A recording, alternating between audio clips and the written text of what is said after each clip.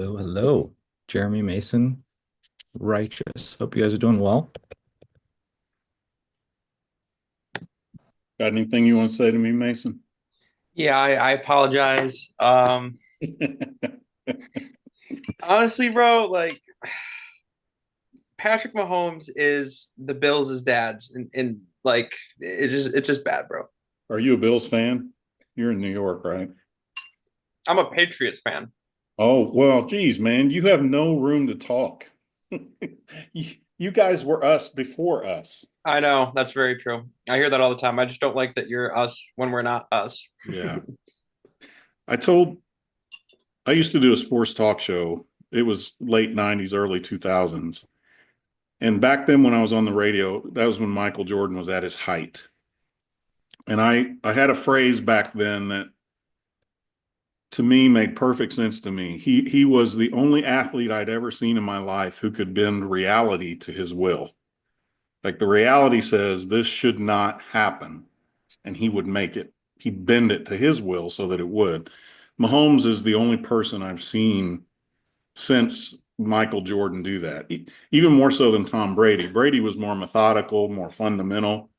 Mahomes just does things that just like that shouldn't happen. That just should not happen. Yeah, like what's crazy to me is like Josh Allen will always beat Pat Mahomes, like not during the playoffs, like during preseason games. And then when it comes to the Yeah. playoffs, like the Chiefs are just they're too damn good. Yeah, I think sometimes in the regular season, especially, they talk about it a lot here on sports radio in Kansas City. So I think, and a couple of the sports talk show hosts I'm still friends with, and we've had conversations about this off the air. In the regular season, if Andy Reid thinks he will see you again in the postseason, he will not show you things in the regular season that he's going to do in the postseason. And I think he does that, especially with teams like the Bills, the Ravens. If he's playing an NFC team that he thinks he might see in the Super Bowl, he holds things back. And so the Bills get prepared for the Chiefs based on what they saw in the regular season and what they did when they saw them when they came to Buffalo, and then they get to the postseason, and he opens up a whole new portion of the playbook. They open up a whole new section of the defense that they haven't seen before, and he gets an upper hand that way. I think somehow. It doesn't make sense to me how they could do that, but they do. Um, but they still, I mean, I had 16 heart attacks last night. I'm doing okay. But it is so tough to watch them play, man. I have to get alone with God and really ask for a lot of forgiveness after the games because I become a potty mouth sailor when that game is on, man. I just can't. I get so frustrated with some of these guys sometimes. And I don't know why. It's like they don't care. They're never gonna. It's not like they're going, "Well, hope we do this okay so that guy in Lee Summit watching this on TV will approve."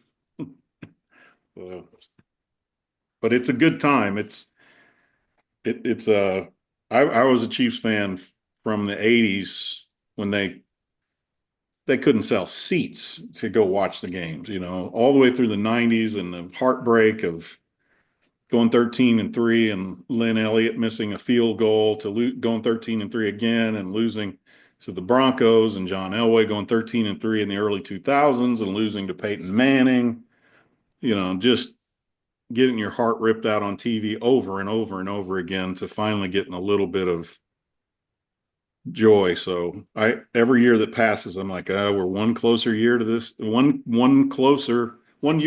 to this being over.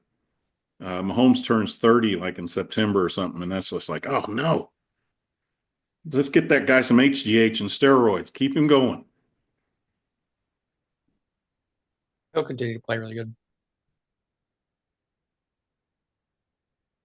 OSU apparently won a few days ago. I didn't really even know that they won. So just to kind of give you context, like what you guys are talking about is like witchcraft and voodoo to me, but you guys seem to be enjoying it. So It's NFL football. I mean, it's for men. It's for real grown men. I, yeah, I I was I, gonna I say I do have a question. Are y'all talking about the whatchamacallit? It's the You know, sports games? Yeah, they like throw a ball around guys in You tights. boys have never Ah, seen a football in your life, have you? You but guys was ever that a watch Hank Hill King? impression? Yeah, you ever watch King of the Hill? Hold up, hold up. Oh man, we're stepping on the Yeah. couch. Oh, look at that. Yeah, I do all kinds of voice impressions. So the first, of course, that's Mr. Anderson from Beavis and Butthead. Wait, I what? I can never knew that. I can do Beavis and Butthead all the Beavis and Butthead characters really well, but he was the old man. He always wore a bucket hat and he had glasses on, and Beavis and Butthead were always giving him a hard time. Say, you ain't the same two boys I caught a whacking in my camper, are you? Uh, no. Those were other kids or something. Yeah, yeah. So, and then he put that as Hank Hill. But there's an Yeah. episode of King of the Hill where he's at some party or something, and the guy brings him a dip, and he goes, "What is that?" And the guy goes, "This is humus." And he goes, "You have never seen a football in your life, have you, son?" So, anyway, Fellas and boys, because we have a few boys in here, according to Jeremy. Those of you guys that are boys, we'll get started, and you men like Jeremy. Um, Mason and I'll be over here just scratching our balls and stuff. doing I your actually man. prefer the term silly little guy. Yeah. So let's see here. So Robin, we're getting started with you, man. Um, except I've like written you paragraphs and voice notes and a bunch of stuff at this point. Do you have questions or do you have stuff that you wanted to go deeper in I guess the terms the of first update was the did not yeah called her back. She was like, oh, just give me an hour, and I'm like, don't like this. Called her back, did her a double call, sent her a text, no response yet. So that one just might be that, you know. Um, so I'll definitely follow up with her tomorrow and everything, but that one just might be a big old nothing burger. Um, if you can go ahead. I think that was the main thing. Okay. Um, yeah, if you can read my mind, like what is Kushi thinking as you were saying, hey, she's gonna call back in XYZ. Like, what do you think was brewing in my head? Oh, probably the same thing that was in my head. I'm like, yeah, that was like, yeah, I know this one. It reminded me of that, like, the Hermosi story when he like he said he closed a sale or something, and he went and he told all the other sales guys, and they're like, did you get the credit card? And he was like, oh no, she's coming back in like 15 minutes, and then they all started laughing, and I'm like, this is one of those. I just didn't know how to. I didn't know how to kind of handle it at that point. I was just kind of like, well, let's just at least get this like locked in right now. And I need to book the hotel, and so Hmm. I need at least the deposit tonight if we're good, because she seemed really interested in doing the shoot on Saturday, and so tried that, but I think the biggest thing is she told me that she had the decision making power, that she had a budget allocated to her um to make the decision on this, but then she was like on the call was like, oh, I gotta go check with the owner first. So I'm like, Yeah. I think have you had a chance to like review my personal skill script or not yet? Because I know I've given you like so much stuff to digest. personal sales script. Oh, So the if one you, that you use for like bringing people into this program. I yeah, don't think I've seen that one yet. okay. Yeah. So I've by the way, everybody, I've like added the advanced sales and training module to like everything. Um the social funnel, everything else, just like added the section entirely to everything. And then also the other thing that I've done, guys, is like I've added the Google Sheet in case you guys wanted the Google Sheet for these lessons. But yeah, this one right here, like this video right here, Kushik's actual seven-figure sales script. I think if you get through that, you'll kind of see like there's a lot of stuff that Cole Gordon does, and I like a lot of his stuff, but like the big thing is just like doing a tie down throughout the conversation. It's like, okay, here's what's going to happen throughout the rest of the conversation at the very beginning. And then you get through discovery and do a lot of stuff, and they're emotional. And then before that, it's like, okay, here, I got a solution for you. But before I do, I just need you to give me a hell yeah, hell no. Like basically my whole thing of like, I need commitment from you. Is that cool? I'm happy to delve into this and go super depth, but just to be respectful of each other's time, get a commitment. And then towards the tail end, before I go over pricing, it's like, okay, how are you feeling on a scale of 1 to 10? Yeah, okay. So just kind of give you a heads up. Here's what we're going to be doing next. So you drill them multiple times. So it's like it's like this weird thing, man, where it's like, especially with women. The guys in here will hear me talk about this all the time. Women are the worst when it comes to like commitment. Like they'll say something and then just like there's no shame. Like they'll just go do whatever they want to do. Men are a little bit better, a lot better actually, significantly better. Where like if they give you their word, they're going to do their thing. But still, some people weasel out of it, and so that's why you have to really tie them down 3, 4 times before getting a pricing. And so I really like back people in the course. Like, okay, so just confirm you have $1,500, just confirming you're gonna make you're able to make, okay, just confirming. Okay, so here's basically what's gonna happen next. You're gonna click here, and then this is gonna happen. We're gonna transact, and then we're gonna do your onboarding, da da da da. Does that all sound good? Yeah, are you clear on that? Okay, so now in terms of pricing, here's what you get, here's what you get. Does that all make sense? Yeah. Okay. So in terms of you guys something to write on. So it's like I keep dangling the carrot of like I'm gonna give you the price, I'm gonna give you the price, but like I need to do all my double, triple try. I'm basically backing somebody into a corner where they essentially cannot lie. You cannot lie. And so then all of a sudden it becomes like this thing of like if they do lie, you can really call them out on it. Again, we can talk later, but like right now the way you are doing things is like you would feel awkward to press them. You would feel awkward because it's like I really need the You payment. didn't get the setup. Exactly. You gotta get the setup. It's like you know, you know, I'm not as much of a football fan as Mason and Jeremy here, but in terms of the game of chess, it's kind of like the game of chess of like you're setting up the plays. You're setting them up so that no matter where they move, it's like checkmate. So that's kind of the idea.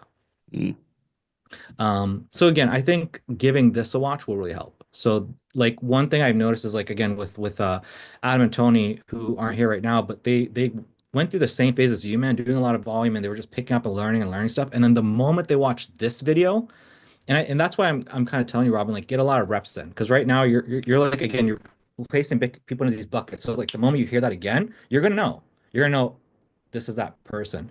And so once you do a few more reps, and then especially like when you watch this, I think even like right now, if you watch it, it'll just click for you, and you'll be like, I know what ingredients to take from this video, put it into the 6 figures and 6 week sales script. So yeah, what are your thoughts when I say that? Oh, probably absolutely, yeah. Because that's basically what I did with the between the first sales call and this. I guess the second sales call and this sales call was getting through more of the content, and it was like, oh, I need to do the hey on a scale from 1 to 10. What's your confidence in this? She gave me a 10 out of 10 for the for wanting videos, which is again still strange. And I was like, that kind of threw me for a loop because I'm like, well, crap. Like, I was like in the moment had to decide, hey, am I going to go for like actually just booking a decent sized, it's not great, but it's like decent, chunk of change to do a quick little video shoot. Or am I going to try to like, hey, I just need $100 from you so we can do ads, And so I just had to make that call. I'll also tell you something, and again, I typically won't share this with people, but because of the situation you're in, your circumstance, your goals, I'll tell you something that I have picked up on. Like some of the guys have told me, they're like, Kushik, I use the 6 figure 6 week sales funnel. The offer I make people is they get one video for free, like this blazing amazing commercial, but then it comes with the purchase of like these other videography services. So like short form content for 30 days. So you know how we give video, we give away the video and we charge for the advertising. They give one video away, but then they charge for these other things. So it's like a buy one, get one half off. So I just say keep that in your back pocket. Gotcha. One thing that still bothers me is the first page of the funnel says no purchase necessary. I'm guessing there's some weird like sweepstakes laws that you have to put that on there for, but I'm still like, but there is a purchase necessary. Yeah. I was also having an issue with that too. I wonder about that verbiage. Can you expound on why that's there? To get the click, to get the opt-in. Oh, it's literally just that? Yeah, that's it. That's the only I reason. was thinking Like, is do like people raise issue with that? Never. No? Okay. Yeah, I've never. It's interesting. The only people I hear issues from is you guys. You guys create all the objections that like Right. whoever gives up. It's kind of like the way I like to do it, it's like you guys are the ones that are, like the director, because you're watching a clip over, you're scrubbing through it over, you see the thing that nobody else sees this. See, you know what I'm talking about? It's like that's what we do here. Yeah, that's why we do it. I thought it was like, because there's some laws with like sweepstakes where there's a differentiation between a sweepstakes and a lottery. And so it's like if you're giving it away for free, it's a sweepstakes if there's no purchase necessary, but you can be like, if you don't buy anything, you get one entry into the free video drawing. And if you buy marketing services, you get 1 million entries into the free video drawing or something like that. But no, So- it was just, yeah, just like get them to click. Okay. Wait, Yeah. way simpler than I thought. Simpler than you think, yeah. Yeah. But yeah, man, what else is brewing in your head? I do want to like with the thing with the other sales guy I was going to talk to. I bet I'm going to have the a conversation now. I don't want to like I've already started that thing with my uncle, and if I come back and say, oh, actually no, let's delay it, you know, I think I'll just piss off my uncle. And so I need to still go in and try to get as much out of it as I can. Walk me through what's happened so far, and then maybe I can advise you so that you get the maximum benefit out of it. So far, basically just had a conversation with Uncle. We're talking about, hey, I'm working on my sales stuff. I actually have some sales volume in, because and then I remembered, like, hey, you offered me before when I was getting like one sale, meeting every couple months, you offered to let me speak to your sales guy, but I'm like, I'm not getting enough. I don't even know what questions to ask because it feels like I'm just doing a completely new thing each time. And it's kind of working because I'm closing most of the deals. I don't even know what like questions to ask, so we didn't do it. But then I'm like, hey, now I'm like not closing deals. I've got to figure out how to close deals. Should we talk to him now? And then he was like, yeah, give me a second. Then he got back to me later. He's like, hey, I just reached out to my old sales director guy, and he's gonna I'm reconnecting with him on Thursday. So they're gonna be catching up and stuff. And he was gonna ask him then to just have a conversation with me. Okay, cool. So it is a sales director. So it is what I thought it was then. I said sales director. His technical title is chief growth officer. And basically he was, what my uncle told me is that he was in charge of training all of their salespeople. Yep. Yeah. So same thing, same Okay. thing. So basically the way it works is, typically, you're going to have like, the CEO of a company, and then you're going to have like multiple salespeople underneath them. And then when they try to grow, they get to a certain level, like your uncle most likely has so many salespeople that you need somebody to babysit these people. Yeah. And so this is what I was trying to explain is like, it's not necessarily the highest closer, because oftentimes the crazy thing is the person that closed the most is like a sociopath. And so they're like a sociopath. And so that person's not the best leader. And so the person that's the best leader oftentimes is like the most empathetic and the most XYZ and like nurturing and stuff like that. So what I would so this person is really good. And so this person, their responsibility is like watching all their sales calls, getting them huddled up, making sure they hit their KPIs, kind of just a professional babysitter. And the way this person schools these people is objectively based off of the winning script. So if somebody falls out of the winning script, well, then that's objectively bad. If they fall into it, that's objectively good. And so that's why I brought up some of the things like, okay, his script and my script is very different. And so my script might be seen as wrong in his eyes and vice versa. Right. So what I would recommend doing for you to get the maximum. So you know how you said like back in the day where you didn't know what you didn't know. So it's like not the best use of time. So right now, and I say this respectfully, you're in the same boat. It's like Yeah. you're just now start like literally today. Like we realize, okay, now we know that's uncertainty doubt and that's a smoke screen. Now we know that. Right. And so you have to go through another 5, 10 of these for you to really start to bucket things. And then now hey man, like what do I do in this particular situation? Yeah. So I would say if I were you, a few things to get the most value. Go through all this material, the one that I'm suggesting. If you can get through it twice, dude, get through it twice. Take the notes, documents, everything.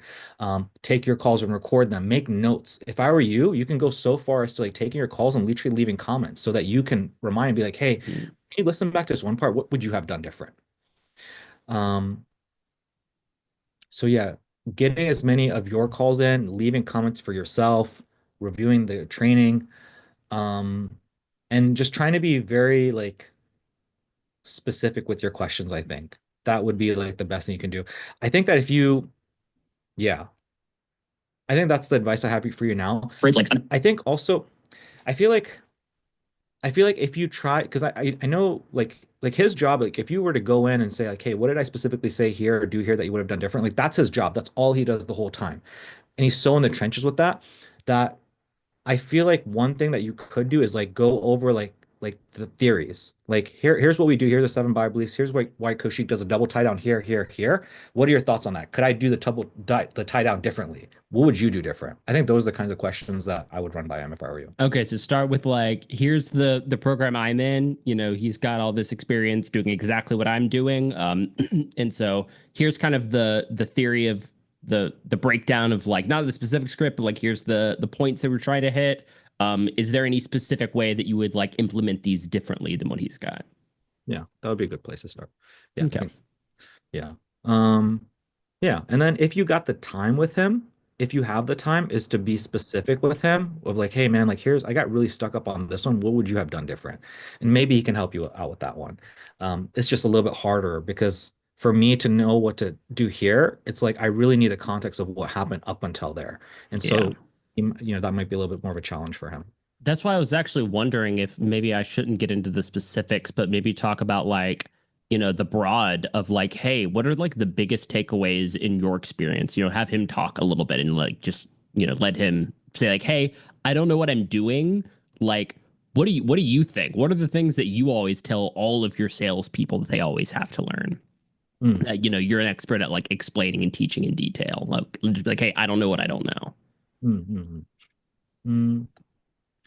Yeah, those could, I think that if you were to ask him that, I mean, like by all means, like I don't know how much time you have with them. The more time you have, the better, right? The more, I mean, if you got infinite time, like dude, like ask that question. I would tell you if you were to ask him something like that, he's going to give you like generic general information, I think. Yeah.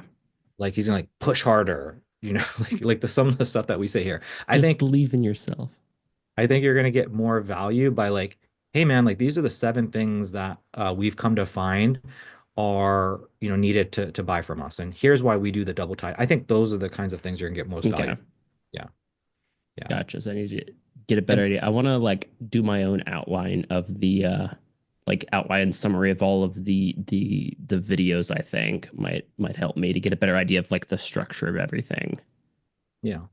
And then also, so yeah, it's like go through this training, show that to him, see if he's got other opinions on this.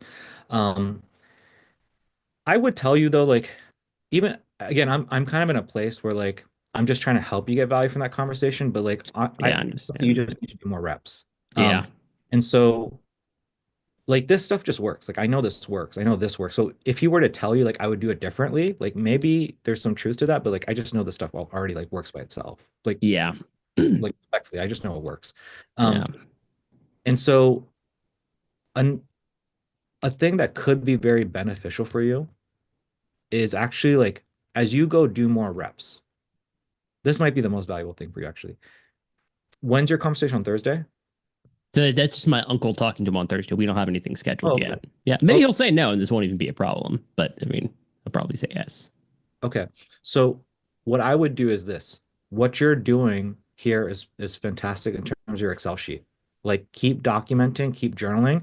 And then I think what you might do is you might place your biggest struggles like in a bucket. So for me, like I'll give you a real life example. My biggest struggle for the longest time in sales was later. Koshik, this all sounds good, but later. This all, but I need to go do this. This. Like that was the biggest thing for me after taking a bajillion calls. And so I scoured the web and I looked up and down and everywhere until I could finally solve it. And for me, it's the hell yeah, hell no thing, and then tying down people 3-4 times.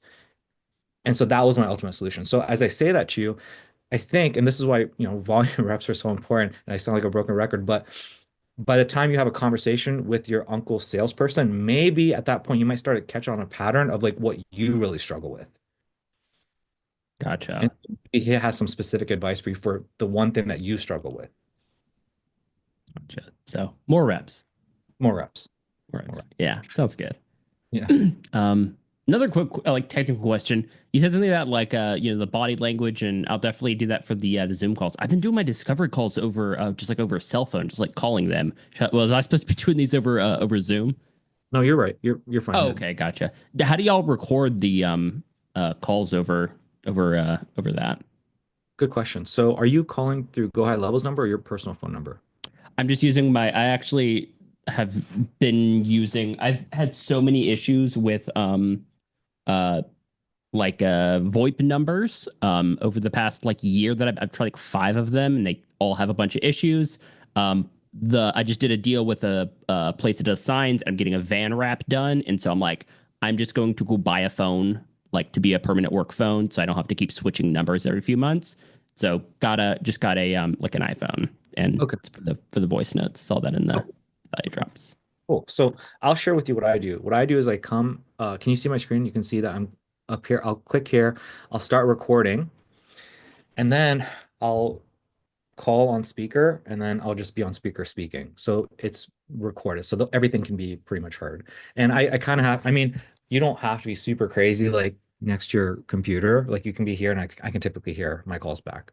Keep them on speaker, and I speak, keep it relatively close to the computer. And that's what allows me to record. I can try that. The one thing I do usually do is I'll use like wireless headphones for the call, so I can be typing notes out or like writing stuff down. See, in that case, I do think so. You'll have to do a little bit of a YouTube search. I've heard people like have issues with this, but what you can do is you can also download Loom on your phone. Mhm. And there is a way that I think you can have it recorded like on your phone, like Loom on your phone. Gotcha. I don't quote me, but I'm pretty sure. And so I think that even if you have your headphones, it might record and be okay. I think I tried looking that up, and I think there was something that wasn't going to work with it. There was an app to that I found that says it'll record like phone calls on iPhone, but then it did say that there's like a notification thing that pops up on their end, and so I was like, I don't want to even deal with it. Honestly, I think what you said, I didn't know you could just call people out of Go High Level, so that probably would just be the easiest thing to get Yeah. past all this, to just go back to using that. Yeah. So that when I was using Go High Level, again, I would just come into Loom, hit the record button, and then go to Go High Level, click ring. Everything's pretty much okay from there. I mean, if you're using headphones or whatever, I mean, there's nothing wrong with taking notes on the call. Like if they hear you taking notes, I don't like that's not a bad thing. What he was saying is that like the way I record it, what I was suggesting, it wouldn't show through because I put it on speaker, and then the voice from them gets recorded through a computer, and then you get recorded because he has headphones. The computer couldn't hear the audio from the people speaking. That's what he was getting at. Got it. Yeah. But yeah, there's nothing wrong. Like Mason said, there's nothing wrong with people, people hearing you take notes for sure. It's actually a good thing. Yeah. What else you got for us, Robin? Let's see. I think that was about it. Didn't get any. I don't think I got any applications filled out today, so I haven't gotten any like discovery calls booked. Probably just need to do some more follow-ups with the applicants that kind of went cold. Give them another push. That other one that I did with the laundry basket thing worked like a charm. So that was great. Thank you, Mason. Are you really quick? So the people that are opting in that are not going all the way through the phone, are you working those people or no?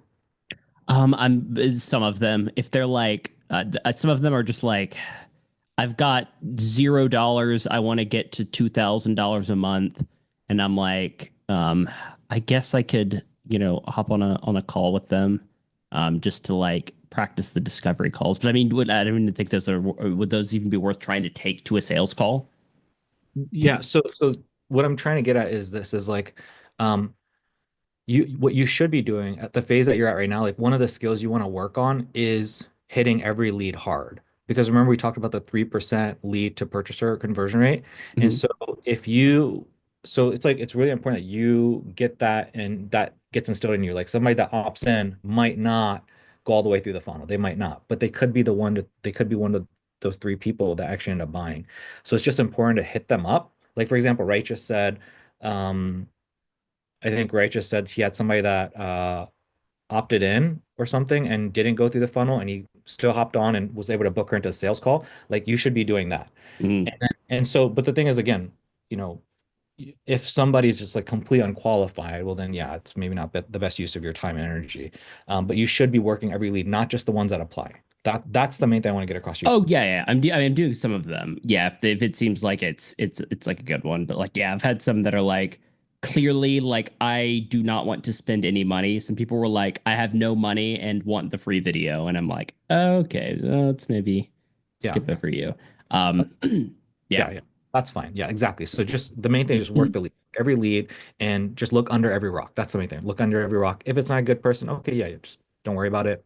They don't, you don't want to give an hour and a half of your time to them for sure. So that's all. That was all I was making sure is like you're not just Yeah. working that apply. Okay. I will Oh, say yeah, as yeah. well, like Mhm. this is super important to mention, and I just want to mention this because like Keith is in here, Righteous is in here. When I was running this funnel a while ago, um, kind of the same thing happened to me, and I was kind of too lazy to follow up with the leads because I would sometimes like go through their applications, and if it looked like they were like complete trash, I would just be like, well, there's no way they're gonna have money Mhm. to afford my services. And then I was just like, screw it. Like, I'm just going to call everybody. And one of the applicants that I applied, or like one of the applicants that applied, I actually ended up signing up as a client. And it was from an application that only had like $2,000 and they were trying to get to 10. But after I started talking to the dude, he was like, yeah, I own a chiropractor business, but this is something that I'm doing on the side. I'm like, well, actually, I'd be more interested on helping me with the chiropractor stuff. And he was like, I Mm, mean, okay, we can talk about that too. So then I actually ended up closing the deal with the chiropractor versus just like some random clothing brand. So I think that's something super important to mention as well. gotcha. Okay. Yeah. Makes sense. Yeah, it's a fantastic point. You never know. You never know what you'll uncover, so that's why it's important to hit every single person up. Um, Literally had cases like that within our coaching program. I had somebody that opted in, said they're making $0. Hey, just wanted to confirm, can you afford ad spend? Yeah, yeah. No, I'm just making $0 from the video side. I have a 9 to 5 and I'm successful, da da da. Oh, okay. So you just want Makes to sense. just confirm, just confirm. Um, what else is brewing your mind? How are you feeling overall about stuff? I mean, it's a week into running this. Last Monday, you were telling Keith and everybody you're so optimistic about it. How are you feeling at this point? Are you feeling fatigue? Are you feeling good? How are you feeling overall? I'm feeling chill. Chill? Yeah. Also, Good. I've been intentionally pulling down the excitement, right? That is kind of my goal is to just be zen, just be like just Talk smooth talk sailing. talk to me about that. What do you mean by pulling down the excitement? What do you mean by that, and why is that important? Oh gosh, dude, this is a Dr. K thing, and it's not even a Dr. K, it's a Buddha thing. It's not getting attached to your feelings, whether they're the positive ones or the negative ones. I feel like over, the past few years, I've gotten to the point where I've done a decent job at kind of been able to detach from my negative emotions when they come up, to the point where like usually when I have like bad days that might have before like just completely wrecked me for like a month. At this point, it's like they might, I might just feel down for like a day, and then I'm usually able to move on. And so now what I've been kind of like broadly working on in life is like, hey, I get really excited sometimes about stuff. Let's bring those down. Let's not get tied up. Those emotions aren't me. I'm just gonna try to stay kind of centered and balanced. I see. I see. Okay, got it. So it's like you are getting kind of hyper in the hyper mania of ups and downs of bipolar, and it's like, hey, let's just stay steady, not get too Hmm. excited. Okay. Yeah, good. Okay. Yep. Yeah, definitely. Like I kind of noticed that in your personality or like your behavior, like all those things we talked about, like, hey, my uncle, and then I'm thinking about writing ads for this. And that was to me, like that was my rendition of like when I've seen it show up as excited, that was that. And I was like, in my mind, I was like, calm down, calm down. I know this is exciting, but you gotta calm Yeah. down. Yeah, so good, good. I'm glad you caught yourself. Good. Okay, cool. Um, Anything else that you want to go over, Robin? Like, I mean, Uh, fantastic. All right, yeah, go yeah. ahead. The one thing that was you said I needed to talk to someone about something and to remind you about it. Oh, yeah. Is Rodarte. I don't know if he's gonna be here today because he didn't post inside the general tab. Mhm. What I wanted to do is I wanted to actually, I mean, we have a bunch of other guys here that have been through the stage. Um, I guess when Cam comes back, we can ask Cam and MJ. Um, Jeremy, how long? Remember when you were doing the 6 figure and 6 week sales funnel? How long were your sales calls on average? Like, what would you say is an average time for a sales call?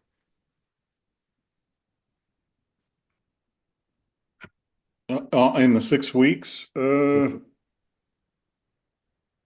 45 minutes maybe. How long were your discovery calls? 15, 20 minutes at the most. Okay, that sounds about right. How long are your discovery calls and your sales calls for the niche funnel? I would say discovery call on let's think, maybe 30 minutes. Okay. And then the sales calls can be an hour or longer. I've had a couple of them go an hour and a half. I've had some where, it goes an hour and then we continue it the next day for another hour, because they just need to get more information or figure out their numbers or whatever. So yeah, a lot of it is, I like to talk. So, or at least when I get going, I talk a lot. So, I think sometimes it's on me because I like to listen to them tell their story and, and then I will corroborate and go with them on that story. And sometimes some of the conversation I have has nothing to do with anything we're doing. I'm just getting to know them. So, Yeah. Yeah, that's what I thought. I think I would say around an hour is a fine amount, Robin. Like that's pretty average in terms of like building enough connection with somebody and getting them to want to fork over 1, 2, 3 grand per month. I think that's how long it typically takes. So yeah, let's see if we get perspective from Cam and Jay. Hey Cam, when you were running the 6 figures and 6 week sales funnel, man, how long on average were your sales calls? Do you remember? On average, like if it was a good one, not like a bad one, like a good one. How long do you think they I only take on had two, but both of them were like around an hour. an hour? Yeah. Um, and then how long are your sales calls taking for like a good sales call for your niche funnel? 2 hours, double, Sounds about right. sometimes three, sometimes one. Okay. MJ, are you there by any chance? So I would say Robin about an hour. So you're about there. Yeah. So I'll again I'll review a call in a bit when I feel like it's time. I don't think we're quite there yet, but that just kind of is a gauge for you in terms of like how long it should take. Like me, I don't necessarily like look at my clock. I don't necessarily, I just, it turns out to be 2.5 hours, pretty much bang on invariably. Mm. Um, with Jeremy, man, we were on for 4 hours. We were talking life stories back and forth. He was talking about the Chiefs. I was acting like I heard him. I don't, I'm just kidding. he was like, man, I love the Chiefs when they I thought it was kick good. that ball through the thing. Oh, it's so cool. Oh, That's the hoop. that's what got him to buy. Yeah. Remember that time Patrick Mahomes hit that home run? Oh, I was like, dude, this guy. I'm on my phone on Chat GPT, just Yeah, um but yeah, Robin, about an hour, man. So not bad. The reason I brought that up is like I've seen some people, man, when they do the 6 360 sales funnel, they're doing their sales calls in like 30 minutes. I'm like, no, there's not enough, you're not building enough trust with these people yet. Yeah. I feel like the thing that I would help get them kind of longer, like I feel like I'm doing okay with getting them to start talking about their problems in that initial stage. But then once it goes into kind of like my turn to talk, I feel like I'm just like, hey, does that make sense? Does that understand? Do you have any questions? They're like, oh yeah, got it, cool, makes sense. And I'm not really getting any like they're not like asking, they're not kind of having any curiosity about it. Anything like that, kind of being skeptical about it, which is confusing to me because I always have a million questions and I'm like, wait, but what about this? What about that? Hmm. Yeah, it could be how you're talking and not like it could be in a way where like you're kind of talking and not getting emotionally involved. Does that make sense? So I guess That could definitely be a problem. because you're just talking and it's a presentation and they're not trying to be rude. A lot of times what I like to do, and you'll probably notice this in my conversation with you, is whenever you tell me stuff during the discovery phase, when I go in to explain something, I say, so what's going to happen is this, and that's going to go here. Remember when you told me about your kid and that situation? So this will help a lot with that particular situation. Mm, That's a big tip I got for you. Take the gotcha. So yeah, take back. So look back at my notes from the discovery call in the first part of the sales call. Link things back in their problems back to the pitch. Okay, makes Exactly. sense. That'll get them emotional. That'll get them to pay attention. Yeah, yeah. So good, good. Yeah. What else? That's it for me for now. Okay. Cool. So I'll keep going. I'll keep rock and rolling. Again, I would say Righteous is in a similar shoot position as you. So maybe as he and I talk, maybe there will be some value there for you. Don't know how long you plan on hanging out. I'll try to stay for at least one this time. Okay, cool, Almost my EP time. cool, cool. So in that case, then who do we have? Who do we have next?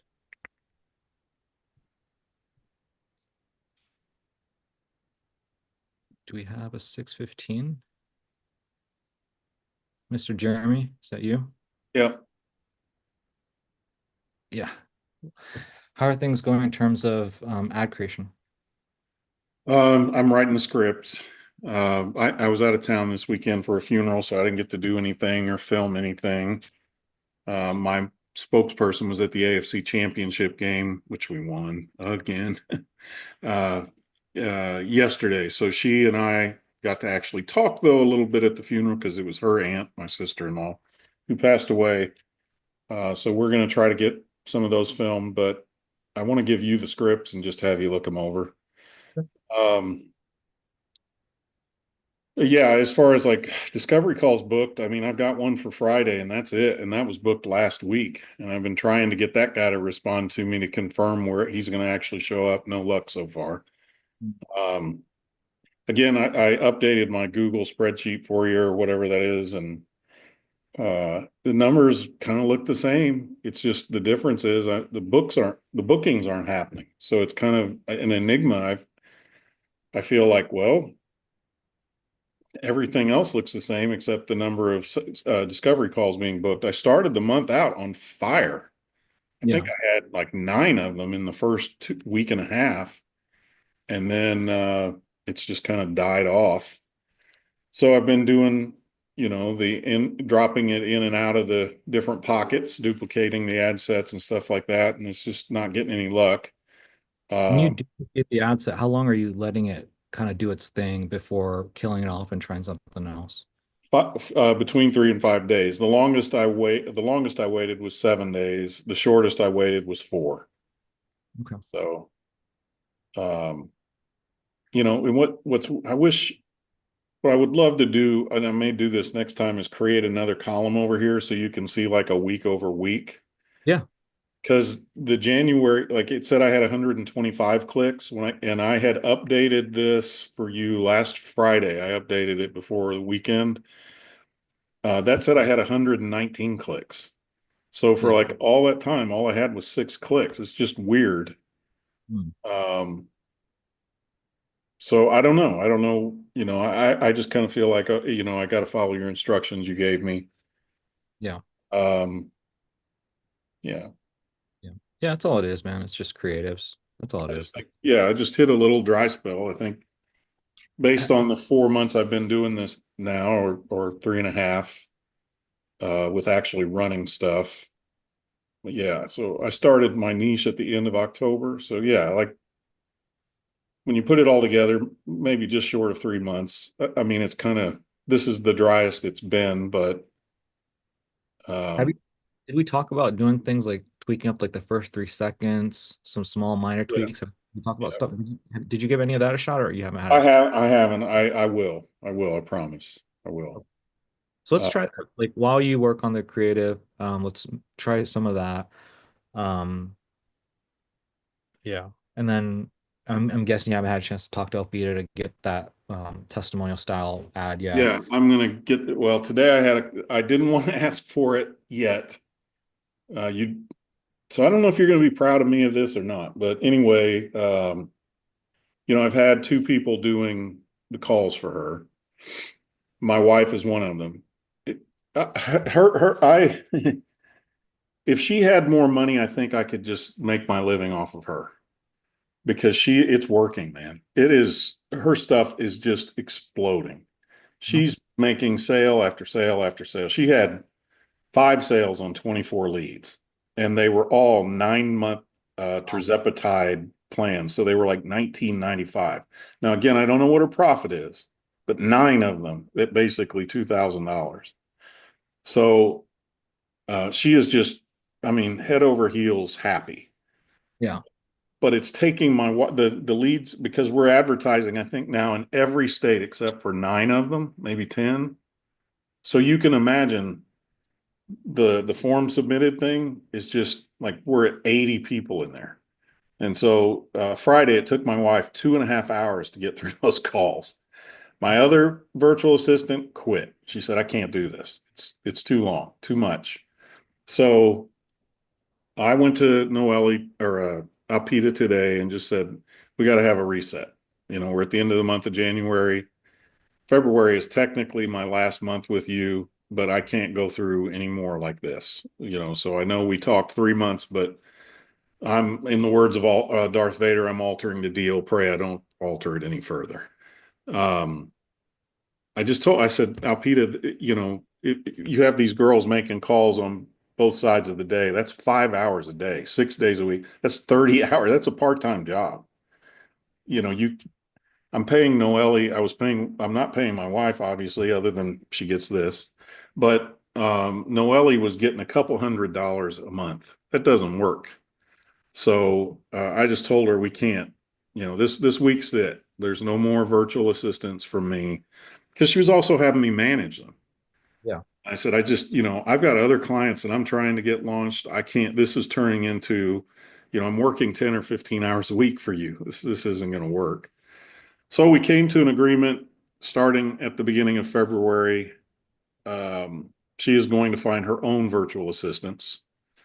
And I am only going to work on I'm only going to be here to help her create a new creative for her ad if she needs it. Give her any suggestions on the Facebook ads manager, help her get those going, and any changes she might need in Go High Level. I told her I would give her basically 3 hours of work every week. That's it. And and I told her, you don't have to pay me a full $1,000 a month like we were before, because I understand I'm cutting my services in half. Okay, I'm not proud of you. I know you're not, but I just basically reduced my fee and said, this is it. And then anything you go over these hours, I charge $100 an hour. Hmm. So that was the agreement we came to. So that's where I was like, I think on one hand, Kaushik's going to be happy because he sees because I do feel like I'm kind of at the place where I'm not learning anything anymore. Now it's just maintenance all the time. So the right move, right, in this particular That case, was right. I knew you weren't going to be happy about the fee cut, but I you would want to do, right? What you want to do is it goes back to this equation. You might want to find some time to go through this if you haven't yet. But it goes back like this equation is super crucial. Uh, the 4 numbers you need to know in your business.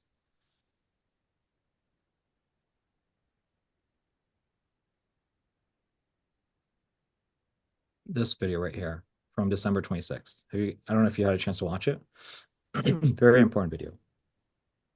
And so one of the things is, okay, whatever you charge your client, you need to be charging 1.5x of that for ad spend. So if you're charging 1,000, she needs to be spending $1,500. You need to be making 2 times cash collected on whatever you spend on ads. And you can afford to spend 25% of your ad budget on the client's LTV. So if a client's worth 10 grand, you can afford to spend 2.5K on ads to acquire them. So those are kind of 4 key metrics. So if you consider those 4 key metrics, and if you look at her, the way you fix the problem is to simply increase the ad spend to make more profit to cover somebody else that can work for her without it eating into your time and energy instead of lowering your fee. Like, that would have been the right move to make, if that makes sense. Yeah, I think it does. The reason I didn't go that route, just to defend myself, was because it would have fallen on me to do that, to train those people up. And I just can't. Well, you wouldn't necessarily have to do that, right? That's not you don't necessarily need to make that. Would've- You would have, if I were you, what you would have done is figure out a way to do what you're doing, like persuade her, like, hey, we need to bring somebody else in, we need to increase the ad spend, there needs to be a logical reason behind it, and then get her to take that on her plate, or you charge her to train somebody. Now you're charging even more. It's like, hey, look, it's gonna be 2 grand just for me to Yeah, find a beat. she is not going to. She was, to keep her where what I did end up with, which is $500 a month. for the 12 to 15 hours of work. Jeremy, there's a room to ground you right now. I know. You have to, the way I see this, Koshik, is I'm tapering out. Yeah. Okay. I'm just, that's how I see it. Instead of saying I break up with you, I'm saying, all right, I'll give you one more month to show me you can treat me right, and then I'm going to dump you. I mean, that's kind of, God, I hope she never sees these live streams, but that was my mindset. Because at the start of the call, I was going to tell her I was done. Hmm. And before I could say anything, Thing is with her, the other important thing to understand again, and that's important for everybody here, is like just to understand like your client relations. Like, for example, Keith, you kind of are stressed out, like clients are going to fire me, but they never do. And so it's just like important to understand like who's got the leverage. There's always a positive and negative. There's always one person's being chased more than the other, always in any relationship. And so when I look at this case for you, Jeremy, like in my opinion, the way you're explaining it, she needs you. It's like yeah, you yeah, if she needs you, you get to demand what you get to demand.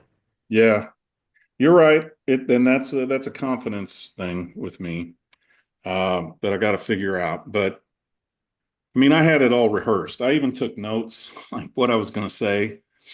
Um, and before I could even get into any of that, she just began telling me how happy she was with everything and how sales were happening. And it's just so much more than she can handle. And I'm like, well, I'm glad you said that because this is more than I can handle. And I don't remember all the details of the conversation. I knew when I was doing it, I was like, man, I got to go on the call tonight. I'm going to have to be honest with Koshik, and he's not going to like this, but I felt comfortable with it. Like, okay, I felt a sense of relief, like some pressure coming off my shoulders, just because I thought, look, I'll do this another month. Jeremy, you are going to appreciate her so much more once you have launched a few more clients and you see that some Oh, clients have nightmares. What you have with her is a good thing, trust me. yeah, I don't doubt that. It just, I mean, I promise you, I was putting in 10 or more hours every week with her, and it's keeping me from doing what I need to do, which is making new ads and, working on the things I need to work on to make this grow. I'm still running my business. I still have some other retainer clients that I had that are still hanging on with me from before I even met you. So I have all that work that I have to do, the clients I had before I met the CMCC group. And I mean, it's just the work she's having me do it's literally, I mean, it's eating into that stuff now. Yeah. And I just, as much as I appreciate her and I appreciate everything I've learned from her, it's killing me. I mean, I'm, just I'm not getting the time that I want to do what, like your whole note of thing, like you said, we got a month left and here's some things I want you to do. If I keep going the rate she's going, I'm never going to get to that stuff. I guess what I'm getting at is this. I think what I'm trying to emphasize is like she needs you more than you need her, right? And so therefore you get to dictate the laws. You get to say, I want this, I want that, and you don't need to back down your price. And she will pay the market value if she wants to. And you shouldn't be scared. And you shouldn't and so as I'm saying this to you, what I'm trying to do is I'm trying to coach you on standing on your ground and knowing your value. Because if you don't do this now, it's going to eat you up down the road. Trust me, this $1,000 that she's paying you, if you can work, and so the thing that you have to work on is, yeah, the confidence in this side, but you have to also work on your skills of communicating with clients. That's what you really need to work on. You need to communicate better at like setting expectations and all that stuff. And if you do, then what will happen is, and again, it's maybe put on a little bit of a tough guy hat. You know what I mean? Like maybe that's what you need to do. And then from there, now you got the $1,000 coming in, and now trust me, you're going to be able to breathe so much easier and focus on these other things as opposed to coming down on your price point because you feel like it's the right thing to do and da da da da. You know, that's what I'm getting at. Main thing is if Yeah. this were to happen again, you can't go back on it now because now you say you want to increase the price and this like it's not going to work now. But moving forward, if you could go back in time and say, Alpita, here's what's the deal, here's a deal, here's what's going on, here's the offer I'm going to be making you moving forward. I understand that it might cause some tension or what have you, but this is the outcome that we've had. These numbers, da da da da da da. If you don't want to move forward, I totally understand. I totally respect that.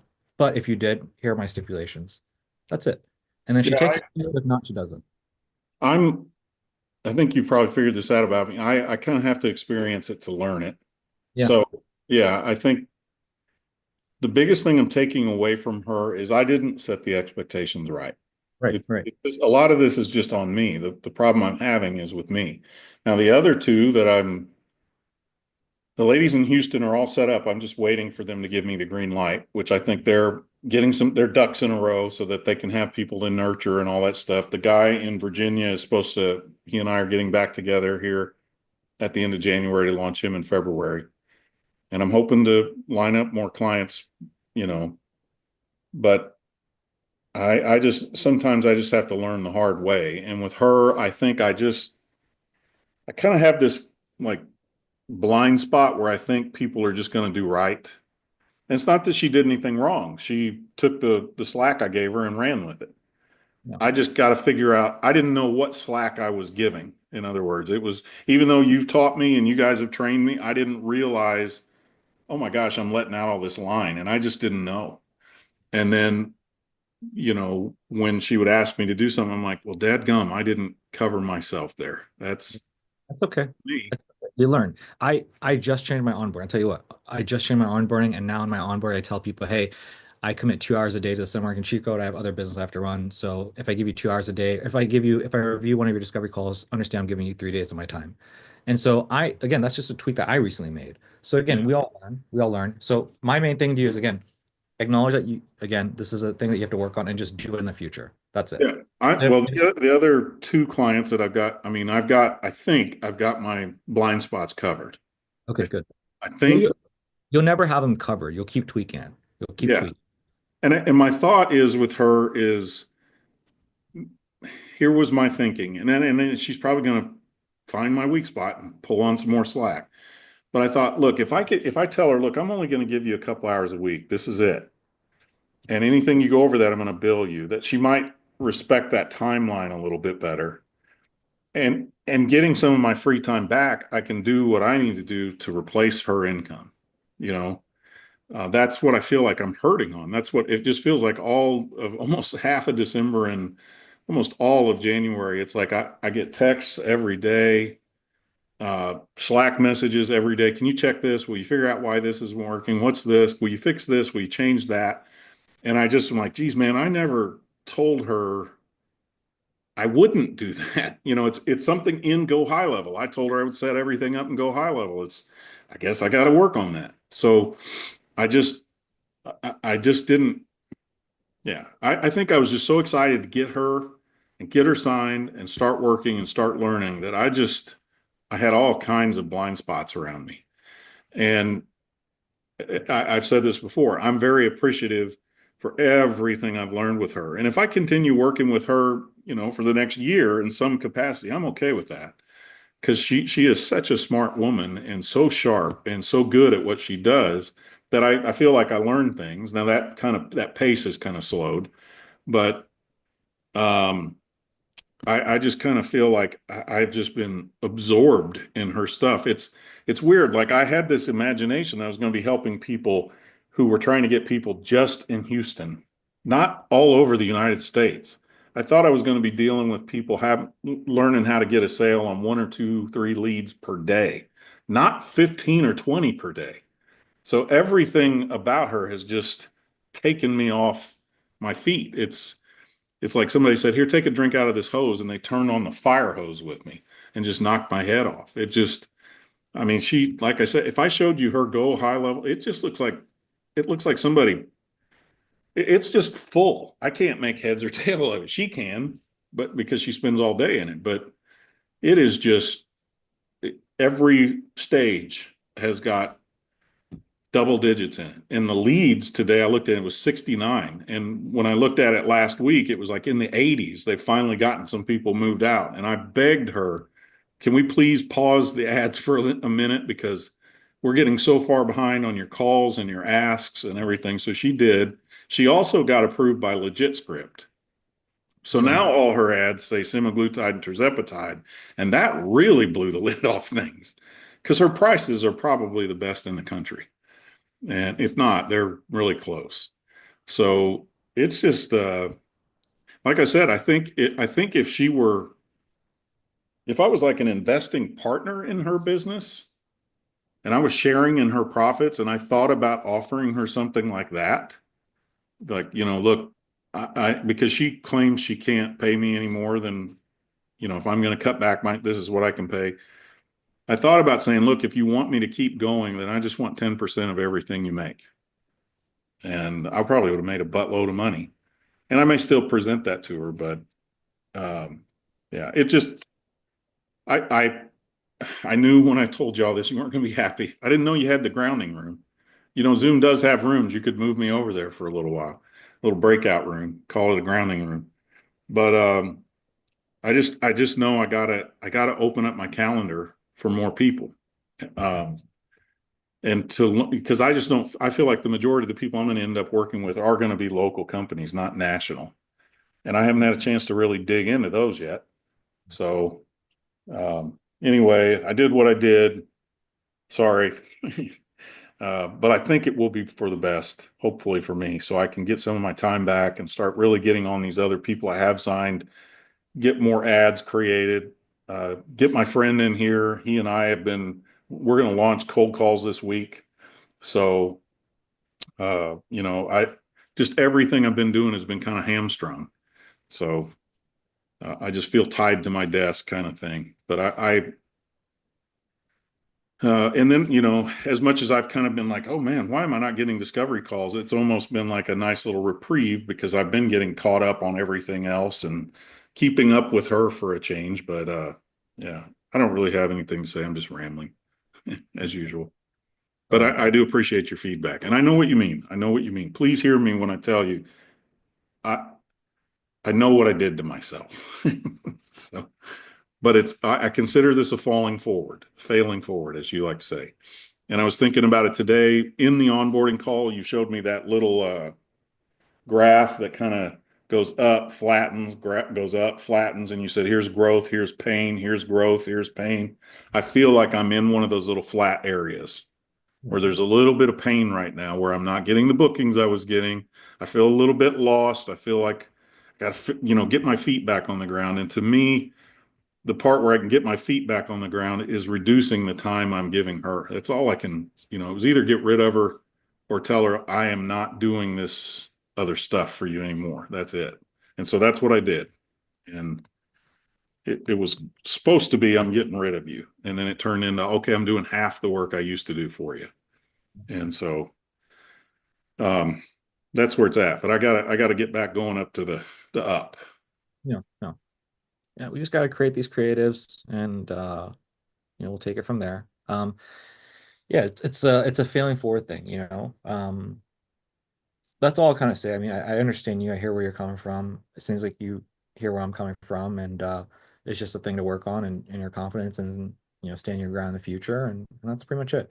Um, Anything else that's brewing in your mind that's top of mind that you would like to get insight on? No, like I said, I need to sit down and really reword these scripts. I had ChatGPT do to put it in my language.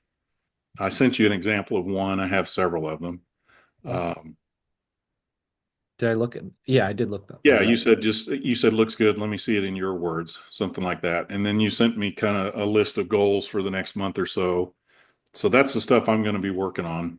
And like I said, I know I didn't do it necessarily the right way, but I do feel like I gave myself now the space to get some of that stuff done. It's kind of, remember back when it was September, into September, beginning October, and you kind of said, look, you got to do this.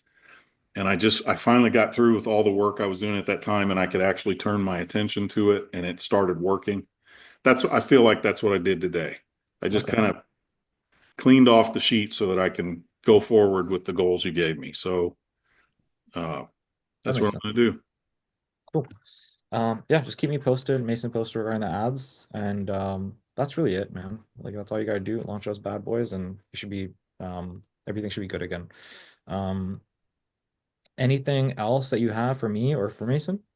No, as always, I appreciate you guys. I wish I had more than the month. Maybe we can talk about that at the end of the month. Yeah.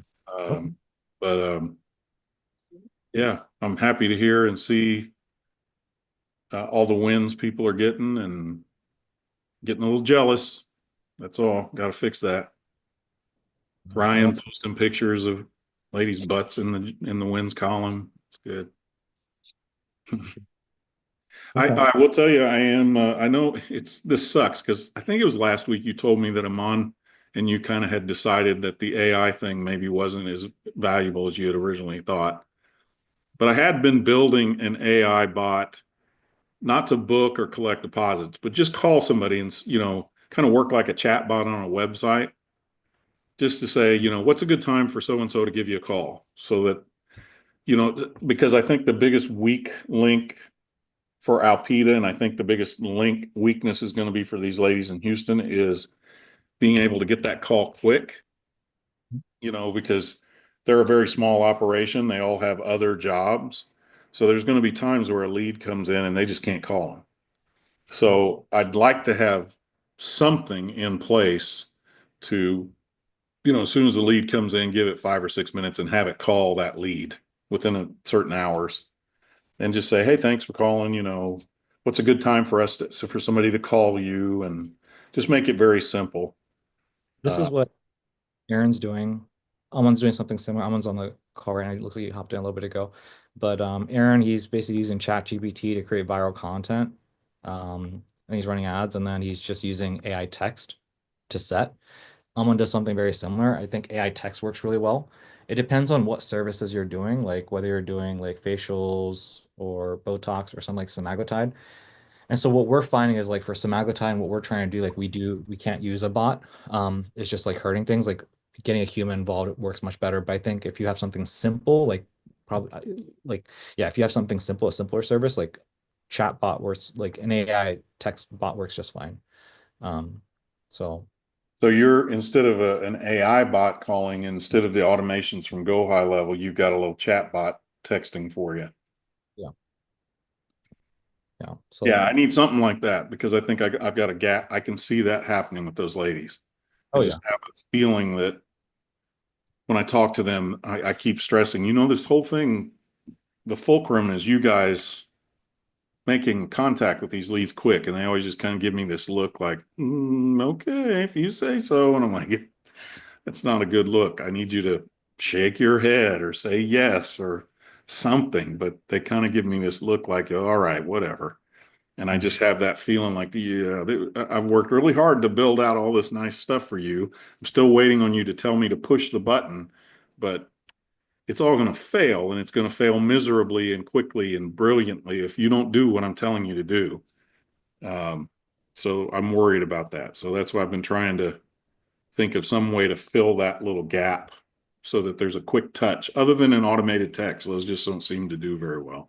So yeah, definitely need to have them worked. But once you get there, let us know. Let me know. We'll kind of work through it, kind of figure out solutions. So okay. Sorry to disappoint you, but it'll be okay, I promise. All right. It's all right.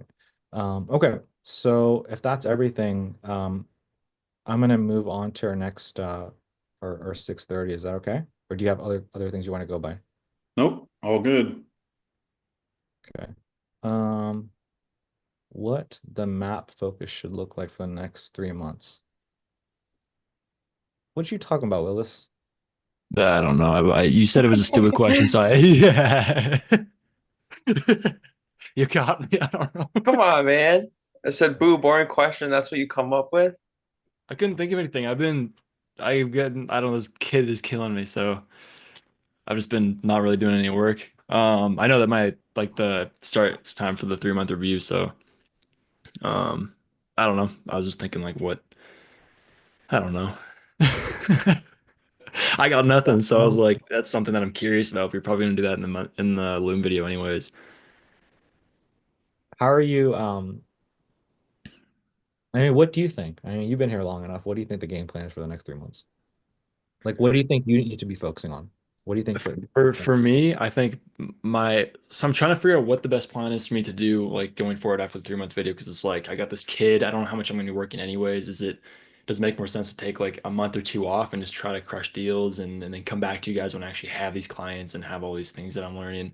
And then maybe I'm at the stage like I think I really don't know. I think the decision's gonna happen after the Loom video, obviously, but I got a lot of things in my head because my days aren't even predictable yet in terms of how I deal with the kid. It's very like I have 10 minutes, I'm gonna go do some work. Oh, the kid needs me, the kid's crying, I'm gonna go run down. It's just like it's a whole thing to it's like a guessing game to see how far I can work on anything at all, just because this is a whole new life for me.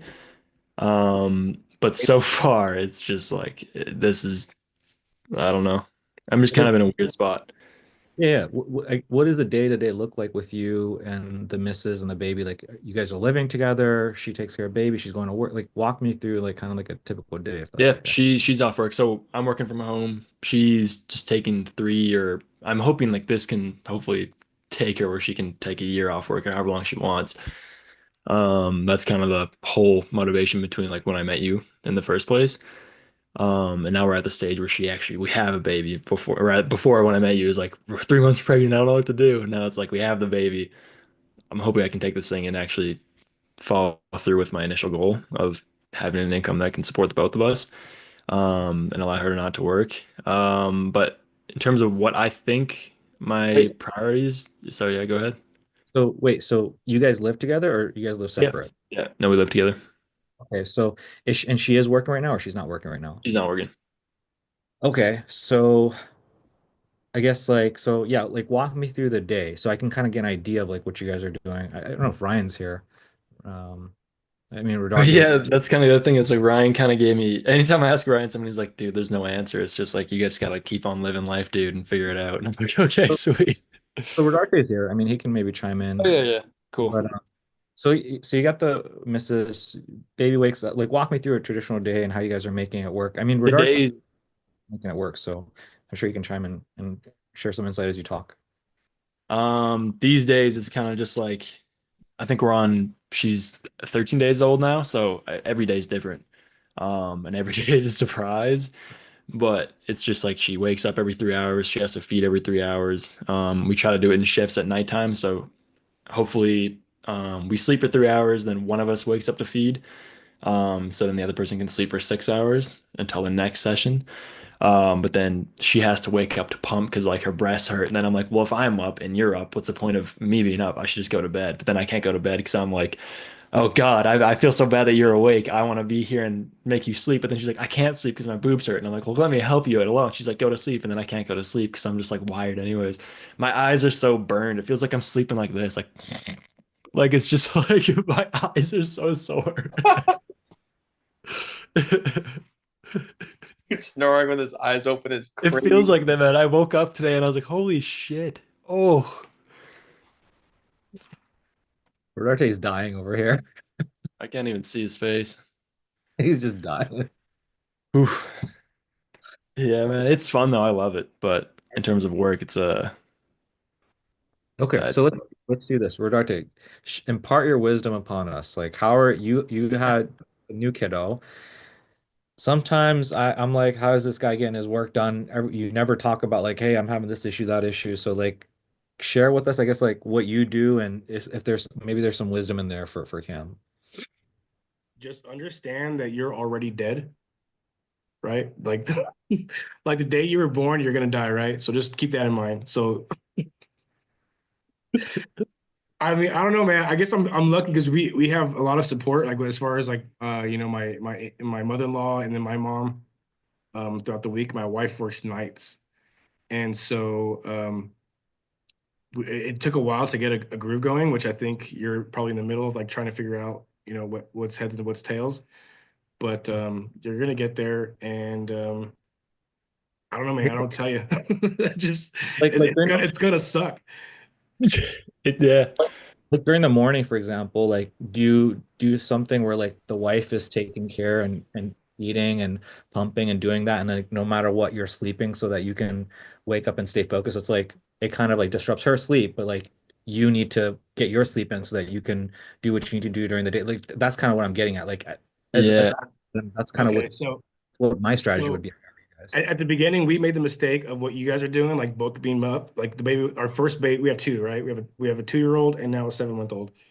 So when our first was born, we made the mistake of like she wakes up and we're both scrambling, like, okay, let's help each other. And then we're like, this is stupid.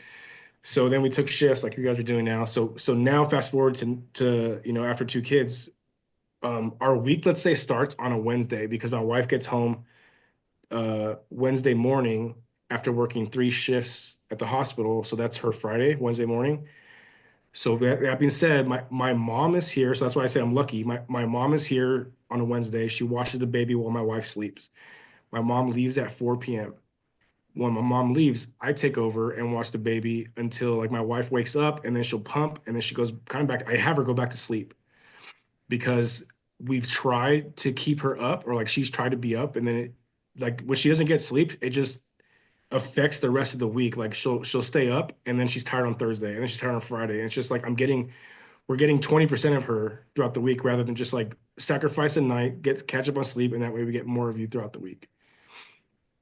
And Right. so Wednesday nights are like I'm just like watching the baby until she wakes up at like my wife wakes up at 10 to pump. And then by then, hopefully our youngest is as asleep because she's been a terror, man. She's 7 months and has not slept all the way through yet. And like just to put in perspective, my oldest, my 2-year-old, she slept all night starting at 6 weeks. So it was like we thought like, oh, this is gonna be easy. People say it's hard. What do they know? And then we have a second one, and she's just like not going to sleep. So Wednesdays, I'll put the babies down, and then if she wakes up before midnight, it's on me. If she wakes up after midnight, it's on my wife. So that way, and that's because my wife, I'm better staying up rather than waking up, if that makes sense. Yeah. So then anything before midnight on a Wednesday is my responsibility. After midnight is hers. And then I'll wake up, at 6 and hopefully they're all asleep. If not, I'll take the babies until like 9 or 10. And then so to answer your question, Coach, from like 10 to about 4 is my production time. And by production time, I mean like I'm in my office now at home, but I will check in with my wife, like, hey, like if I have a downtime, I'll say, hey, like, do you need anything? And I've asked her because it's been an issue where she'll just like come in, like, hey, I need you, are you available? And it just like kind of disrupts my flow. So I'll tell her, if you need me, can you text me and like give me like a 30-minute window? Say like, hey, can you help with this? And it gives me a 30 minutes. So I can be like, okay, she needs me, and it gives me a time, like a 30-minute window to find a good stopping point where I can like, okay, stop here and then go help her, rather than her coming in with the babies and like I'm just like, what's going on? And then I got my toddler like, touching everything. So it's just finding whatever works for you, man. And then um, but like yeah, just like when I said like no, like you're already dead, it's just like I'm in the military. I was in the military, so I just kind of treat it as a deployment. Like I know it's gonna suck. I go in knowing it's gonna suck. I embrace the suck. I try to, and that way like every day is like a little bit better. Like if you if you expect the worst, then you're like, oh, that wasn't so bad. Yeah. All right. I think the big thing I took away from that is just like it's like having a 9 to 5, but even being more strict, man. It's like being ruthless and like blocking out time. Um, it's like, hey, look, I'm gonna need from this time to this time to drive revenue for our family. And then afterwards I'll be in charge of the kiddo and you can relax. And I think there's spurts of like, hey, if I have a sales call in the evening, like that's just something we have to do for the family. I have to do it now. So I know it's technically my time to take care of the kiddo, but like I need this for our family, and then I'll take the kiddo back.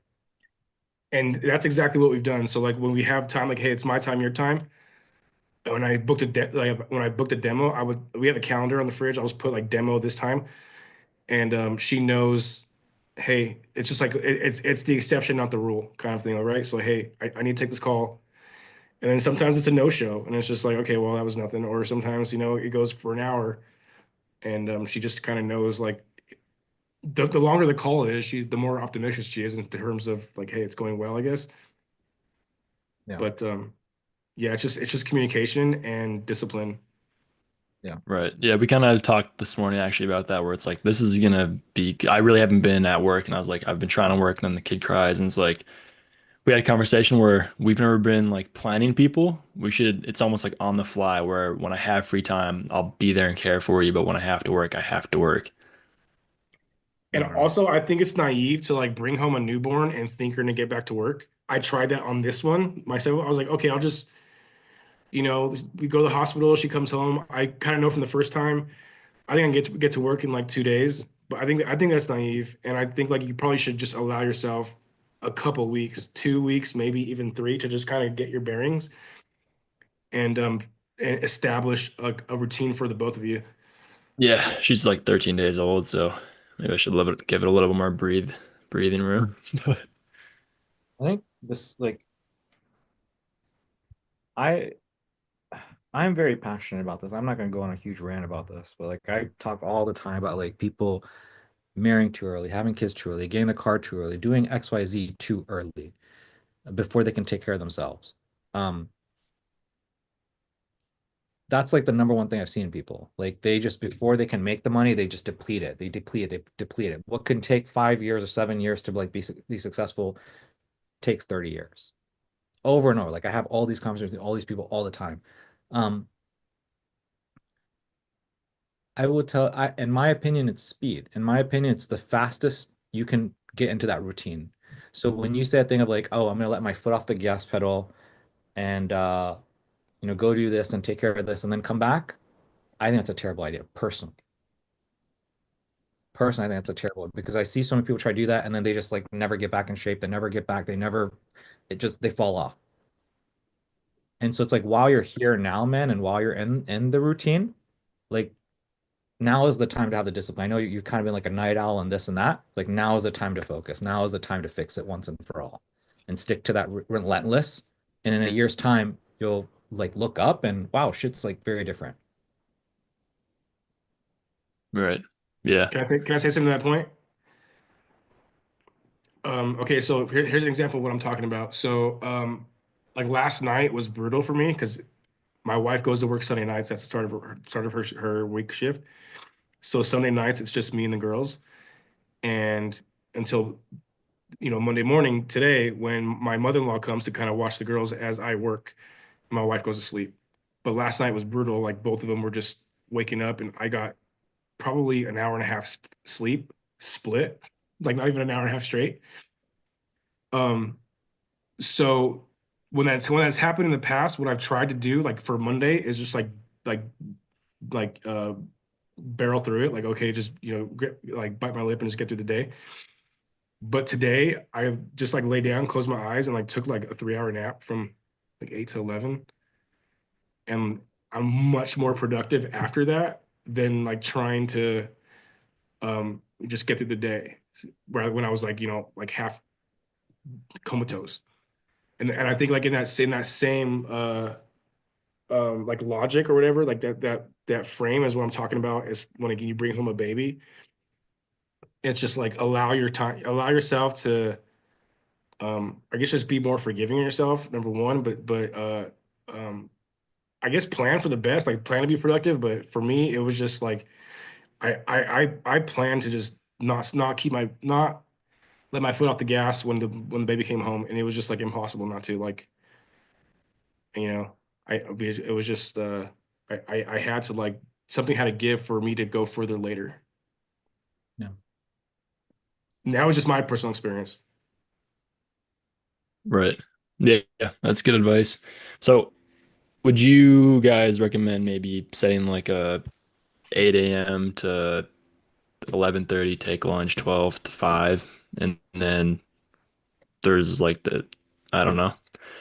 Because she like Dakota today, she was like, it is my job. Like I'm off work. This is my job. You can help me as much as you want, and I appreciate it, but this is my job. This is all I'm doing. And you have your job. You also, she's your daughter, like when you have time to do it, but this is your priority, like right now. So when you have free time, do everything you can, but don't feel bad. Like if we're going on a dog's walk for lunch and I have to run back and it's our time together and you have a call, it's like that's no problem. It's like my job. Like it's so nice to have us together. But if it's not, that's like I'm the mom. I'm not working. You are working for us. So she gets it. She's great. Um, How long yeah. does she? So we, How long? sorry. How long does she have off? It's undecided. She's a massage therapist, so she can go back or take off work. The people that she work with, they're great. So she can go back whenever she wants. But um, oh, I get. I mean, it all depends on how much money we have. Like she doesn't want to dip too much into her savings, which kind of relies on me. Like she's not getting anything in, so it's up to me to kind of fill that pocket. Um, What were you saying before I asked you that question? You were on something. I didn't mean to interrupt you. I'm sorry. oh no, you're good. I think that's pretty much it. Yeah, dude. I mean, you got a good Yeah. one, dude. She's I mean, she's straight up telling you like, hey man, go handle your business. So if she's giving you permission, bro, like fuck, dude, take that permission. Like go balls to a wall, man. Like so going full circle, man. We talked about like what you need to be doing these 3 months. Like you should know the answer, bro. It's like ramping up ad spend. That's it. Like you have something that works good enough. It works good enough. Like it's not gonna be so perfect. Like right now, you're kind of in like you're in scarcity mode. You're kind of like what we talked about with Keith last week. You're afraid, like, oh, what if I lose the client, this and that. Like, dude, you're good enough. Like, if you just ramp up ad spend, focus on closing deals, collecting paid in fulls, like that's all you need to be doing. And that for like 3 months and stack cash and exactly like you'll see where you are and the misses is in like 3 months' time. And things could be very different. Like that's all you should be doing. You should not your time to like get really good at service delivery was like these past 3 months. Right. That's what that was for. Yeah, and I feel like I don't.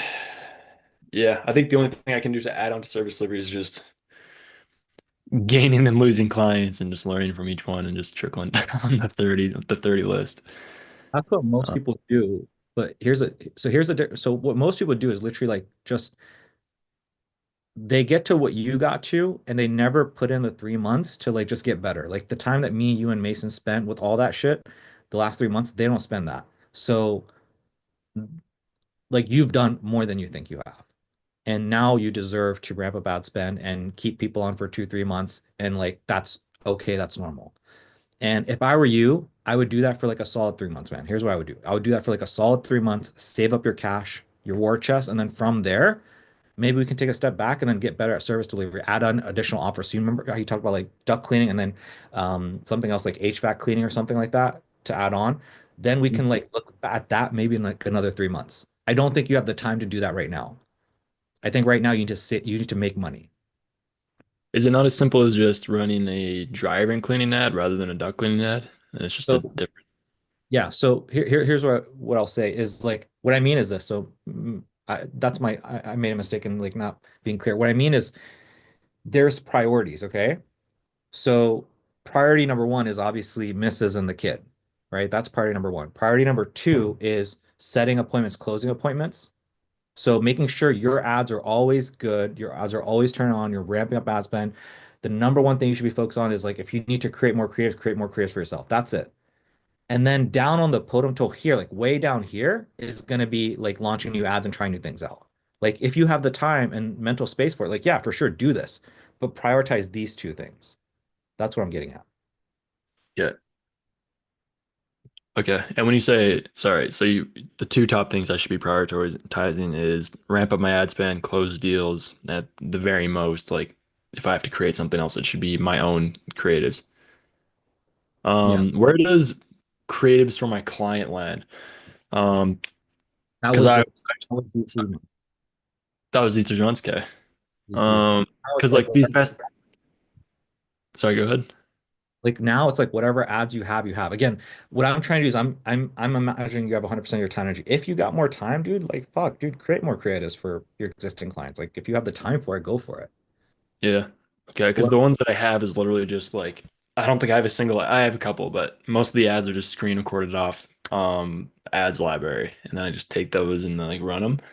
Some are good, some aren't very good, but I was thinking of making some own ads like with myself in it and being like the representative because I've seen a lot of people do ads that do really well that I can't screen record because they got their logo on them, but it's basically them telling the camera, hey, like I'm the owner of yada yada yada.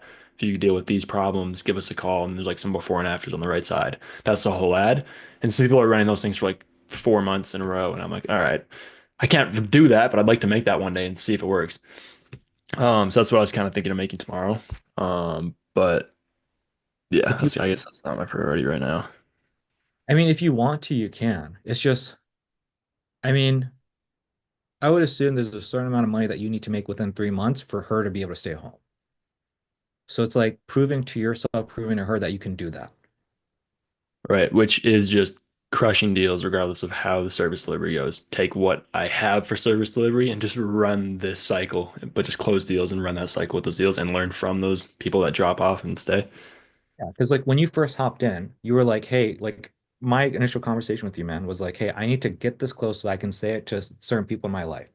The missus, the mother-in-law, the father-in-law, I need certain people I need to be able to show this. So you have proof of concept. You did it. Great. Now what you need to do for yourself and for her is to hit a certain amount of revenue to prove like, hey, I can do it. And then once you have that mental clarity, once she has that mental clarity, now the next 3 months you can step back a little bit and then focus a little bit more on service delivery, which is like, hey, we're going to dip in our savings a little bit, we're going to dip into whatever, but it's like, hey, we got it. I already proved I can hit this number of revenue. I already proved that I got us. So we can refine the product a little bit and then ramp up ad spend again 3 months later. Does that make Right. sense? Yeah. Yeah. It's Okay. like if you focus on like service delivery right now, in my opinion, like if you had nothing else going on, man, I would say go for it. Like that's where me and Aman are. I think Aman's on this call right now. Like me and Aman are very much like super slow and steady and just focus on getting amazing results. But I think your life priority is a little bit different, and you can't afford to do that right now. Yeah. And in terms of like getting service delivery for my clients, in a nutshell, it would just be creatives, right? Like the back end system. It's just about the volume of leads more so than how you handle those leads on the back end. I mean, I'll Like learn how to, like, I think I'm learning with Michael, especially like how he's nurturing people in the back end. And he's incredibly good at, I'm starting to learn with Michael. He's even telling me, he's like, all the magic is in the fall. I don't even know why he's paying me, to be honest. He's like teaching me stuff. But he's like, all the magic is in the follow-up cam. Like you got to see all these things. I'm like, cool, dude. Like this is great. But I'm struggling with the fact I'm like, I feel like you can do all of this by yourself. But yeah, he's teaching me a lot. Like it's all about the follow-up. He's getting like, I don't know, like almost 50% of the people back by following up with them after they just leave him on red or don't, or say yes and then just ghost him or whatever. He's sending like memes and like other stuff. It's working, but yeah, I don't know. It's pretty cool. I think I'll just keep on doing that and learn from each client. See how yeah, long I can keep them on for. learn from him, record everything, dude. Like loom everything, document everything. And I don't know, so I feel like the best use of your time now is not going to be creating more ads, but rather like creating course material and documenting stuff so that because when you have an inflow of a bunch of clients, man, what's going to happen is you're going to need like course material or something to get them up and running. Like the amount of time and energy you spend with Michael, you're not going to be able to spend it with like 5 different clients. You know what I mean? Hmm. So if I'm you, I'm gonna get ahead of that and start thinking to yourself, create some course material and or be thinking about paying Michael or giving a discount to coach some of your other clients. Mm. That's something that's done often is like you actually like you'll like for example, Joe Kaplan, he was doing chiropractors. He had one chiropractor that was really good and he had that chiropractor help all the other chiropractors out. So those are the kinds of things that you could be doing. Cool. Almost kind of like a weird coach in a way. Maybe I could like how you guys have like Mason and you for each chat. I could do like myself and Michael for everybody. Cool. All right. I think that's it for me. Main thing is this, don't let your now is the time to ramp up ad spend. I just want to be clear about that. When you say again, I know you got the kiddo and this and that, discipline, figure out what you need to figure out. Trust me, if you don't ramp up ad spend, man, you're gonna be down this black hole of like trying to get good results and then draining into your savings and uh that's just gonna be a tough hole to crawl out of.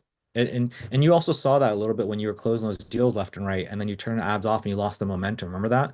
It's like you need to get back there, man. You need to get that momentum again. You need to Okay. stay. Yeah. Okay. And then I know this is like way out of the scope of this conversation, but just for my curiosity, after this stage of things, let's say we have a good system. I have like a system that works and I'm good at closing deals, keep people on for an average of 3 months. Is the next stage, let's say I have like a course already built out. Is the next stage starting to work on like YouTube content and working on like lead magnets and stuff, or is it keep doing what I'm doing, then work on the service delivery to get what's already working great, even better results, then move on to that stuff. Just because People that one video that you sent me, that one dude, I have him on Instagram now. He's like went through the whole system, and I was like, ooh, this I see the building the foundation to grow this skyrocket and how it all connects.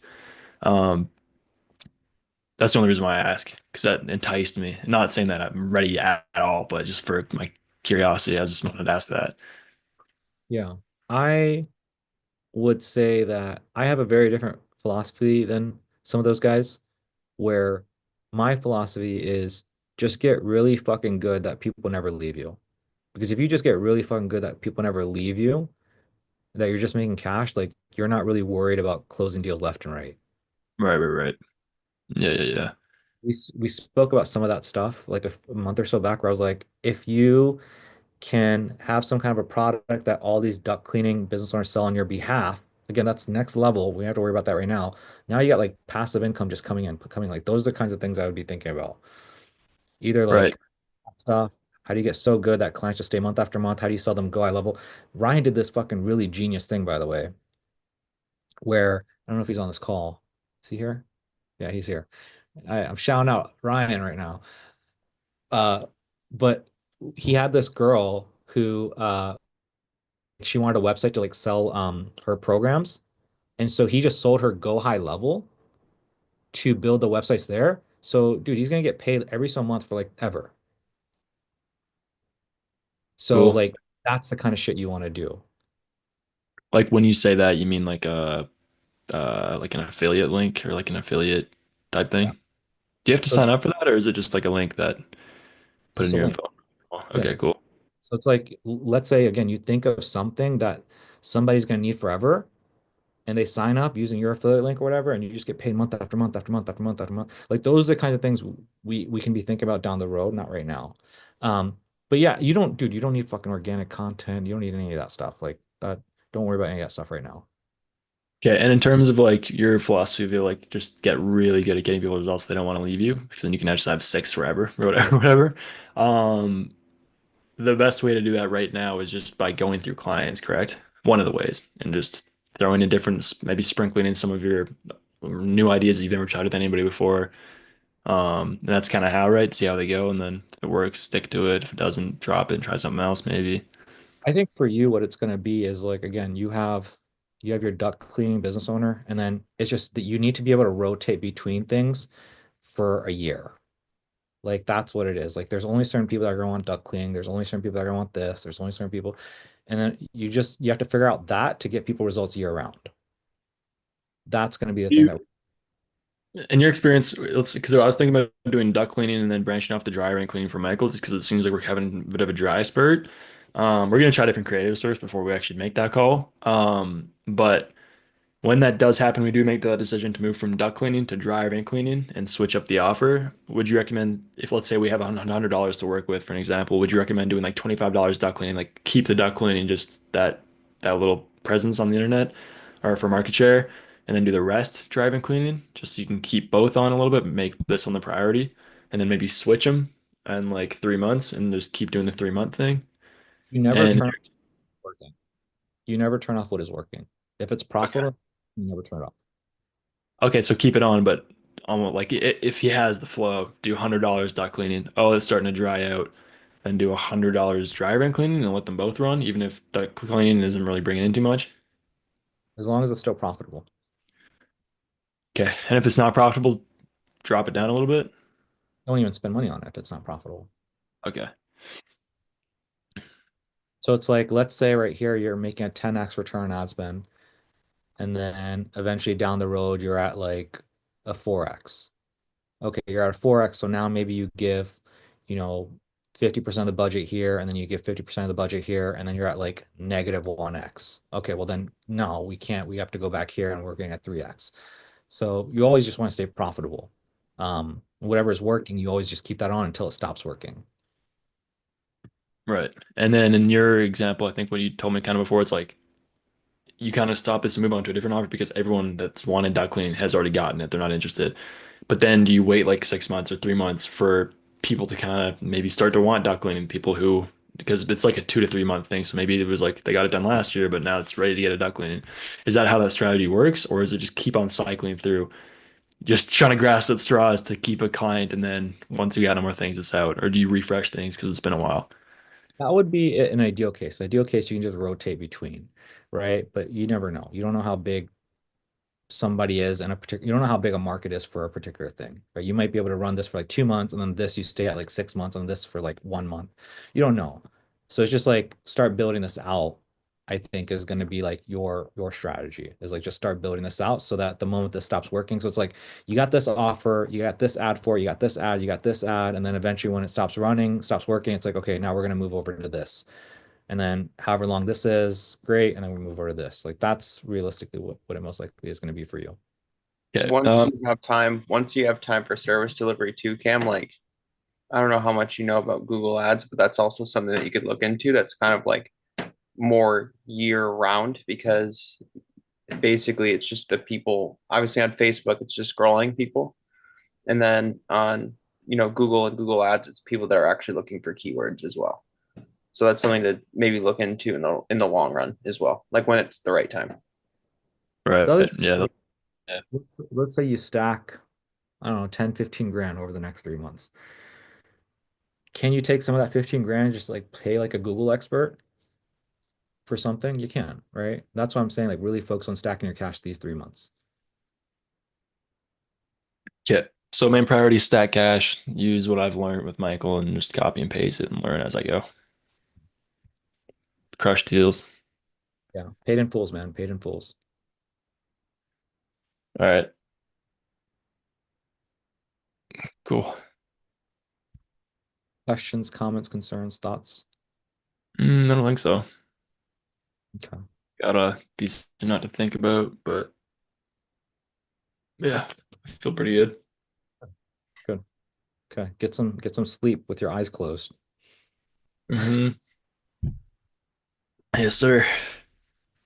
Hey Cam, can I just give Cam a shout out? Yeah. So I asked Cam for help regarding his funnel, and I was like, hey, can you just send me a an audio message, or whatever, walk me through it. And this guy sent me like an hour-long Loom video on top of what he has going on. So thanks, buddy. Really appreciate the help. It was way more than- Yeah, I don't know if it's any help, but I mean, I've just been standing. It's like an hour of me I'm just snoring. Well, I appreciate it, man. Especially all you're going through right now is in your season of life, and it was a lot more than I anticipated. So thank Yeah, you. I was in bed like, and I just jumped up because I was like, I'd rather just get this done. And also, if I was in that, Oh I would man, appreciate. don't tell me that. Now I feel bad. You should feel bad. Yeah, no, it was fine. It was whatever. Appreciate it. Yeah, Bad did it help at all, or did it make it worse? I didn't hear you. Did it help at all, or did it just make it worse? Yeah, I actually have a game plan now, and it gave me. I'm just gonna run that ad, the similar ad as far as like the water heaters go for that plumber. Oh yeah, yeah. Yeah, it's gonna be just a water heater flushing. That's the what we're gonna try. Sweet. Yeah, before and afters work great for duct cleaning. I imagine for you too, it's like shitty water heater, new water heater. Hey, Yeah. it's like Yeah, exactly. cool. So we'll see, but I appreciate it. Yeah, of course. All right, guys. Got Jorge in the house. I'm on you there. I'm on you there. Cool. So we might be able to do a little mastermind together. Mr. Jorge, what's going on, brother, man? How you doing? Yo, what's up? Chilling, bro. Been a while since we've seen you. Yes, it's good, everybody. How you doing, man? What's new? I'm good. I'm good. Just whole bunch of things. Pretty good so far, though. It's been working. Nothing crazy new other than just kind of just hammering in on these next 6 months, like actually having a plan. So just kind of working towards that, and nothing crazy. Just the email marketing might be the newest thing, I think, but we spoke about that last time. Yeah. But So- everything else is going well. Good. So yeah, everything's going good. So I guess like what can we talk about today? I kind of like told you like my thoughts, unless I'm Yeah. misunderstanding. Like I guess like what are your thoughts when you read through this? Or Um, basically try to replicate gym lunch as closely as possible yeah. and use that to basically just sell to the other guys. And then you said something about like even possibly trying to get my acquisition back going, right? Some form of a system towards acquisition, either like ads or DMs or and then I want to talk about the IG stuff, like you said about the content stuff. I saw like one video on it. I don't know if that was the entirety. Oh, okay. Cool. Oh, is that what you meant about like talk about the machine then? Okay, cool. Yeah. Okay, yeah. So yeah, basically I'm like creating this material on the stuff here. You can come and check it out.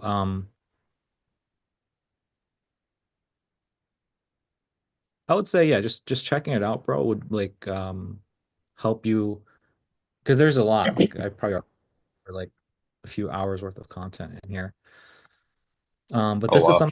this is something that Mason does for himself, for his clients. It's something that Ryan does for himself, for his clients. Mhm. Um,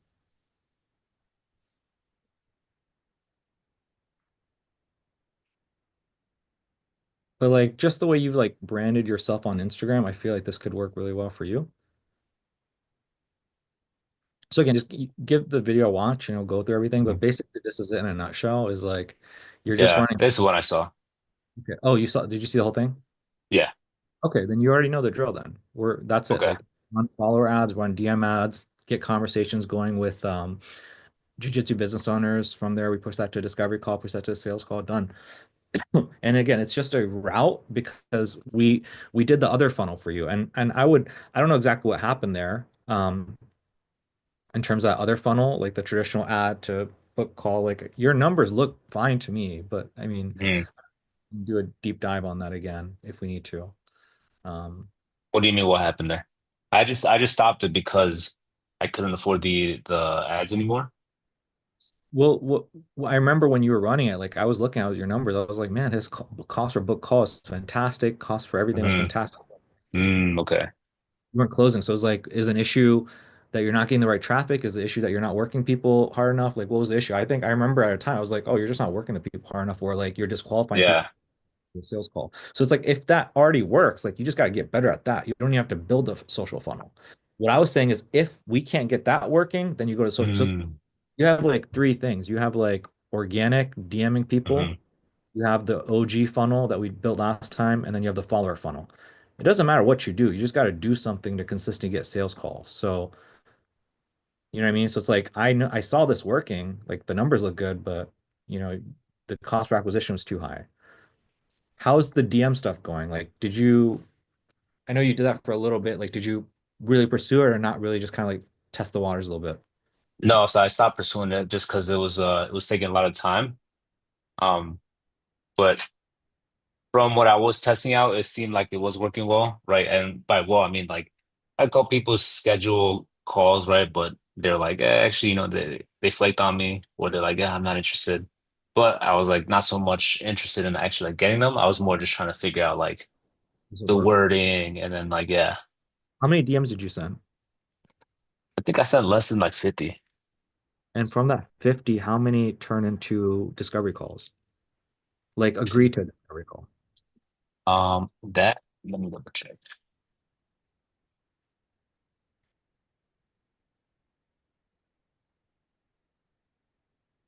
And I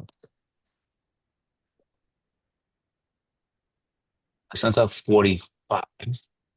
44, and then of those, I think three of them turned into yeah, three of them turned into discovery calls that never got on with me. Okay. And So, then of those, I got 13 that responded. okay. So, it's up to you. Like either we hire a setter to just do this for you and then set up the calls for you, or we run and paid ads. It's up to you, whichever one you want to move towards. But that's literally all you gotta do, bro. That Mm. course material up and running, that's it.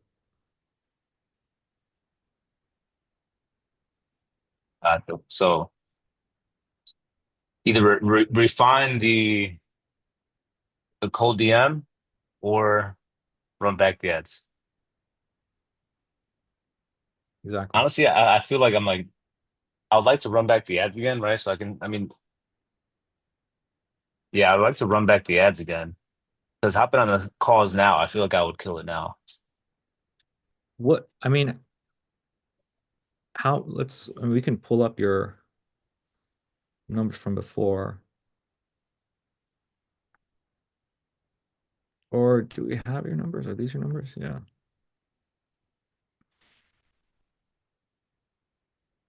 Yeah, because man, your numbers were fantastic, bro. Like your numbers were crazy.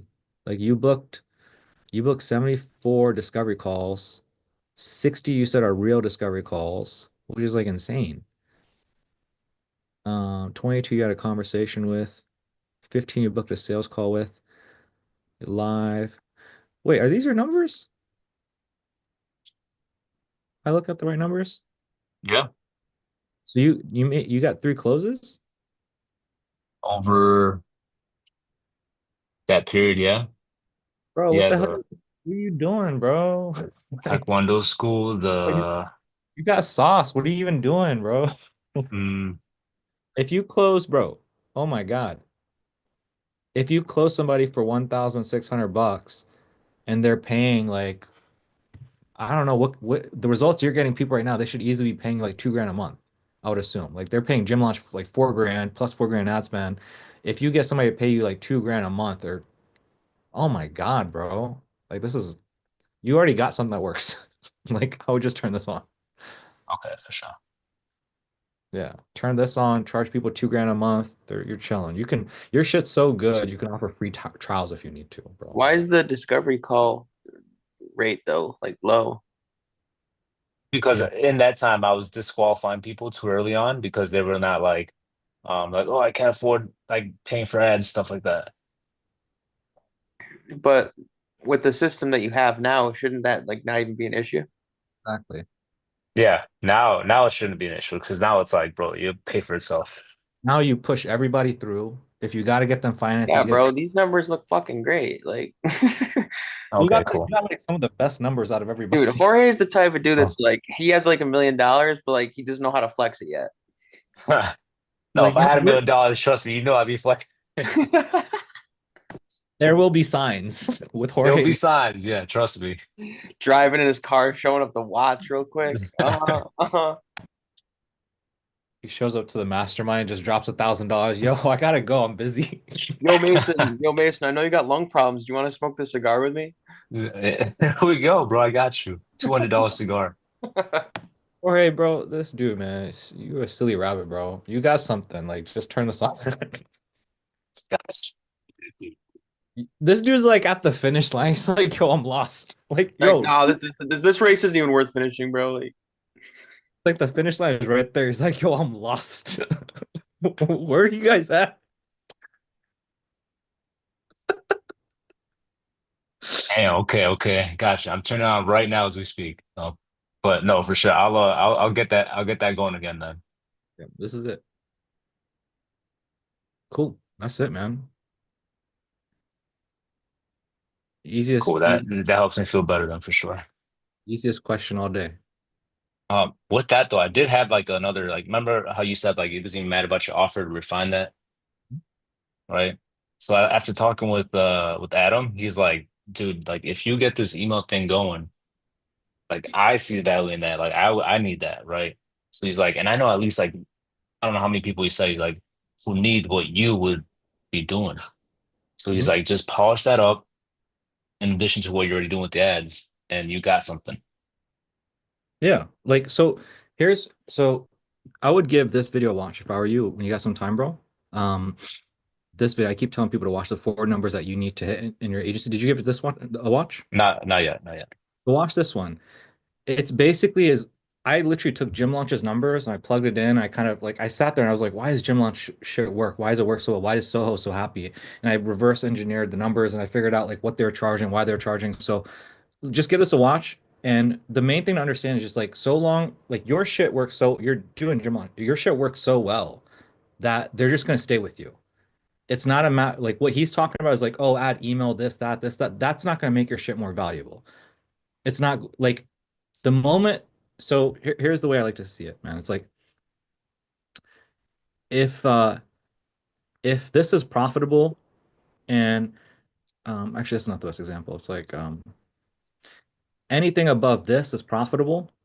And as long as you're above that, like clients will keep paying you. It doesn't matter. You're here, here, here. Initially, you want to start here. The moment you come here, the client fires you. So the thing is, your shit's so good, you're just going to remain profitable for them for like a year, 2 years. So they're just not going to stop paying you. So I wouldn't. So what he's saying about like adding email, you're going to be more valuable. Just he's overcomplicating it. No disrespect to him, but like he's overcomplicating. Don't worry about it. Don't even worry about it.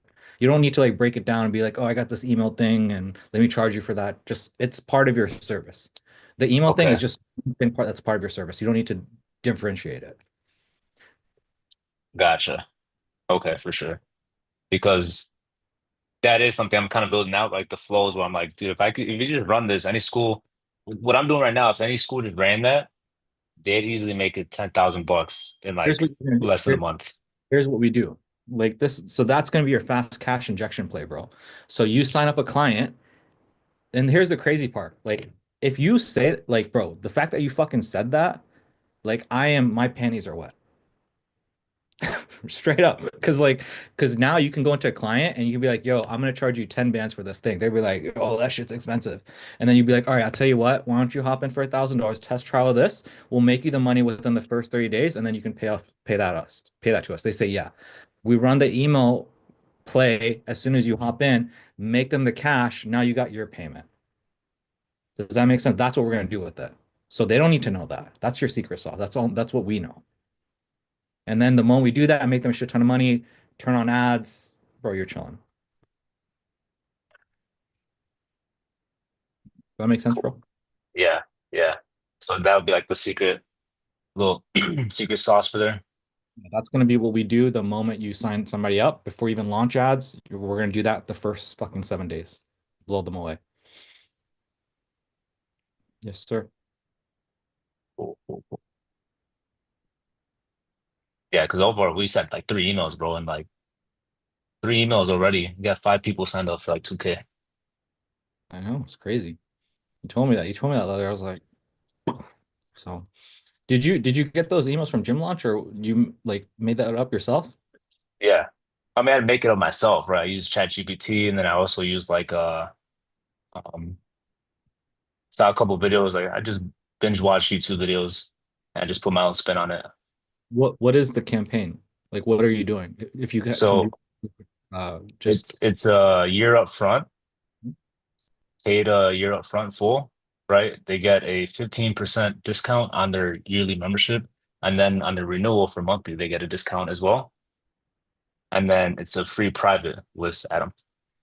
okay. So it's just an email, it's just a broadcast email for private stuff. Why do you think Yeah. it worked so well? Like why do you think it worked well? I think because people like we're sending out to the people who already bought.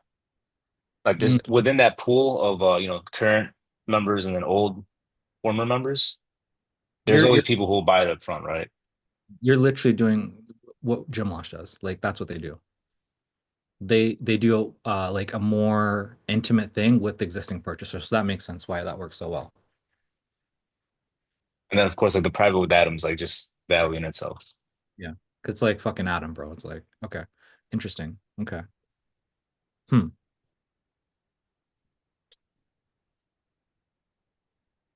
If you were to have a gym like let's say in like California or New Jersey or whatever, and people join that gym, would they know Adam or they wouldn't know Adam, right? Because it's the way would they know Adam or no?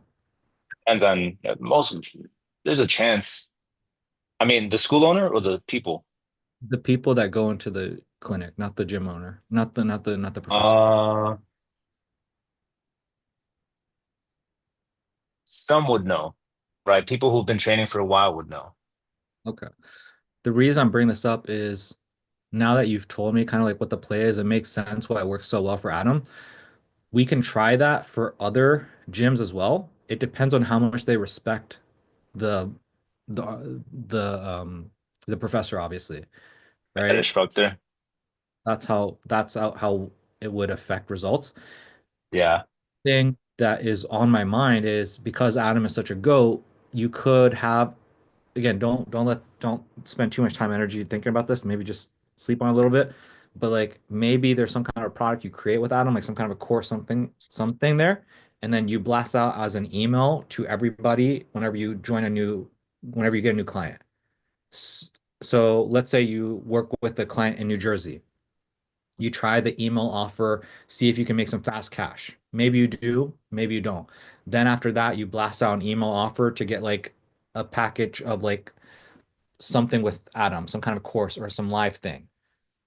And that's again your second play at doing a fast cash injection. Mm, Does that make sense? yeah. I'm thinking it would work better with like just their head instructor, just because I think so too. any academy's head instructor is always going to be revered. Okay. In that case, then yeah. Yeah. So cool, bro. I mean, all that sounds good to me, bro. What Cool. else? Um, with that, I'm gonna like I really want to start like looking for a VA, VA like like the appointment setting. for your clients? Yeah, so like so they could start handling all the calls here because I told you my cousin's doing it, right? And it's been working, like it's been working well. Like she's gotten people that came in that have signed up already, and she's doing good. But I mean, like I'm paying her $10 an hour, but I could pay somebody five. The thing is, the, the right thing to do and the thing that's going to allow you to keep clients on for a long time is having a setter. Because that sounds like, I mean, if you don't have the setter, how are you going to work them? How are you going to get them into establishment, right? It seems like it's like imperative. Yeah, Um, can an AI bot do it or no? Like it needs to be a human. I wouldn't know because I haven't tried an AI bot. I tried texting them, but it just doesn't like you just hear the tonality like it's like when you're on the phone, right? Like you text people all day long and they're just like they're more likely to click. But Okay, that's so just me no, thinking. no. That's my question to you is like, have you tried texting versus your cousin calling? And if so, how much better is the calling versus the texting? Oh yeah, calling's way better. Okay. Okay. So we need a caller. Then if I were you, I don't know if it's worth it because Aman went through a crazy amount of headache. By the way, Aman, you should ask like Jorge some of your questions, by the way, that we spoke about. But yeah, he like did a bot. We did a bot together and it was like it like there are pros and cons to it. And so if it would if it would fuck it up, then yeah, don't do the bot. In that case, you have one of two options. You either go get a VA, train them, and then get them to the business owner, but then you got to fucking manage that person, bro. That's gonna be a whole thing. Or you give the business owner like training on their like how to manage their own VA. It's gonna be one or the other, but that's gonna be like a bottleneck that's gotta be figured out. Mm. I mean, your cousin, like, is she fully, how many hours does she work a week? Or like how many hours, yeah, is she putting in for him a week? Say like two, Oh, 3 hours a day. oh, okay. Um, so that makes sense. So like 2, 3 hours a day. Like So 1,000 a month. that's like a half, that's like a 20-hour work week. Which means that yeah, typically a VA can handle about 3 clients. So that makes sense. So if you got somebody in the Philippines or whatever, they'd be able to handle 3 of your clients. So I don't know. What are your thoughts on like training? Do you think that you can train your clients on managing VAs and training them up or no?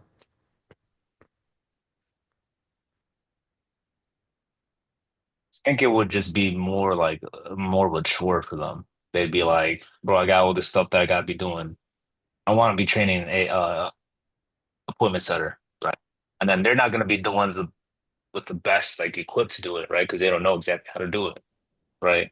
Soho, I remember when I was reading the text message between you and him, he was saying like, yo, they give me a setter, they train it up. It's just like an employee. I don't gotta worry about shit.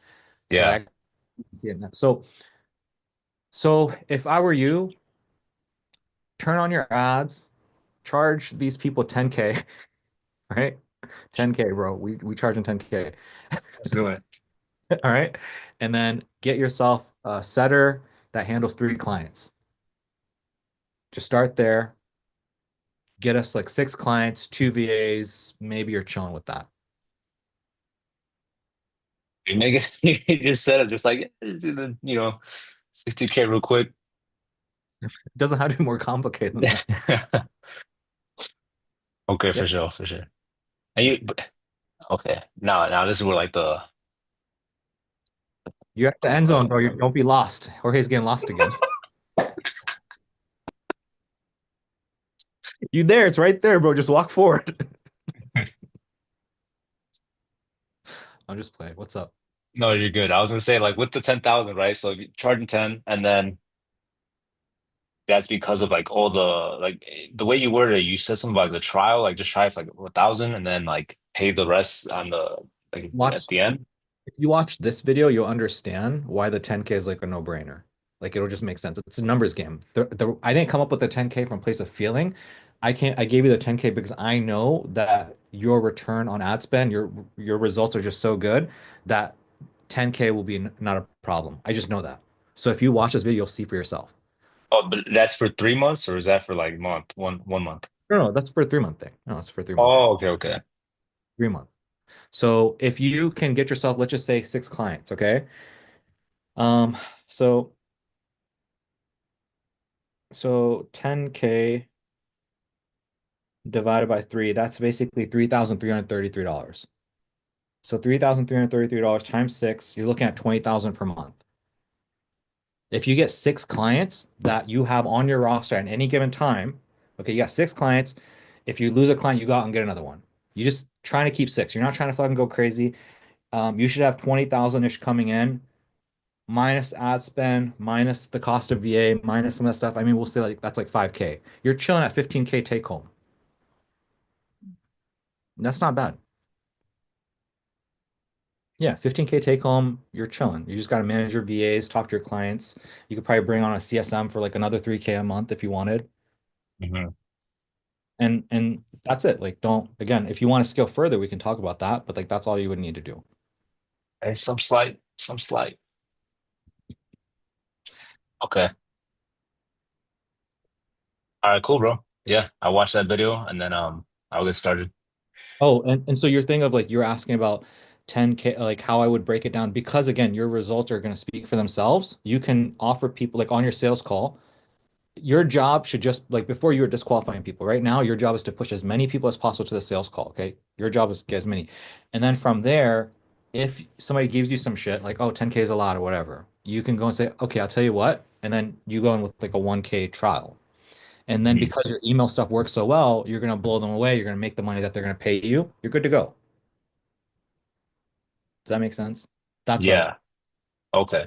I'm saying is you, because your results are so good, you have the leverage to do a free trial if you want to. Most people cannot do that because their results are not as good as yours. I would think it'd be the opposite. Like you would do the free trial because you don't have results. No, no, no, no. Yeah, I know what you, yeah, yeah. So I know exactly what you mean. So what you're talking about is like when you get started in the game and you don't have a lot of case studies and this and that, like, yeah, for sure.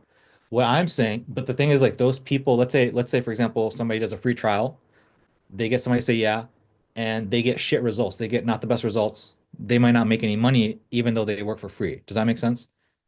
Yeah, yeah. Or they offer a free trial, they get okay results, and then they get fired in like 3 months.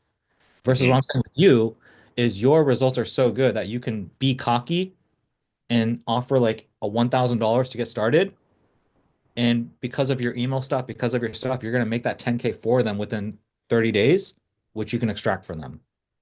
Mm. So your motive for doing a trial is different than them. I will tell you right now, there are some people in here, literally as you're speaking right now, that I've offered an amazing trial because I just want to get them into the ecosystem because I know our shit works. It's fantastic. I know that they just need the experience, and then afterwards they'll pay for the rest of the thing. There's some people literally in here right now that I made that offer to. So literally whatever I'm telling you. Mhm. Does that make sense? Yeah. So yeah, bro. It's yeah, man. Turn on your machine, just close some deals. And then we'll figure out, your next step will be figure out how to get a VA and pay him full time to help out your clients, and that's it. Pretty chill. Cool. Questions, comments, concerns, thoughts? That's no, it seems pretty straightforward. The next thing would be like the content material, the course content material, just keep filming. Yeah. Right, just keep building up that library of content. Yeah. Yep. Okay. Yes, sir. Yes, sir. Cool. Then yeah, that's it. I'm gonna have to go back and like re-edit the 'cause you put a new sales presentation, right? I put some new material in there. Yeah, check it out. Check out the new stuff. Yeah. Because there's like the old one that's just like that website on GHL that I'm using, and then you put like a slideshow presentation as the sales. I think that's the one you showed me. So I just had to go through that then. Yeah. Yeah. I just updated the sales training, everything. Okay, cool. So yeah. Cool, man. All right. Yeah, Well, that's we'll it. Awesome. keep us posted. Let us know what's going on. And yeah. Did Aman have any questions? Yeah. Aman, there was something you were asking about that pertained to Jorge. Yeah, I was gonna I guess when it gets to my turn, I can walk through like what my six because I try to model your ad, your funnel as closely as possible. I think the big thing is like with your text automations, there's the Facebook form they fill out, and then there's that second page they can go to book a consultation. So like what is your SOP for that? Like, do you like see the Facebook lead come in and then you have like a wait? And if they don't opt into the other one in like 10 minutes, then you give them a call. Like, just kind of want to know what your SOP is for that. Yeah, so if they whether they opt in through the Facebook form, like okay, so either way they get opted in, right? They put their information, we still get it. If they book their own consultation through that website, we're still calling them. And if they don't book it, we're still calling them. Okay, so is Yeah, so basically the only text automations go out is through the Facebook form, and then the confirmation is just or the landing page just notifies you that they booked a time, but they're still gonna get a call.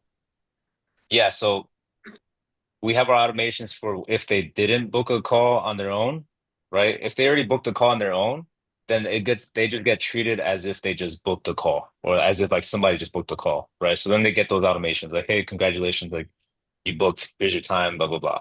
Okay. And then on our end, it's like, hey, this person just booked a consultation, right? And then we still call them just to be like, hey, I just saw you just booked your call, your consultation. What got you interested in the first place? Same thing. I mean, trying to figure out like what they're about.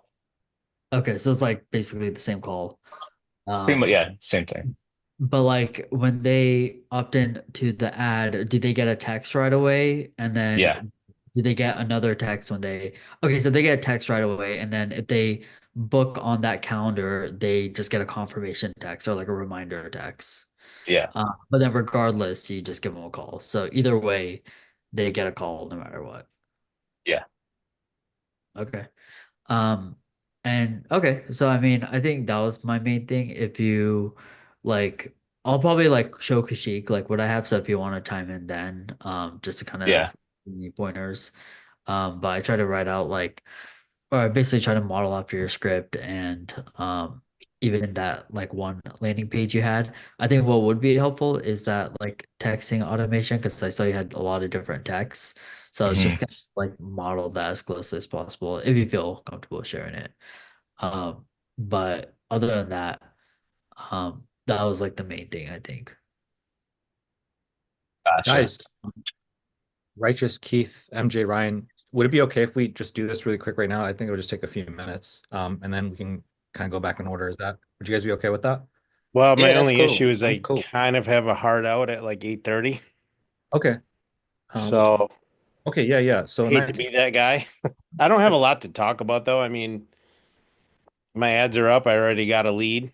Didn't move past opt-in. I texted this person, but I also looked and there's a little bit of they're like e-commerce. So not the best lead anyways, but sorry, I'm not trying to jump in there and take over. I just no. Let's just do letting it. you know what I got going on. No, because it's 8:17 in your end, right? Yeah. Yeah. You gotta head out at 8:30? Yeah. Okay, well then yeah, let's talk about whatever is on top of mind for you then first. Okay. Appreciate it. I mean, I don't know. I'm excited and nervous and the whole thing. So I just I just gotta get out of my comfort zone and do some of these cold calls, or not cold calls, but you know what I'm saying, these follow-up things, and just sort of wrap my head around the right process and everything. So the only thing I'm having an issue with that I put already for you guys is the A2P messaging campaign thing failed, and I'm not sure. Gave me, a couple reasons that I posted. Due to issues verifying the call to action provided for the campaign. I don't even know where to like fix that, like what field, or and then the privacy policy, which I put a link to it in the little checkbox thing on the opt-in. So I'm not sure what their issue is there either, you know. Aside from H2P, what else is top of mind for you? Because I do have some advice for you, but what else is top of mind for you? Um, I guess just the process, like this lead came in and I didn't even know that it came in at first until I actually, right as I was logging into the call, went and checked Facebook and saw that a conversion happened.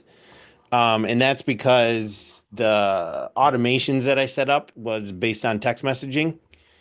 So I added an extra part into the automation to also email me when something happens, because until I get this number thing sorted, that'll be good enough for me. I also installed the high level app and put on notifications, so I assume I'll get those as well. So I think I got that settled for now. I guess just like if you give me like a quick overview of like so for somebody like, you know, he or she, I can't tell if it's a he or she. I think it's a she. It's a kind of like a foreign name, but so she opted in. She didn't go on. She didn't fill out the application. I sent what would have been the automated text. I just sent that from my phone, like basically while we were sitting here on the call, because I just noticed the lead. I got the lead within like probably 45 minutes of turning the ads on, so that's pretty crazy. But awesome, obviously. And so I guess like what's like the preferred, I have watched some of the videos, but like what's the preferred methodology for moving forward with somebody like this? Yeah. So a few things. So the first thing I want to go over is like, can I go over like what's most important to least important? Is that okay? Instead of Yeah, like, yeah, absolutely. Yep. so here's the most important thing. Okay. And I want to do this with you because I don't think I did a good enough job with Righteous or Robin about this at the very beginning, which is my advice to you is this. If you want to write this down, remember this is like what I'd like you to do. And trust me, you're not bothering me. You're not bothering Mason. Try to fill us in on what's going on before the discovery call, after the sales call, before the discovery call, after the discovery call, before the sales call, after the sales call, so that me and Mason are kind of like playing it close to the chest with you. It's almost like we're there with you. What I've come to find is that with some of the guys, they'll tell me like, "Okay, Krishik, I just had a sales call and this and that happened." I'm like, I don't know what happened on the discovery call. I don't know what happened leading up to the sales call. I don't know. I Right. have no context to give you advice. So I think like that simple piece of advice is the best advice I could honestly give you. Is like you just tell me like, you had this e-commerce person come in and here's what happened. They ended up in the funnel. I'm thinking about doing this. What do you think I should do? This is what I'm kind of playing. Like that's the best advice I can give you. Okay. So that's the first and foremost. The second thing is in terms of this SOP, there's this video to watch, which is like, again, it was like, do this after you launch your ads. And one of the videos to watch is like, the highest leverage activity you can do is like work all your leads. It's like, get to them, call them, whatever. That's it. Like, don't stress about it too much. Like right now, to me, you're striking me right now, especially as a very logical, analytical, number by number. What do I do? SOP, which is like fine. But like, what's going to Yeah. happen is you're going to have to figure it out yourself in terms of like what works for you. So Sure. for me, for example, what works for me is like I would let somebody opt in and I would wait 5 minutes to see if they went all the way through it. And if not, I would just call them and just bang through it. Sometimes if I really felt up for it, and again, it's part of my feeling, honestly, is like if I felt up for it and I was just available and the moment they opt in, I would just hit them up. And so it's just dependent on how I felt at the moment. So it's like if I'm up for it and I want to, I'm just gonna bang it, boom, call them. Other times I'll wait 10 minutes before I call them. And so again, I just kind of figure out what worked for me. And then it also depends on the time of the day. So Yeah. that's kind of, I would say the most important thing is just like when you are available, when you are free, when it is not going to interfere with your life, kind of have something like that in place. Sure. Okay. Like I have like a 10-minute rule. And if I feel really up for it, I'm going to hit them up. And that's going to be from like 9 a.m. to like 5 p.m. And then after that, it's family time. And I'm not going to stress about it as much. And just So have actually placing a physical phone call, not because like the automation's set up to like wait and then send a text. So like, am I trying to beat that text or am I, you know? um, so ignore the text and just call up to your like discernment, if that makes sense. Yeah. Yeah. Okay. Yeah. So let the text do its thing, however it's going to do it, and then you separate that from like when and how you want to call. Gotcha. Okay. Um, I think what I also want to do is I want to bring Righteous in really quick and like kind of see how he's playing because he's been doing fantastic, like booking a lot of discovery and sales calls. And again, he's like a few days ahead of you. What's been Righteous? What's been like working for you, man? Like, hopefully you kind of understand where Keith is coming from. He's kind of like trying to set up a system or a process for him to like work these leads because it's going to be a little bit overwhelming. What's working for you right now? Yeah. Yeah, that great question. Really for me, because I do have a full-time job. So like Coach Sheik said, it just really depends on the time when the lead comes in. But I try to call them within that 5 10 minute thing, 10 minute rule.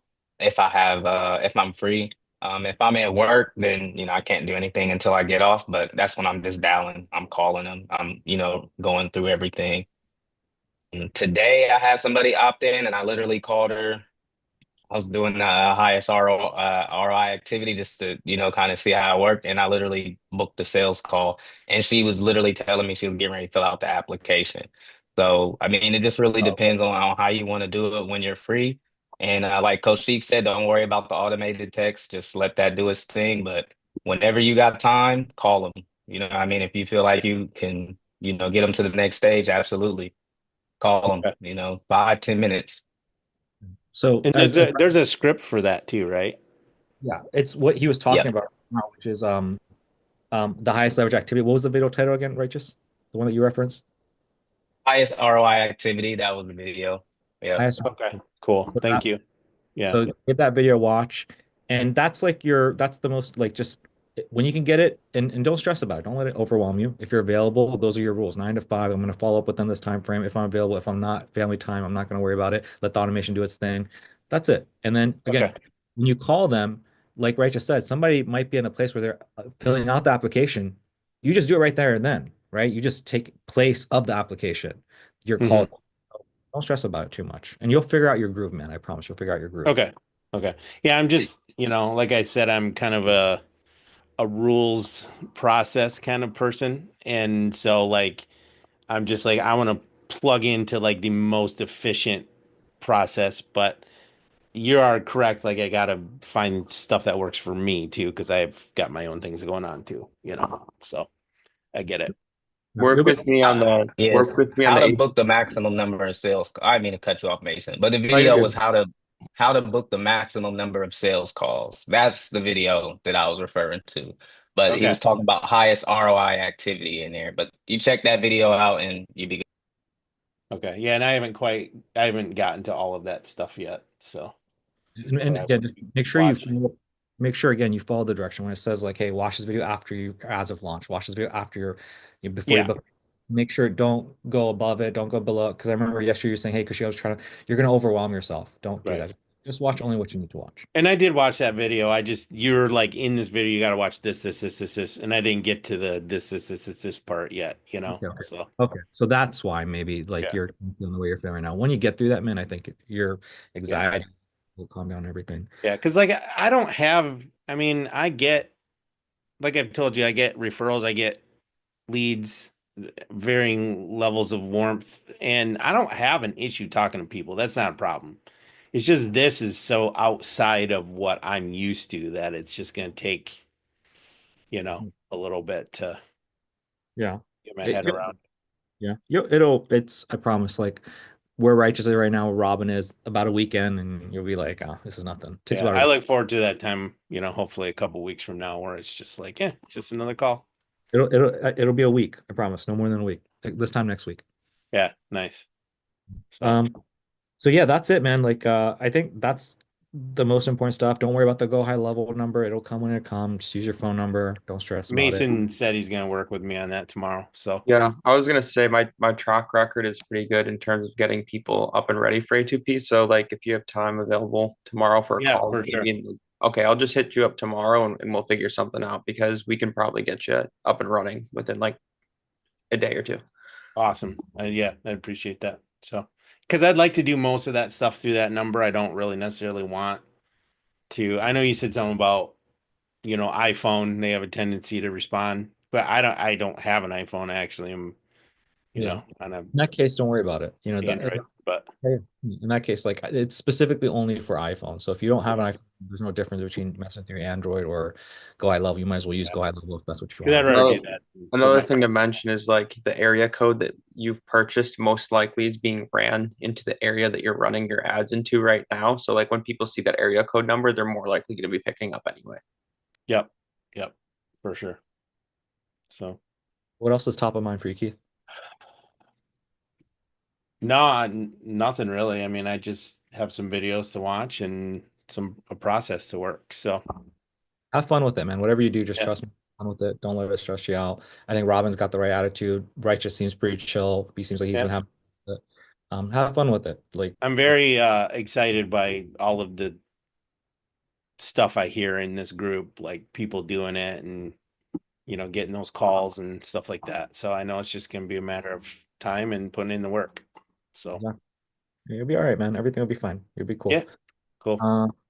Cool, man. Anything else? Anything else? No, that's really all for me. Mason will help me tomorrow, hopefully, and then yeah, I'll just work it and I'll hit you guys up when I have questions. And one last thing, I don't know if I already went over this, just again, proper expectations. Obviously, you ran a lot of ads, so you should know 1 out of 10 qualified, right? So you'll have like a lot of trash, right? Just like this website guy, he may be Yeah. trash. It's normal. Like look for the 1 out of 10. And then the goal is to close 20% of those 1 out of 10. So again, don't like sit there and be like, I gotta close every one and everything like that. Don't worry about Yeah. that. Yeah. Cool, man. Well, if that's everything, then yeah, just keep us posted, man. We'll just chat. Yeah, and- will do. Thank you. Yep, cool. All right, I'm gonna take off. You guys have a good one. See See you. Okay. So I'm gonna hand it over to Aman really quick, guys, and then we'll hop back in chronological order. But Aman, if you want to share a screen, you can share a screen, do what you guys need to do. Cool. Is Jorge there? I think he went. I think he left. He said BRB gonna grab lunch. So So Ben wants to go first then. Jorge out here getting lost again. You guys that You said he's getting lunch. he got lost in the parking lot. Very funny. We'll see when he comes back. All right. In that case, bro, if we do like a mastermind in person, bro, I'm just gonna be clowning on Jorge the whole time. Like just the whole time. Oh. But okay. So who do you got next? Keith, we just did. Ryan, and then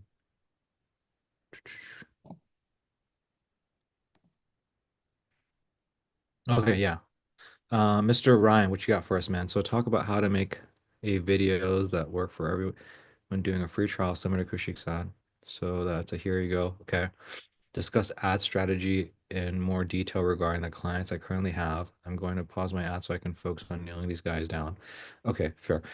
So first things first, I'll say totally cool, Ryan, in terms of like shutting your stuff down for a little bit to get things up and running. Just like Cam, man, like when you first get these first handful of clients, you definitely want to be in a place where you just make sure everything's good, but then just don't get too comfortable, bro. We want to turn them back on here in like, 2 weeks time or so. Um, Now, in terms of, I guess like, do you want to talk first, bro, and then I can chime in and just kind of give my thoughts in terms Yeah, of how. maybe I'll give you an overview. Sure. So basically, like these guys are arse as far as like recording themselves. I mean, some of them are okay. I've got who's that? John. He already does recording stuff of himself. Heidi, she already does that. Jose, he's pretty. He can get better. Sean's fairly new to it. Jess's ass and Anthony's ass as well. All right, so Wait, how many trials do you have? How many are you doing? I've got 5 trials and I've got 1 signed in. Holy shit, dude. I thought you had like Yeah. 3. Good. That's why I'm like I'm just gonna cut the ads. I've got someone else DMing at the moment. I've just got to cut the ads here and be like I need to make sure I get, because right now I'm like I'm roadblocks, right? So like it's getting to the point where we're kind of I need to make better videos to get them signed up, because it seems like there's a little bit of like a bottleneck going on there. And then there's a bit of resistance and a bit of a bottleneck with them making the videos for the free trial, making their videos, even though it's a copy, giving them a script and stuff, they're still like, oh, I need to find a gym that's quiet enough to be able to do it, or I need to find a space, that's quiet enough to do it. And it's like, well, fuck, for this free trial, man, if I can make like, like what you did for your video for all of us, where we just ran your shit and it worked, and then we went into it. If I could just do something for the men and for the women on just these 2 things, and just as soon as I signed up, I can just plug it straight in and then crack into it. Because it's like none of these trials have actually I've started running ads for yet, because they haven't even like they haven't got a video yet for me to edit. Even the Jess who I've signed up, who's given me the cash, she's fucking pumping the brakes too. So it's like there's this Okay. big bottleneck that's happening right now. And I guess I need to find a way to smooth it out. Mason, got a question for you, bro. Yeah. So these ads, the one you're doing for Lauren, I had Lauren's stuff pulled up. Did you shared with me, and where did you share the 2 ads that you're running right now with her? Did you share them in here, or are you sharing with me and Ryan? Yeah, you just passed. Oh, there they are. So have you guys gotten closes from this ad right here? We've gotten closes from both. Okay, so there you go, Ryan. So here's where my head is going, bro.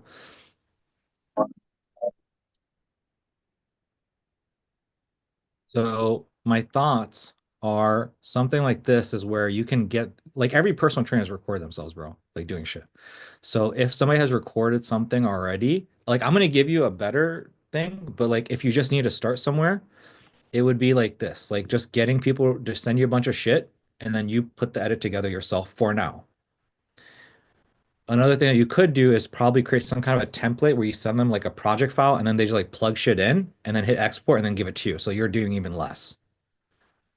But the reason I'm liking something like this is because you don't have to like get them to be in front of the camera and say something specific. Does that make sense?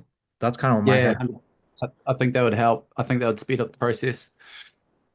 The way I thought about like really scaling it, and I kind of alluded to this, is like, and again, this is something that would take quite a bit of time, but like you would have like, Asian, black, white, like all kinds of like, I don't know, like ask ChatGPT what like the key looks are. South Asian, and then you would have like somebody in their 20s, 30s, 50s, and you have a male and a female. This is a lot. I don't even know how scalable this is. I don't even know if like to me this could be a terrible idea.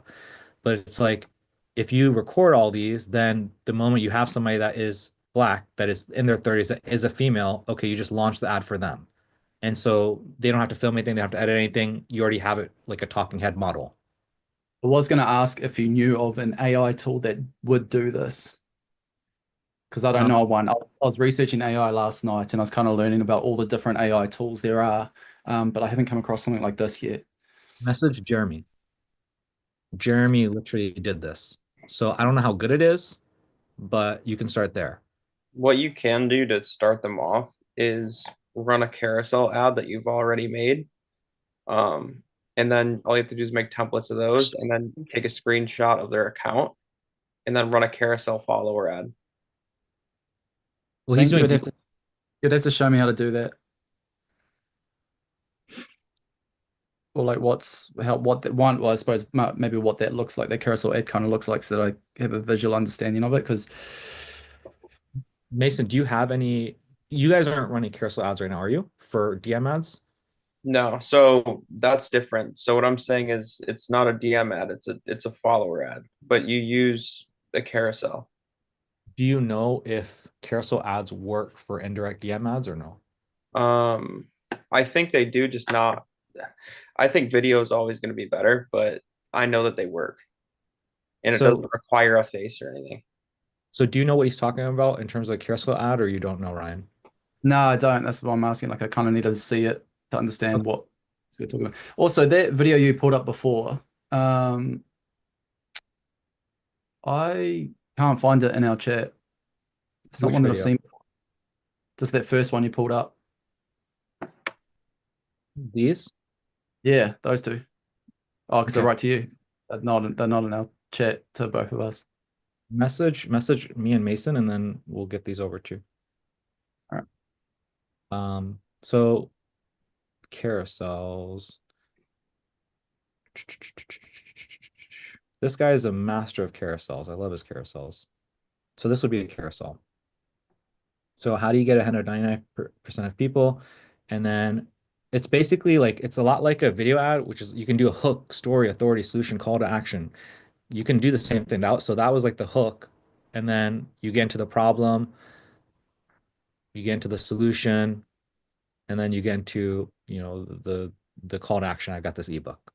That's all a carousel is. So what Mason is saying is that you can run a carousel ad so that's like faceless. Yep.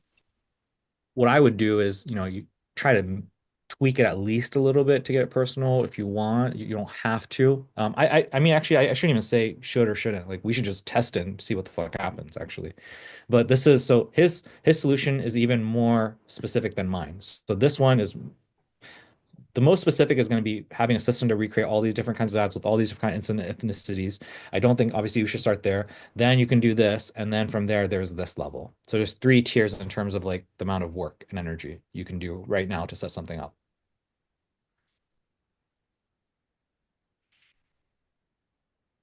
These carousels and these ads, you have to create each individual. You have to do it outside of the meta, like the ad. Words. You can do when it. When you're building the ad, can you do it inside the ad, or You do can you do have to both. like? You can do it both ways. So you can like so for example, you can like literally like text them like, hey, post this carousel on your Instagram. Step 1. Step 2, when you do, go up here, click the boost button, or you can go and literally do it for them. If they give you their username and password, you can Yeah. literally just post it for them, post a caption, then boost it yourself. Right. But also, it's important to understand that you need to be boosting from Instagram.com on your desktop and not on mobile. Okay. If you do it from yeah, there's the whole thing, they charge you and everything. If you do it Mason's way, they're not going to charge them. So that's what. Like if you do it directly from Instagram or something like that, like they charge like 30 cents or something, or like 30% or something like that. But if you do it for desktop, it's like free or something like that. Yeah. When you do it from Instagram's desktop, what does that process look like? Because it won't take you to the your business suite to run the ad like a So, normal one. Koshi, go to your profile really quick. and then click on like a video post or something. And then go to boost post or boost reel, the blue button. And then what you would do is you would make sure it says visit your profile. You don't want them to message you. It's got to be visit your profile at the top. So that's gonna be a follower ad. Yes. So, So then scroll down and then you would create your audience. well, here's the thing, Mason. If he were to do a DM ad, it's gonna be this one, right? It's You're gonna be never going to run DM ads in here. All of your DM ads are going to go in ads manager. Okay. Only if you're running a follower ad, do you want to do it like this. Okay. So majority of these trials would all need to be DM ads because we're not so much building them followers, we're trying to get them some cash flow to sign up. So the purpose is like a DM to a sales as opposed to like a slightly longer process.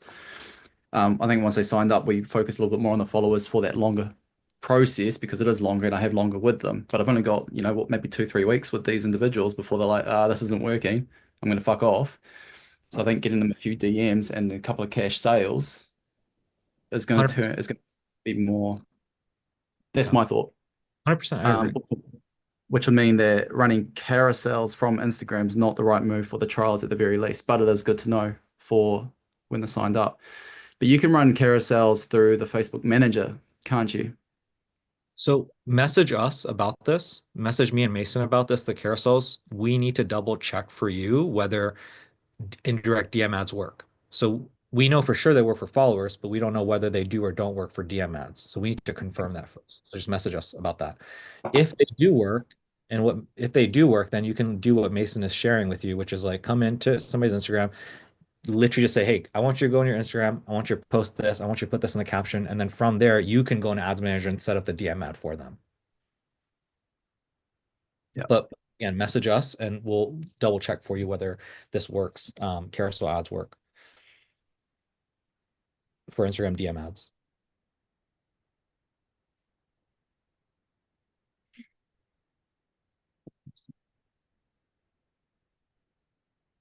But yeah, so hopefully that solves your problem, Ryan, is like either the carousel or you can do this. So you'll be fine either way. Carousel or do this, either one, you're gonna be fine. Has that one got a voiceover on it, or is it just words? I'll play it for you. There's no voiceover. There's no voiceover. It's just music. It's just music. Sweet. That's probably gonna be the easiest way.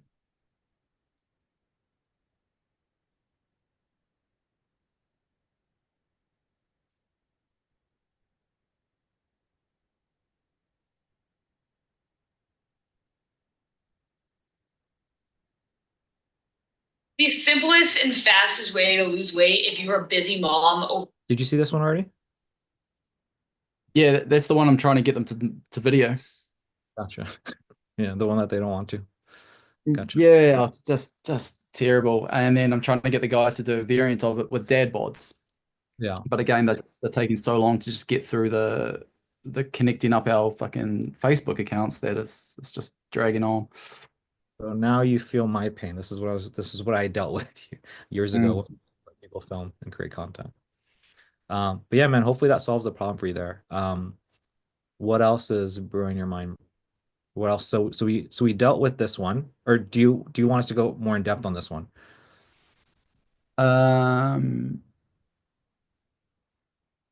Nah, I think that's okay.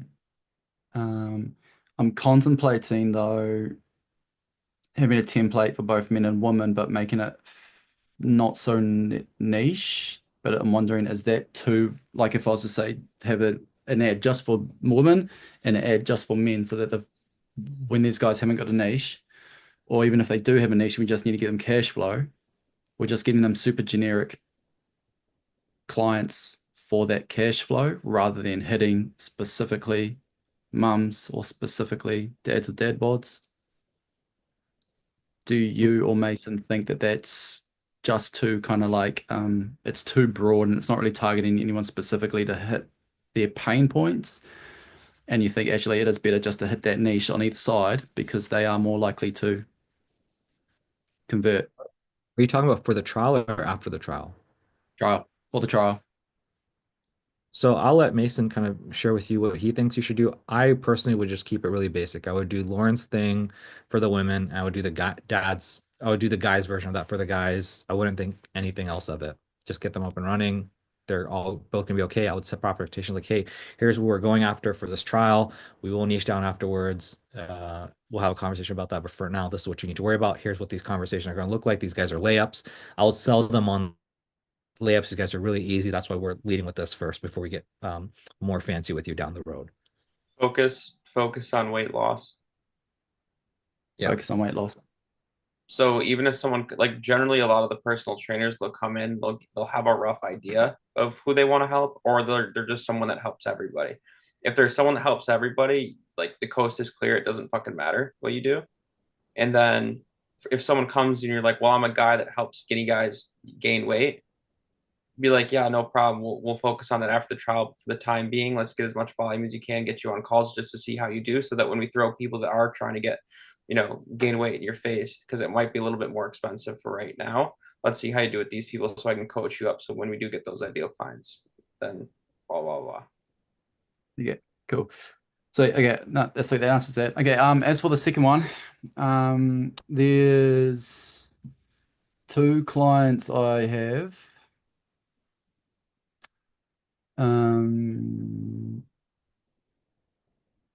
Yeah, he kind of does everyone. There's 2 clients I have. One's Heidi, which is the female one that signed up fully and wants to target young females, right, to get them looking fit. So I guess I just wanted to discuss ad ideas specifically for her. I don't think it's a hard market. I think it's actually a fucking easy market to tap for her when she looks the way. Sorry, Ryan, I didn't mean to cut you off. Sorry. You guys, you cut off too, Kushik. I couldn't hear you. Ryan was just going into like his specific client and like creating some kind of strategy. So I thought it'd be good for you to kind of hear him out and give him your 2 cents of like what you would do for her. Okay, so give me information, Ryan. So Heidi, the female one that's fully signed up, she's the specific target audience that we need to hit with her initially is the young females. So we're talking like 15, 16 through to 27, 28-year-olds, or maybe 30 up to 30-year-olds. So we've got that bracket of females there. I feel like it's a fairly easy target audience to hit because she looks the way she does. But I guess what I'm trying to decide on is the specific ad we're running. Is it still kind of? I guess I'm needing kind of like ideas on what a solid ad could be for her to hit that market and kind of get be away scot-free. And would it be like, and would a DM ad be the best option as opposed to like an ad that sends her straight to a link? Because Sheik was saying in his voice notes that ads straight to links are a lot more expensive. What do you think of the niche, first of all? Like what do you think of like the overall strategy of like, hey, she wants to go after women that are younger, 16 to 20 or whatever, get fit, look like her. What are your thoughts overall, like in terms of that, first of all? Yeah, so I mean, it would definitely work, but there's things that you need to consider. Like, for example, purchasing power, right? The mom that's 40 years old, that's been in the workforce for a while, is going to have purchasing power. They're going to be willing to spend 2 to 3K on a program. A 16-year-old is not. And even if they did, they're going to have to ask their parents, right? So typically, like, if you're going to work within that range that's younger, then you're probably going to have to charge less so you can sell better. And another thing is how you market to them in the language. So, like, I don't know who she is, I don't know how she looks, and I don't know what problem she solves. But specifically, if she's helping women between the ages of, say, that's like 20, like I would not help a 16-year-old, like straight up, like I just wouldn't, unless you're, like you have to get a contract, you need to get things signed if you're gonna work with someone under that age of like 18. So like I wouldn't even want to bother with that. But more traditionally, like what I would do is I would try to figure out exactly what problem she's trying to solve. So like, yeah, she's a fitness coach and she can help you get into shape, but what specific problem is she helping those people solve? So whether that be tapping in and helping women fix their hormones, It could be growing their glutes and focusing really on one of those things because that's something that they would buy. If that makes sense. So the program that she's already built up is a 6 or 8, it might have been an 8-week program, which is Build a Bunda. Yeah. So if that's the case, then all of her glutes. marketing needs to go around that. Yep. That's fucking funny, actually, the Build a Bunda. The other thing that he chimed in on, Ryan, like, remember Mason was talking about how he's trying to run ads, or he's not trying to, he's asking you about your opinion on running ads to a link to get people to buy some kind of a program. Do you have thoughts on that you want to share with Ryan? So So she's already, well, just to give you a little bit of background quickly, she's already got like a link tree set up on her Instagram with these different courses, right? So she, if someone clicks on them and pays for it, it takes them to the training app where all the programs already loaded that they follow. So she really does it very hands off in that regard. So what I'm saying is actually, is it going to be better if we can get them to that link via the ad, or is it still going to be better if we get them to the DM quickly first, a quick DM, and then to the ad? yeah. So, I mean, in terms of her financial goals, it's going to be really hard to make a significant amount of money of just posting a link in your bio and hoping for people to pay for it, especially because people generally won't buy something over $100 online without having a conversation with that person first. So if she's looking to like scale that way, there's only one way to do it, and that's to become like a full-time influencer. And what I mean by that is you have to build an audience and kind of build your brand so high and so well where it's like the sales will come in autopilot. So like me and Kushik were literally just talking about this the other day. It's like for my niche and for my examples, like I have a community full of like 130 women right now, and it's growing every single day by like 10 to 50, like 10ish. And the thing is like I'm giving it out for free. And I'm thinking to myself, how can I charge like $20 for this? Because when I get it to 1,000 people, I can make 20 grand a month from doing it. But the thing is like, it's really hard to do that if you don't establish a personal brand. So if she doesn't want to like post every single day, and if her goal is to get to 20K per month, the fastest way of actually about going and doing that is not necessarily taking the course and then hoping people buy it in the bio, or like having a conversation and sending them a link to it. Never going to happen. I mean, it can. It's just going to be ridiculously hard. And the amount of volume that you're going to need in order to do that is a lot. So if she doesn't already have 50,000 followers as an influencer, I would totally disregard that completely. Right. So what I would do. 17 on TikTok. 17,000 on TikTok and about 3.5 on Instagram. So even then, like even if she tapped into her audience, it's going to be hard because if she's selling a program, let's say for like, I don't know, how much is she trying to sell it for? That one, it was like $20 a week. Yeah, it's not gonna happen. Unless she posts every day and she really goes into the organic side. And it seems like to me, based on what I know from you, is like what she's trying to do is, I mean, is her goals to try to become an influencer, or like what is she trying to do? Is she just trying to make as much money as humanly possible? So yeah, I think there's two parts to it. So there's that Hannah Pearson's chick who she's like fucking dark at her because I know her. Hannah had no, not a PT, not a not even a bloody nutritionist or anything, so no quals, but she's fucking insta famous, right? So she's like dark at her, and she's like, I kind of want to get like that, but then at the same time, she is a qualified PT and a qualified nutritionist because it's illegal in Australia to kind of give nutrition advice without being a qualified nutritionist. And she's also a professional jockey, and there's not a hell of a lot of those in the world. She's got that on top, and she's a bikini model, right? So she wants to be, in a way, insta famous, but then she's also grinded to get to where she is now. Like it's not airy fairy stuff, right? So, but she's aware. So, and this is kind of, I think one of the things I was talking with through voice notes with Kashik is she wants to build a website that hosts all of her programs specifically for young women who want to build their glutes or want to get bikini competition ready.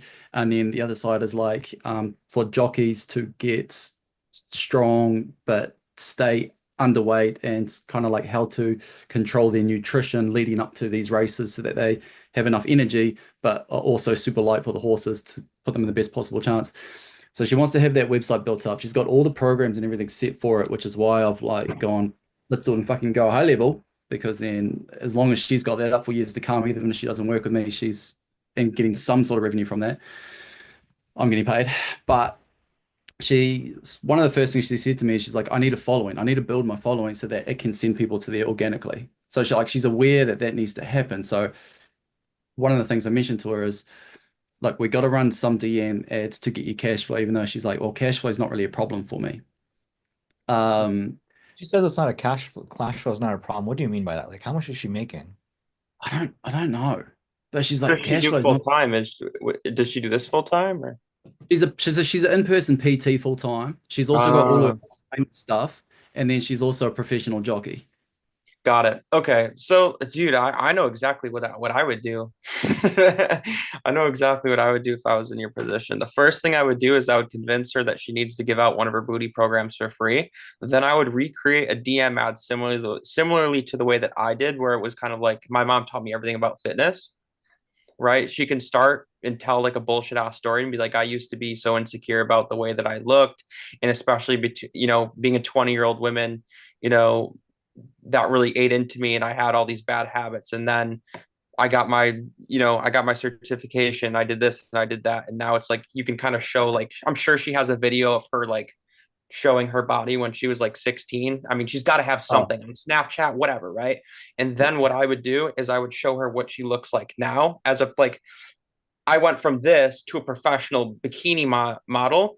DM me the word blank, and I'll give out my exact free guide on how to grow your glutes in less than X amount of time.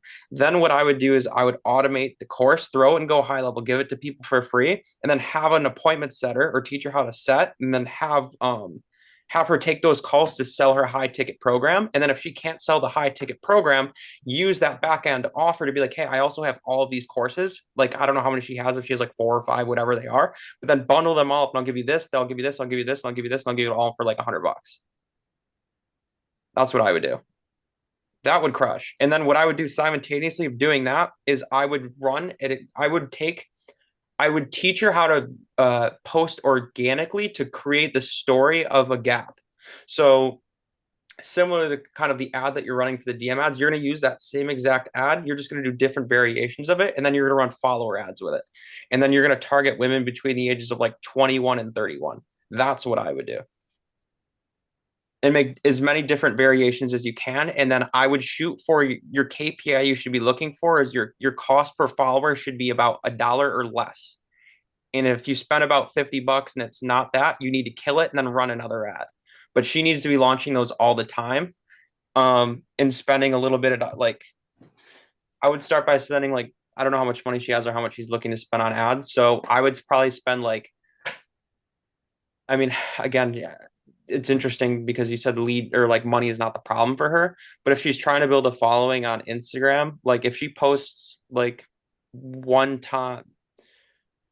3 times a week, 4 times a week, and she understands exactly like what she needs to do in terms of like creating that gap, showing the difference of who she is now, showing the jockey stuff, showing that she's a bikini model professionally, and kind of doing a before and after, and then in between those give out like value posts, like her account will blow up pretty quick. You had a light bulb moment, and then your mouth just ran like 100 miles an hour, man.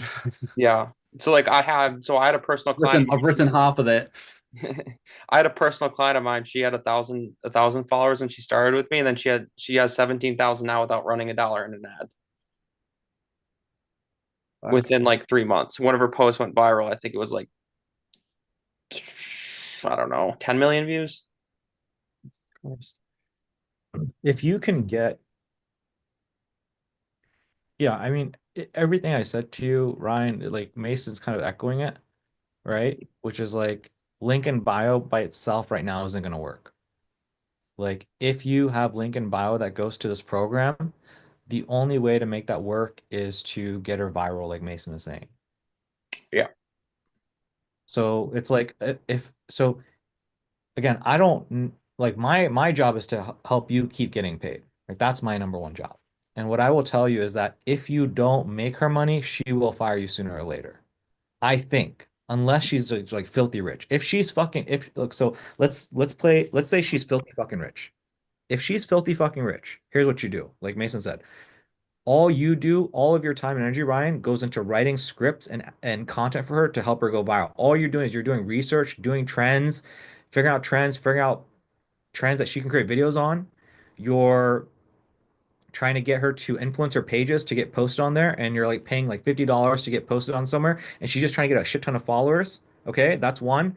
And then the second thing is you're running follower ads, and Yeah. she's doing a shit ton of posts. She's doing a shit ton of stories and just telling people, click the link in my bio, click the link in my bio, click the link in my bio. If you're saying money is really not an issue, that's all I That's would, how are you? that's like exactly what she was alluding to right from the get-go. Yeah. Is that so the As well as this, dude, like just side note, I have the most savage appointment setters, bro. Savage. I have the best I'm not even kidding, dude. I love my appointment setters. They're so fucking good. Like I can hook you up with those guys as well when the time is right. Well, like when the time is right. Okay, cool. Okay.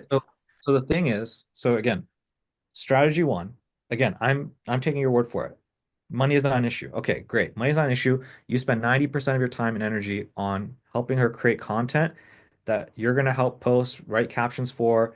You're going to go to other influencer pages, and all she's doing, you have to create some kind of cadence. Monday, Tuesday, Wednesday, Thursday. So Monday motivation, Tuesday something, Wednesday something. She's constantly posting on stories. She's constantly posting on her feed.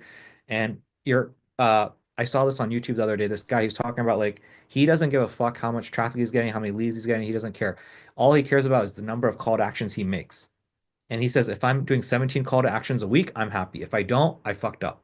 So you and her need to have something in place, like a 17, like number of 17, 17 call to actions a week or something. Okay.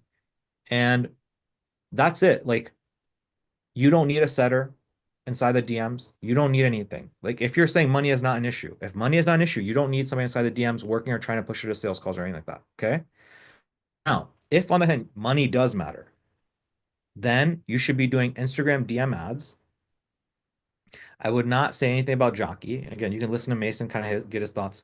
I would not do anything about jockeys. I would not have 16-year-olds. I would be running my ads to 25 to 40-year-olds, DM ads. I would have a setter in there doing the traditional stuff, basically everything you're doing, which is somebody follows her for like a cheat sheet, Bunder Booster, whatever the fuck it is. That's the lead magnet, and you have somebody inside as a setter that's pushing them to sales call, and she's trying to close the deal. Don't have link in bio. It's the traditional stuff that we're doing here. I would not have like an 18, 19-year-old. I would be marketing towards 25, 35-year-olds. Again, this is if you care about money, if she cares about money. If not, just do this stuff here. I would definitely have a link in bio. That's where I disagree with you. No, I'm saying if he cares about money versus doesn't care about. If he doesn't care about money, then like everything we talk about, follower, social media, grow, viral, all that shit, link in bio. Versus if it's the DM stuff, she should be pushing to have like a setter and doing the traditional thing. That's what I was getting. Yeah. But what I'm saying is like I would still have a link in bio that pushes to that specifically, not to the programs, but pushes to that. You have pushes a to go or pushes to the DM? It should push to a page. But you should not be on that page. You should not be trying to sell little $40 programs, is what I'm saying. It should be an application to the coaching, is what I'm saying. So route one is again influencer route, link in bio, website, no human involvement, right? That's what the fuck she wants. It's gonna cost time, it's gonna cost money, and you're saying that if money doesn't matter, just fucking do that. She's gonna be happy.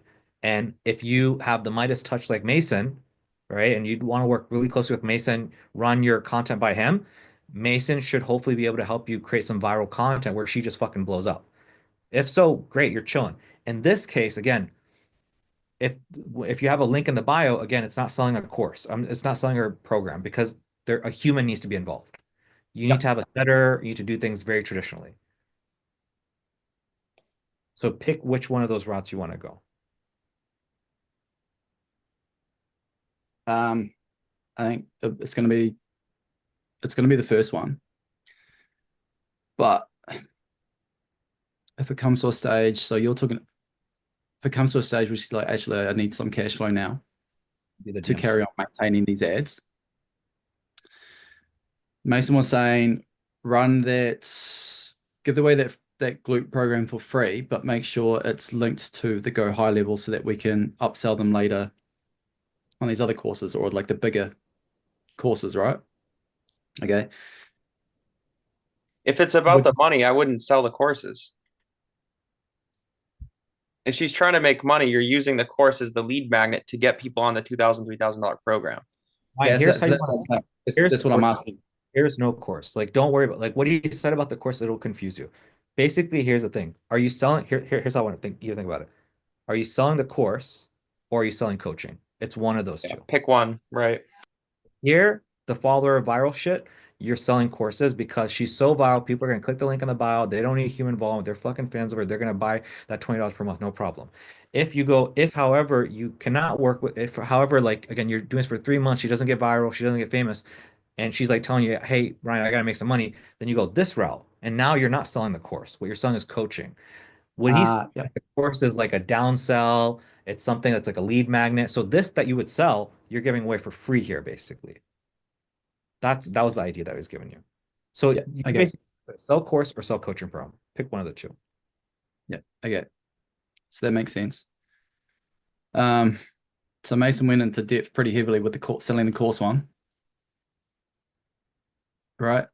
So He was mixing and matching a little bit. He kind of told you the DM strategy with the course and everything like that. So I would just say, like, out of those two that I gave you, which one do you want to move towards?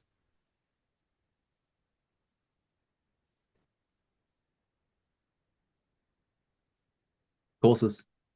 Because that's the one well, I mean, at the end of the day, that's the one she asked for initially. That's the one she alluded to. So that's the way she wanted to go. Okay. So then I kind of just got to make it happen with her. So what you're saying about running trends, creating ads for her, that's 100% what I can do and what she'll be stoked with. Advice for you really quick.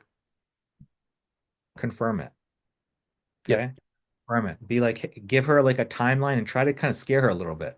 Obviously, you're good at sales, you're good at people. Try to say some stuff to her and see if she budges. Like, for example, all right, so here's kind of the game plan. Here's what I'm thinking. By the way, Heidi, what's your name? Heidi, yeah.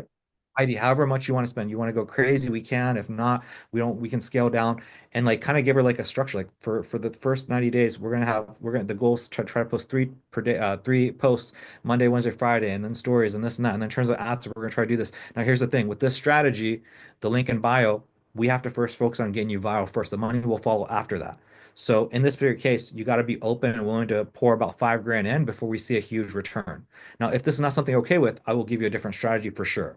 And so what you're doing is you're kind of psychologically testing her to see if what she's saying to you is true or she's actually bullshitting. When you tell her, yo, 5K's on the line, she's going to show you her true colors if money matters or not. Cool. Okay. And she doesn't flinch. Cool, man. Rock with that. Have fun with it. We'll help you.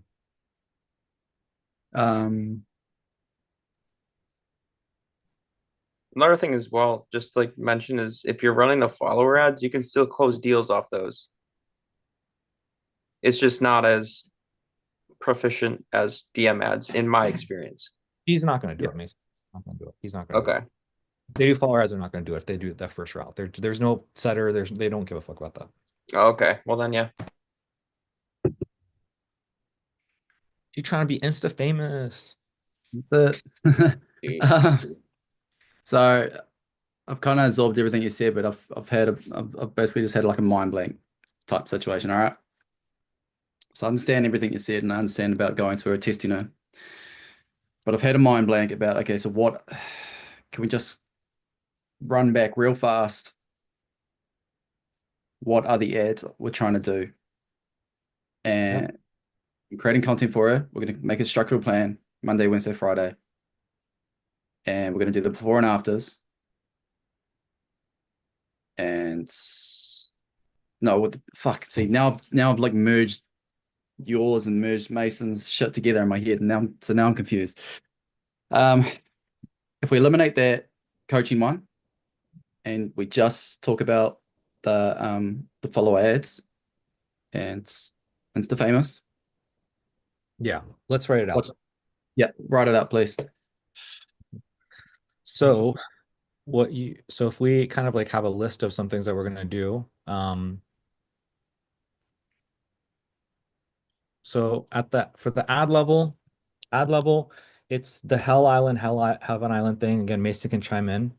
Hell, Heaven Island. I have this inside the course. If you go inside week 4 now, I wrote in the follower ad, Hell Island, Heaven Island. So are you Avatar? Do you have this problem? Do you want to get here? If so, use my Blunder Blaster. Give me a follow. Go through my content and message me the word Bundle Blaster and I'll send it over. People probably won't message her, but like if you're lucky, some people will. And so that ad is going to find a bunch of women that want to get nice glutes like her. So that's what you're going to do for ads. You don't need to, no need to set, again, you're leaving money on the table, but no need to set or anything like that if your ultimate goal is to get people to click the link in the bio. The way Mason does it is he gets a follower, then they have somebody inside the DM setting and then pushing it to a sales call. In this case, you're not doing that, right? So we're just going to say, fuck it, fuck the money. Comes to her organic, so stories. So make it valuable, and call to action to click link in bio. Okay. When it comes to her posts, focus on trends, and focus on creating scripts with Mason.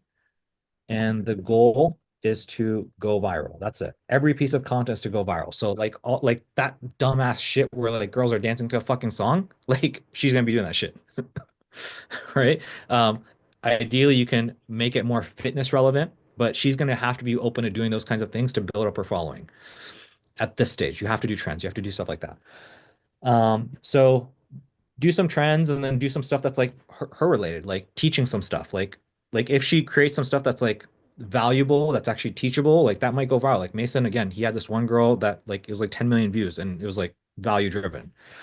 So you have stories, you have posts, and then you have like Instagram shout outs. So basically this is just another traffic source for top of funnel. So this is for top of funnel. And then this is for top of funnel. And then this is for middle of funnel. So you're using ads to get her followers, using shout outs to get followers, you're using posts and trying to go viral to get followers. And then she's constantly in her stories and lives. Click link in bio. And then if you want, you can go crazy. You can create a YouTube channel, longer form content, blogs, link and description. Right? So everything is like fucking selling her course, the whole thing, everything she's doing to sell course. And again, have something like, so 7 days a week. So 7 times 2, 14. So yeah, 17 CDA a week, something like that. So whether you're doing on a story, story, lives, within her posts, like, hey, click the link in my bio or DM me this keyword. And then if they DM her the keyword, maybe she has a bot that sends a link to the course, for example. Everything is just course. That's it, bro. Follow on course. Okay. I would Perfect. also try to create a page, like a little mini VSL, like 2 to 3 minutes long to sell the course as well. Something you may want to consider. Yeah. So yeah. Where would you put that? The thing is, like, with what Mason is sharing is like if you had her bio, so this is the Instagram bio, and then like this right here would, if you click this link, it would be like a link tree that would open up. And so then this would be like the VSL that would lead to the course. That's kind of what Mason's saying. It's possible to do. And so when she gets like super popping, like you definitely want to have like a link and like a bunch of shit that she has. She'll probably have like supplements and sponsorships and all this shit. Like she could probably have that if you get it really popping. So you can throw a video in the Linktree, a VSL in Linktree. Yeah, so basically they click this Linktree link. That's going to open up this page with a bunch of links that she has. Let's say this link opens up a page with the VSL. And then they click the button and then that takes to the course page. So they click the link in the bio, they open all this shit. They're like, oh, I want to watch her VSL. They click it, they go to a page, watch the VSL, opt in for whatever, and that redirects to the course. And again, this right here would also be a link to the course. So Yeah. it's just a different way of like getting people there. If I were you, I would focus just on the course for now. Like what Mason is saying is advanced. Like what he's saying is true, but it's a little bit advanced. Like just focus on just pushing one link for now. Just push the course for now. That's going to be, you're going to have your work cut out for you for just doing that. Okay. And then through stories, maybe people will tell her like, hey, I wish you had this calendar. I wish you had that, da da da da. And then she can maybe branch out. But that's it, man. That's all you need to do. It's like pretty simple. It's just like all it's going to boil down to is like how good the posts are, how viral they go, how good how like on top of it and creating stories, and how long it's going to take to blow up. I don't know how long. It could be really fast. It could take a little while. Okay. Sweet. I'm gonna go to the gym, guys. I gotta get running. So if anyone's in here that I haven't talked to yet that needs me, just send me a personal message. Cool. Were you hitting chest today? Biceps? I'm gonna try to hit chest. Obviously, you know about the issue that I'm going through right now, but we're just gonna see how it is and work our way lighter. Yeah, stay safe, bro. I will. I'll be good. See you guys. Mason. But yeah, Ryan, how are you? So are we good in terms of discuss strategy? So we discussed that. Yeah, man. So how are you feeling about stuff, or what's bringing your head? Yeah, so that's I think that's sweet for Heidi. I think they'll do. I've started recording this too, just so I've got this little part that I can read back real fast. I've got another dude, Anthony Naveen, another Australian. He's an S&C coach that focuses on speed, right? And the one I was telling you about that works with the Melbourne Stormers, like the massive NRL team. Yeah. Now, I know I can think of ads that would leverage that as well. But I guess no, actually, I haven't got an issue with him. I think I can figure him out pretty easily. That's fine. You can talk out loud really quick. I mean, if there's a red flag, I'll let you know.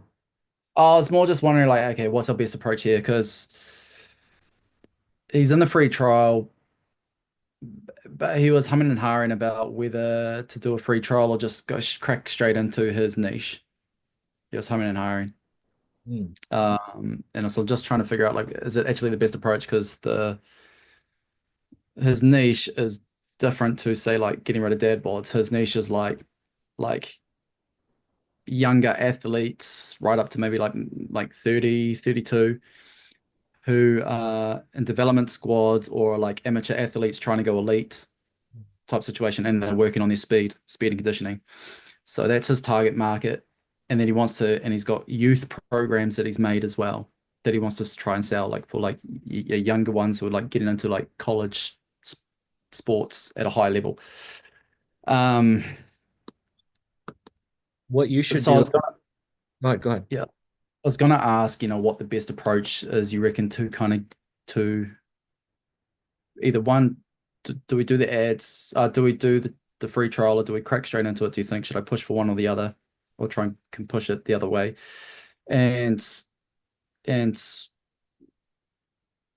what would be the best approach for those two types of things? So we're working with higher level individuals who, or a lot more motivated individuals who are trying to hit these elite teams and or these elite teams or sports, or sports successes. But then we're also hitting like a youth generation who don't have the cash flow. You're actually targeting their parents instead. So you're targeting towards their parents for their kids, for that kind of that youth, like those youth courses and those youth training programs. So you kind of got like two different, same concept the whole way through, same niche, but those are the two different demographics. Yeah. So I would say, I wish Mason was here for this one, because I remember us talking about this. I do want you to get his perspective. I'll tell you like my thoughts. What you should do is you should record a Loom video, like literally what you just explained right now, and send that over in me and Mason's chat so that he can specifically see what you're saying, so you can kind of get his take. Now, for me, what I'll tell you is this. My take is 2 is too many. You need 1. Like you need to bring it onto like this specific age range that faces this specific problem. You cannot do 2. It's too much. straight up. I know it might seem like, oh, okay, I could probably do, like, trust me, you can't. Like, one, branding yourself for even one of them through paid ads is difficult. That's like, I'm trying to do that is like me trying to brand myself for like wedding filmmakers and you guys. It sounds retarded as I say it, but like that's the truth. Even when you try to do that for personal trainers, because like if you just emotionally think about it, it's like the person that's going to go there, that's going to be like a parent that has a kid. You have to hit them emotionally versus the person that's like trying to be an elite athlete. Like you're the person that wants to be an elite athlete. There's a certain type of content that's going to work on you, Ryan, right? Motivational music and this and that. But then maybe if you're like a father and trying to get something for your child, maybe there's like puppies and something more soft that's going to resonate with you as a father. Does that make sense? Like, That's I an I example. understand it's two different. I think your example's fucking way off, but I understand there's two different. Yeah, it's Yeah. two different ads you would have to run because yeah, like as a parent, if my kid was trying to get to elite level, I know that I would look for the kind of the best opportunities for them to hit those elite levels, right? But you would run that ad and you would kind of talk to them completely different as you would just if I was talking to just like someone who's trying to be elite. But that's the easiest part of the game. That is the easiest part of the game. The hardest part of the game is the fact that the Instagram page and the stories and the posts have to be congruent with one person. That's what I'm getting at. So you can have two different ads, no problem. Like for example, Hormozy, all his content serves a certain type of person. There's a certain way that he talks. He's Yeah. not like the way he talks isn't going to appeal to like somebody that's like religious and into Jesus Christ. So the same thing applies. So like all the content is going to go to one person. Now, that being said, I'll go a level deeper. In my experience, so what Mason was trying to help you understand earlier, where he said, I would not do a 16-year-old to an 18-year-old or whatever, like that works for viral, but it's not going to work for paid ads. And this guy, same thing. Because if you run paid ads, you have to target people. Like what I have seen for personal trainers over and over again is, again, within the program that Mason's in, for example, some niches are like, hey, I work with doctors that are extremely busy. I work with engineers that are XYZ. I work with chiropractors. I work with busy entrepreneurs. I work with people that make 150,000 per year. And if you're probably catching on a pattern, is like they're saying, I help women between the age of 30, whatever, do menopause. Yeah, they're saying that, but no, all they care about, the reason they're doing this is CPM, which is how valuable is that audience? Women that have menopause have money. So if I were you, and this guy is not like Heidi, this guy needs to make money. You cannot, if I were you, I would go after the most affluent audience, if that were to answer your question. So honestly, like, in my opinion, going after like 18 to 30-year-olds that are like trying to get into the best shape, like I honestly I don't think that's the best move. These are like collegiate people. These are like students. They're like trying to like get into college. They're trying to get into sports. The people that are already like the people that are college students that are like top one that are gonna go pro, they already have a coach. They already have somebody insider, in my opinion. They're not gonna click on a Facebook ad. I don't think so, at least.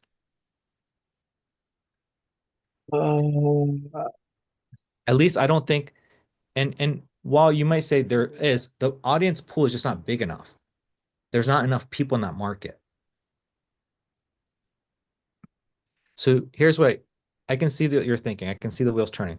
You can try it. I'm just telling you, this is my theory. My theory is this. My theory is this, and my theory is that you should go after, if you want to say, so here's the thing. So here, this would be a healthy compromise between what I'm saying and what you could do that I think he would be happy, what you would be happy with. Create your marketing in a way where you're like, hey, are you Avatar on Hell Island? You're trying to get to this goal. Um, but you got to talk to them in a way where like they have money. Just like you've tried supplements, maybe you've tried PEDs, maybe you're on peptides and you're trying to look for the thing you're looking for the thing that's going to get you to the next level. You're looking for the premium high level coach with the best technology in Australia. So now you're talking to somebody that's like, that sounds expensive, but I want that expensive thing. So I think that could be an option. I think that could potentially work. Yeah. See what you're saying? So it's like go after that person that's like into health and like being an elite athlete, but like make it seem expensive. Instead of speaking to that 20-year-old in college that's like just naturally talented, that's broke. When I was saying youth, I'm talking like 13 to 17-year-olds, Oh, but we're not talking to them. We're talking to their parents. yeah. So And their parents are going to have more money because that's like talking to like an older generational market, right? so for So that, that's what like Adam and Tony did. And so that's like an instant format. That's like a completely different thing. So an instant format is literally it's just an ad on Facebook. People click name, email, phone number, they fill it up online, and then you just hit up the parents and you just work the parents. I don't know how well that's going to work. I think that's what they did. Um, it could potentially work. You would have to hit up. It's a complete different strategy than what we're doing here. Um, yeah, I don't think you would want to like run Instagram DM ads because if you're a parent, if you're a parent, like the way these Instagram DM ads and everything works is like you're running an ad, getting a DM, and then they have to consume your content. Right. So like for example, maybe you watch my stories, maybe you see some of my posts, you kind of see what I'm up to. It builds a relationship with you. So if you are a parent, right, Brian, if you are a parent and you're just trying to find a coach like myself to like take care of your kids, you're not constantly going to be checking out my stories and my posts. Like you got a life to live. At least that's what's bringing my head. Like you're only on my thing just to like check me out really quick. You're not my fan. You're just checking me out to see, okay, do I want to book a call with this guy? Does that make sense? trying to think if I was to get my daughter a coach, I would be doing two things. I'd be initially jumping on Google and I'll be Googling it. And then I would be asking my connections who are all in high performance training programs. And that's just because I got those connections. But if I didn't have those connections, I'd maybe ask some mates. Maybe some mates do. But then if they haven't got any connections, then you're relying straight on Google. So what we're saying is kind of leading me back, like actually that's the type of ad you need to be running on Google because parents are initially going to Google first to go be like, fuck, my kid has suggested they want to join a development squad. How do I get them train a kids coach for speed or something? Yeah. How do I get my kid faster? And is he doing local or is he doing online? Would he be doing online for that? Online. Okay. Yeah. I think honestly, I think instant form ads would work really well. My suggestion, might want to write this down. Message Tony. He's inside of our Slack. Yep. Just be like, yo, Kaushik told me that you were running instant form ads for parents of kids. How's that work? How did that work? And can you give me a little bit more information on that? Because I remember they were running ads for a local gym, but it was parents of kids. So literally what you're talking about. But instead of you're going online, they were just in person. So if in person worked for them, online should work. It should be even better. So is that the market you want to go after then? Like the kids, like parents of kids, or what was the other market? The other market was like amateur athletes or individuals that are trying to better themselves in their sports, basically build speed. Building Well- speed is like his go-to thing. So Well- whether it be like acceleration in soccer or rugby or track and field, What's the age range? It would be your around that. No, so his Melbourne Storm team that he runs, so he runs a development team and they're under 21s. Okay. Okay. That's his leverage. That's kind of his like I work with the Melbourne Storm. Do you want to use the same training techniques that I use for these guys? Yeah. Age range of 17, 18, 19, 20.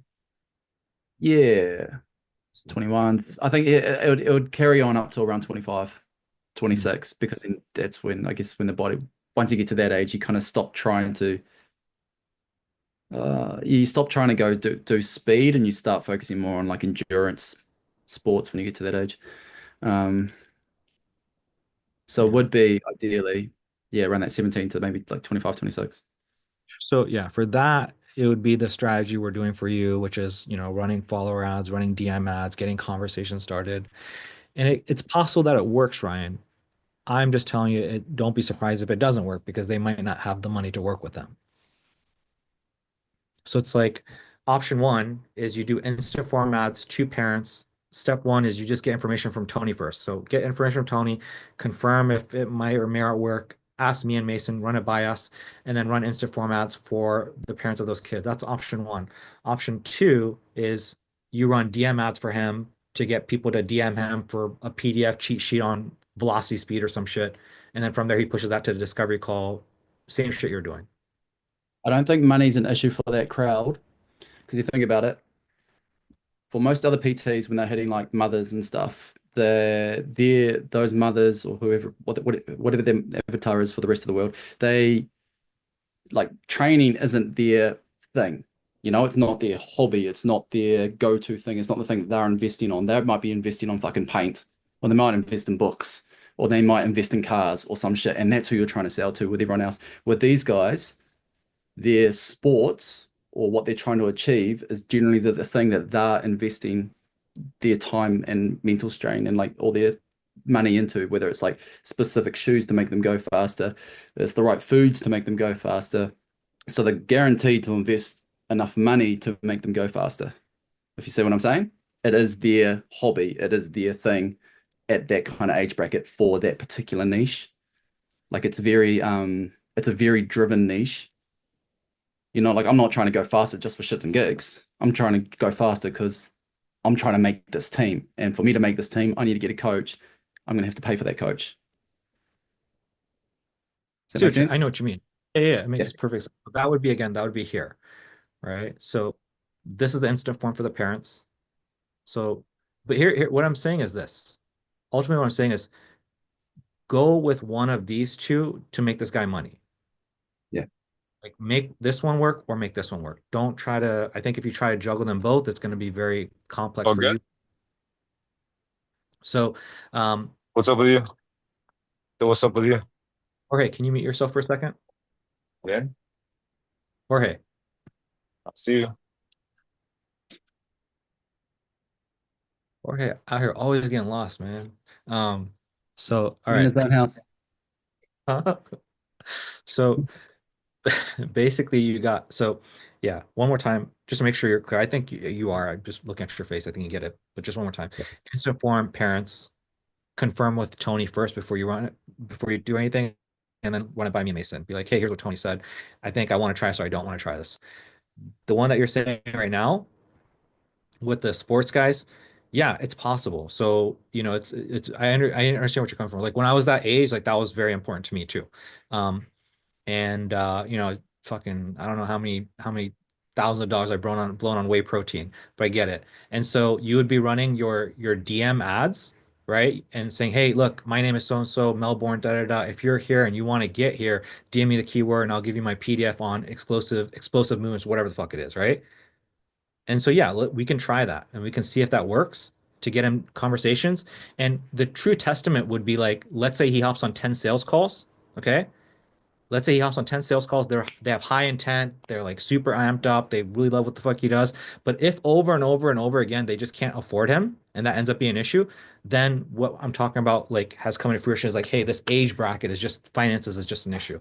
And then the backup option from that is, and it's not time to give up yet. The backup option for that is then to look into Klarna and Affirm and some of these things. So that might end up being a big part of a sales process, is getting people financing. Oh, financing, right. You know, that might be a core part of a strategy. Like for example, Mason, that's a core part of their strategy is they get people financing. Well, fitness. Fucking hell. Okay. Yeah. Good. Does that make sense? Does that kind of clear things up a little bit, bro? Yeah, 100%. Good. Yep. I mean, all right, I'll leave you to it and let the next guy go and fucking sort my life out here. I'm pumped for you, man. Like you're moving so fast. I just want you to know that. Like I'm geeked. I'm happy that you know, the tweaks we've made and everything, man. Like it's just good to see it, man. Let's see now. Like it's good. It's good. Just gotta maintain it. Anyway, cheers, Yeah. mate. I'll leave you to it. Cool. All right. So I think Aman, Jorge, you guys, I'm here. where'd you go, bro? We thought you got lost again. At the finish line, I got lost. No, I'll let you and Aman talk. I'll be back. Cool. Yeah, so I'll just go through what I did build out, and then just kind of based on your experience, you can let me know this is modeled pretty similar to yours. And then from there, just kind of want to dive into like the text automations and see what I should be doing there to like get them on the phone. So if you want, I can like share my screen. Yeah. Okay. You can see it. Yeah. Okay, so I'm trying to go for an 8 week. I don't know if I should keep it more similar and just do the 6 week, but just because I feel like sell packages for an 8 week one. Oh, there are these salt packages for 8 weeks? We have like 3 months, 12 months. No. Yeah. 1 month, 3 months. So we have like a 12 week, but I could easily create like an eight week package. But I feel like 6 week will be a little bit harder because they have to get the vials, and the vials are usually like 4 weeks. So I think 8 months or 8 weeks will do well. Gotcha. And I created like a bunch of ads. Let me see. Because like one thing I noticed about yours and about like gym launch and stuff is that it clearly shows it's like a gym thing. And so I'm wondering if for mine I should show like someone getting a shot or something, you know? I don't know if that's too corny or like, but or just have something like this where it's like a happy person and just slim shot. But maybe I could test both, see what does better. Um, but is there anything you feel like is missing in terms of like the 8 week slim shot transformation, or is it pretty just straightforward? No, I mean it's pretty much the same thing that I pulled, right? I mean it looks super similar. The Okay, thing cool. that I would be like questioning is just the image, right? Like whether it's like somebody working out, somebody getting a Right. shot, right? Um, okay, cool. So I mean, I may test like this one and then this one and just see like, if one does better than the other. I don't know how this will actually perform, like if Facebook will even allow it, but we'll see. Yeah. And then I literally just kind of modeled after yours, or either that or it's gym launch. I think this one was modeled after yours. So I just kind of went with the whole like, slim shot angle for this. I did the same similar headline. Yeah. And then yours leads to like a landing page, correct, at the Yeah. end. So here I have something similar where I have a video. I don't know if I should take out the video because yours doesn't have it, but like this was like one of her testimonials. So I Okay. just had a bunch of like her comments here. It looks a little bit better on the phone, Yeah. um, but yeah, and then they could schedule a meet here. And so I think it's pretty close to yours. And so I guess from here, I just need to learn about how to build out those automations after. Um, so is there anything here that in terms of like that stands out to you that I should be implementing that I may have missed? Jorge, do you have like a snapshot, bro? Like would that help? Yeah. Yeah, I could make a snapshot for you, bro. Yeah, if you could just make a snapshot, then I can at least import the text and I'll just model that. That might be Yeah, I good. could do that. Cool. Um, I guess from our like last convo, is there anything that you feel like you got an insight on or Um, this might be more like your client's type of thing, but like on the scheduler, like where it says book on the calendar, I have like I don't know what it's based off of their schedule, I guess, bro. I have like literally like as many slots available as humanly possible. okay, So like like somebody can like find a time. okay. So But that's just only because I'm doing them. I'm like, yo, I'm gonna come here like to make that money. right. Yeah, I think at first I have it where she's gonna be doing the consultation, so I'm gonna do it Yeah. all the time. But when I fully take over the consultations, then I'll just do a crazy amount Okay. of time and then just go whenever I need to. Yeah. So that's the only thing that I would see. Otherwise, it looks pretty just same thing. Okay, cool. I mean, I'll test it, see how it goes. Are you clear on like after somebody clicks on an ad, like whether it's AI, a person call, like obviously he doesn't use any AI, but like are you pretty like what I guess like what percentage of people like book right from the ad versus you have to call and then get them booked? Jorge. I'd say it's probably like 30% book on their own. Gotcha. And then If I had to put like a rough number. and if they book on their own, you still hit them up and still do the discovery call, right? Yeah. Yeah. So 30% will click on the ad, opt in, book on their own, go to the thank you page, get the automations. You'll still hit them up, start a conversation, confirm that they'll come in, right? That's the 30%. That's what their experience is. And the Yeah. 70% is they click, they book, or they click, they opt in, they don't book, they get the automations. You hit them up, start a conversation, get them. Do you go into the counter and get them scheduled in, or you send them a link? No, we booked them on our own. Okay, you book them on their own. So basically, if they don't do it on their own, you just do it. That's the only difference. Yeah. Pretty- is that like what your plan of action was, or do you have questions on that? Yeah, so if they opt into the Facebook lead form, they'll obviously get an automated text, correct? If they opt into the Facebook lead form, yeah. Yeah, and then when they opt into the consultation, they just get a booking text and then it removes them from the other automation. Like, is that the main thing I should know if I import your snapshot or I can't hear you. Oh, I said I'm sorry. Say that one more time. So like is because when I import your automation, I just want to know like what's doing what. So like if they opt in through the Facebook lead form and then they come into the page, they book a time, then are they basically getting that initial text from the Facebook lead form?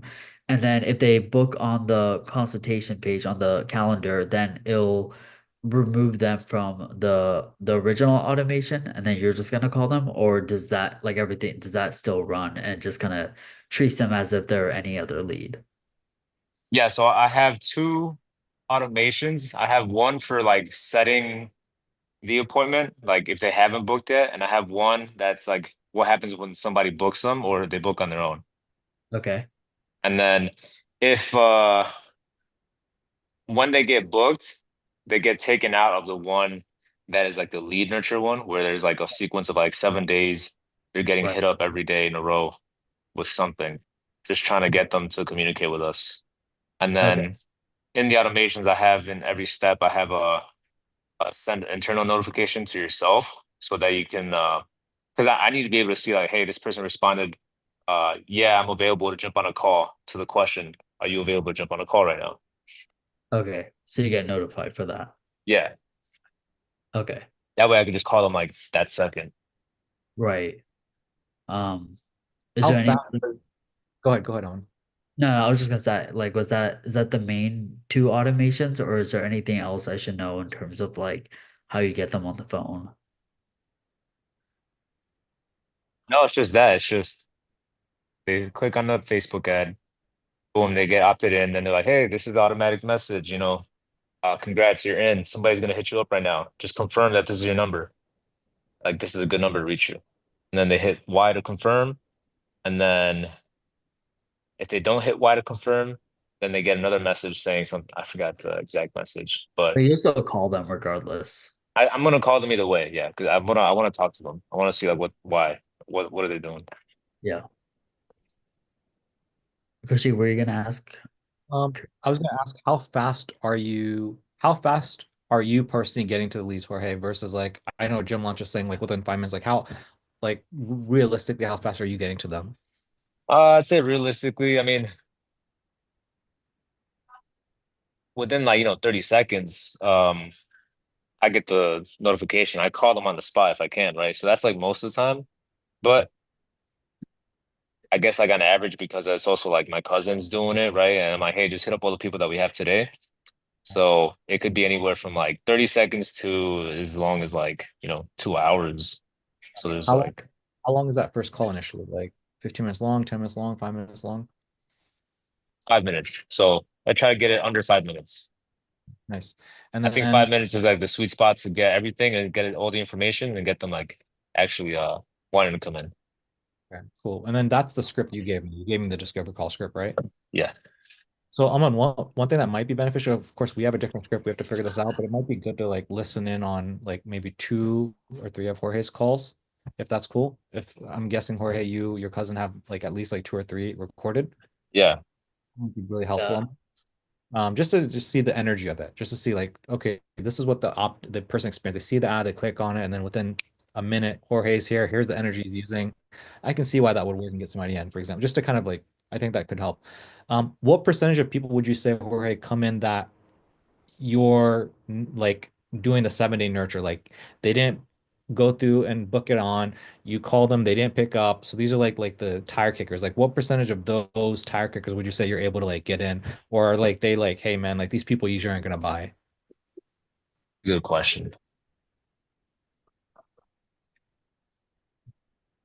I would say it'd be hard to give you a percentage. Maybe like 10% of those people actually come in, right? 20%, because it's rare that somebody gets to like the end of the, because towards the end we send them like gifts. Yeah. Or GIFs, however they're called. Yeah. And towards the end of that, it's like if they get there, they might respond like, "Hey, just saw this, haha." But no, I'm not interested. Thank you. So it's usually within those like first 2-3 days is when like they're more likely to come in. So 90% of people are gonna come in by either being those people that click the ad and schedule on their own, which is the 30%. 70% are gonna not, you're gonna hit them up. So 90% of people fall into that category. 10% of people are gonna use the emails, automations, and eventually Yeah. maybe. And then out of those 10% that come in, have you ever closed any of those people, or are those people like usually low intent? No, I have. So that means that the automations 7-day sequence is worth it. There's some money there. So Yeah. cool. Those are my questions, man, that I can think of top of mind. Yeah, honestly, if you can send the automations and some phone recordings, that'd be really helpful. Yeah. Dope. Yeah. Yeah, we're just trying to do like the 6-week challenge, but see if we can make it work in this like beauty industry. So if we can, that'd be dope. Yeah. Yeah.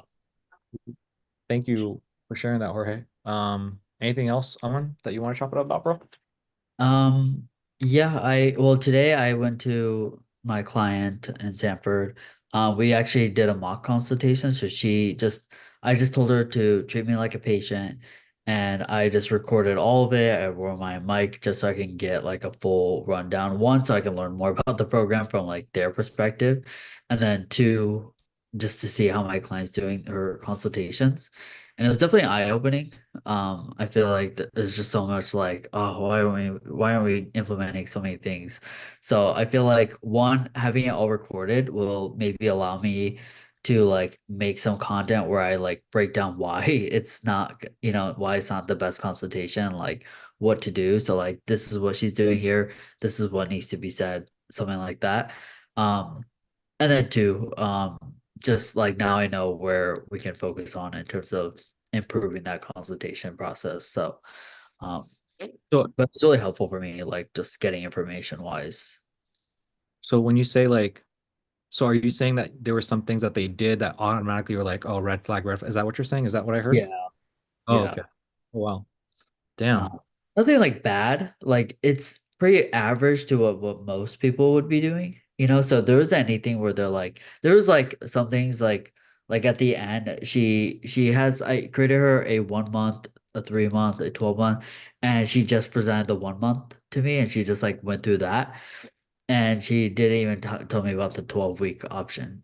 So like, that was one thing where I'm like, okay, we should really be selling the 12-week and only use this as a downsell. Um, and then just like little things such as like the discovery phase was really short. I realized like there's so many things that I would have brought up had she just like asked a little bit more. Um, and so she just kind of had like a very generic like question, and then just kind of went right into or they got really scientific into how it all works, where I kind of like started zoning out, and I'm like, oh wait. And so that's like another thing where to really just focus on like the benefits of everything. And then and then actually building out like a presentation that we could possibly like run through them and like because her thing was just kind of all over the place. So I think like structuring it where we could show them like a bunch of before and afters. We do like a proper presentation where it just breaks down each component of the program. I feel like would be beneficial. Dude, as you say this, that puts me in a good mood because like there's so much shit to fix. Like Yeah, for that's sure. that's good. That's like if you came and said she was already doing a lot of really good things, then I'd be like, okay, well, like where are we fucking up? But if you're Yeah, saying like, oh my God, like so like right away my mind is like as you said that, like I didn't even think about the fact that like there's a presentation and all this shit. If yeah, there's a presentation, like we can standardize that for everybody. They all have the same pictures, they all have the same thing. That there's so much there. yeah, Yeah, dude, that's fucking fantastic, bro. That's good. yeah, That's really absolutely. So like yeah, and then I can record all of it too. Like even this I was able just to like here I was able to record all of it here. Are you going to be Um recording it? This is fantastic, bro. Are you going to be recording it when like the clients come in, or are you going to be using like a POV camera or something? Yeah, I may just do like because like she told me, I can't be recording, the patients and stuff. And so what I think we'll be doing is like I just kind of said like, yeah, I just want to be in the room so I can like maybe take some notes or just kind of like understand what you're doing. And so I may just do like a Loom video like on my computer just to be on my computer or something. And then just so I can like, I don't know, just kind of refer back to it and then just kind of see what I mean, I just want it more for me Yeah. to Let's do that do whatever you need to do to record it without pissing anybody off. Like, just do yeah. what you do.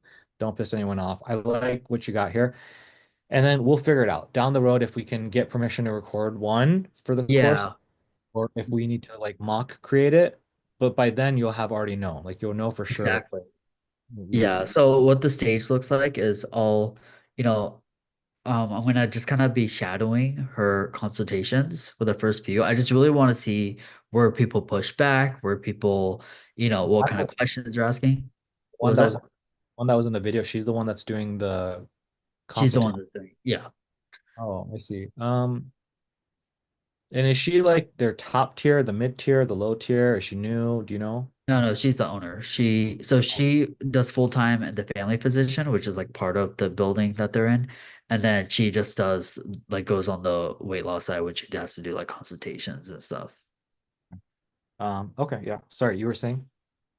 So yeah, I plan on shadowing, really understand, build out consultation process, and then probably just start taking over from there. And then basically I'll just be bringing her in whenever she needs to kind of go through their medical history.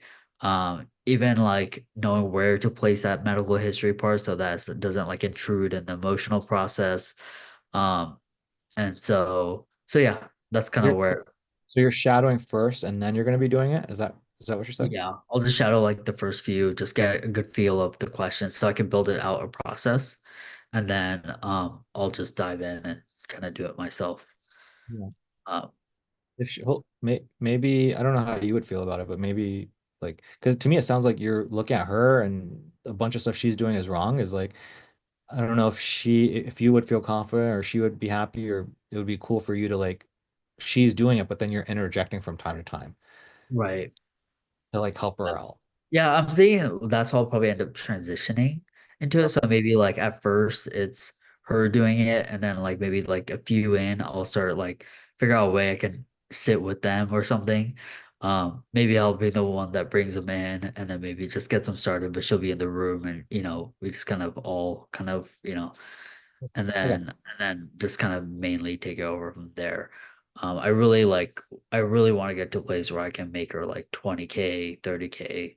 And then this way, if I have that proof of concept, even if I have to mock it or I just ask someone if I can record it or whatever it is, I can just, really have like an A through Z like video content of this is the consultation process. Cause it just seems like, I'll say something to my clients where I'm like, hey, like you want to get them to fill out this form. And they're always like, oh, they don't want to fill out the form. Like they already have other forms or they always just like assume certain things.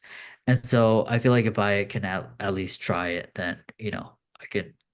No, that's fine. I like right away in my mind, what I'm thinking about is like once you dial this in, you'll have the presentation, you'll have fuck it, I'll create the training. I'll fucking like I will be persuasive and I'll be like, motherfucker, you need to follow. Here's why. And we can Yeah, say so this right. specific here for this specific you need to do. Just you figure it out and we'll take it from there. Don't worry about it. Okay, sounds good.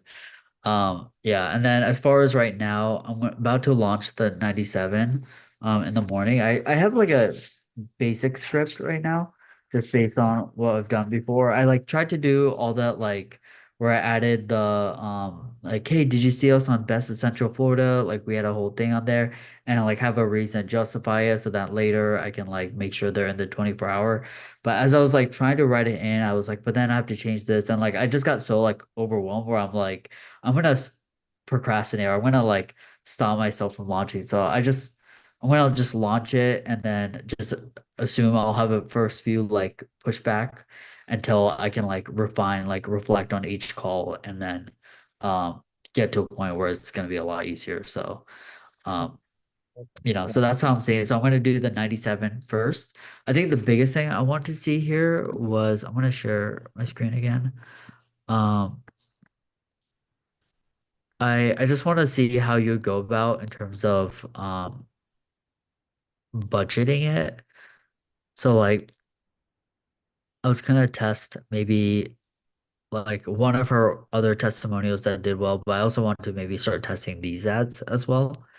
Um, would you just say like however many I decide to do, I should just maybe start with like two with like $20, and if I add another one, just add like another ad set or something? Okay, so you're wondering, so we're just doing the 97, we're not doing the 6 week challenge right now, right? Yeah, I'm gonna wait till I get the automation, like the tech stuff, and kind of understand that a little bit more. So maybe like later this week. So you're wondering what exactly, like how much to allocate, how much budget to allocate to ad set, or what exactly you're Yeah, asking? like I want to test this one out, because I have a few. If I go to, so like there's one that was like the fit lady. There's the one that's like gives a shot, so it gives it more of a feel that it's gonna be a shot. There's just the happy one, and then there's like the men version as well. So I don't know if I should like test all these at once or if I should just test like maybe one or two of these. Just kind of trying to get an idea of like how I should go about it. Um, I don't have like necessary like this part is like I still don't have like a rhyme reason formula. Like you do a traffic ad and you traffic ad set and you have all the ads in it. I don't necessarily have a thing for you because until this day, like I'll have 3 ads in an ad set and then I'll duplicate the ad set and I'll get complete different results. Like I don't trust Right, myself at this point. right. Yeah, I Yeah. feel that. It's like, like you can do this and then like so you can have like one ad set with one ad in it and then you can do like another ad set with both ads in it, you'll find different results. Did like what I mean? So it's like I don't necessarily I for me it's like I run ads for like 2 months and then I'll see things like stabilize and go in one direction. It Okay. takes a long time, like even now. Like I'll have some kind of so I'll run like recently I ran like 5, 6, I think I ran like 6 ads. And then I said two of them keep complete shitting the bed. I've ran it a few times. One time it did well. Fuck it. Let me just kill these two. And then I ran the other 3 and then I just let it run for like a month and a half. And now I'm like seeing, oh, now there's some kind of a pattern. So that's yeah. Yeah. Okay. What I may do is like maybe for these stock images, I may just do three in an ad set and do the ad set higher budget. And then for the testimonial one, I'll just keep that separate. That way it's, I don't know. I'm kind of the same thing where I just find that different things work. So I just didn't know if you had any suggestions, but I may just start this at like 50 and then go up and then for yeah, I forgot who because I think Jorge told me that you told him to start at a lower ad set ad budget and then go up. So would you recommend like 20 total or It's up to you. I mean, I told him that, and somebody like Soho told him that he needs to spend more money actually. So Soho okay. told him $50 per day. Yeah, nothing. Yeah. $50. Okay. So maybe I'll just do like 25, 25, and then see how that goes. Yeah. Yeah. Yeah. Is he doing retargeting? Do you know? Jorge, I don't even think he's doing retargeting, bro. That's crazy. Does he have all the actually I have the recording. I can check again if he's doing like exclusions and all that. But yeah, tomorrow morning I should be able to just get this live, and then I have a sheet. I'm probably gonna do a lot of the tracking just on a Google sheet. That way I can take like a lot more notes and do a lot more things like if they booked appointment and stuff like that. Um, and then Okay. yeah, we'll just see how it goes. Cool. Anything else you want to run by me? No, I think it's just getting in there and finally starting it. First day of school tomorrow. First day of school. Yeah. Yeah. I'm Okay. following it cool. Well, keep me posted. Let me know. Just have fun with it. Yeah. Yeah, I think that's it on my end. Yeah, the just like as far as like some of the other clients, I feel like the last three has felt the most tragic, just because like they fully got sold on the AI bot, and then it just hasn't been getting show ups. Like it does great like booking appointments, but yeah, it's just I think I've gotten the best results from text to call. And then it's just the hardest part is just getting them to nurture. Unless I try different AI ways of like, because they seem to hang up like in the beginning a lot of times. And so maybe I just have to figure out better hook or yeah, I don't know. There is actually a lot of calls where they'll get through like midway or towards the end, they'll just hang up. So I think AI kind of gives it away. I mean, are you sticking to the 3% conversion rate though? Like lead to purchaser conversion rate? Because What do you so what I mean by that is, remember I was really harping on like, Jorge's show up rate is 6%, your show up is 3%, but his show up rates are leads, your show up rates are purchasers. So that's what I was getting at, is like, are you having a 3% lead to purchaser conversion rate, even if it's the bot? Does that make sense? So it's like, let's say the bot is like, let's say they're hanging up on the bot, like some people are. Let's say a human got involved.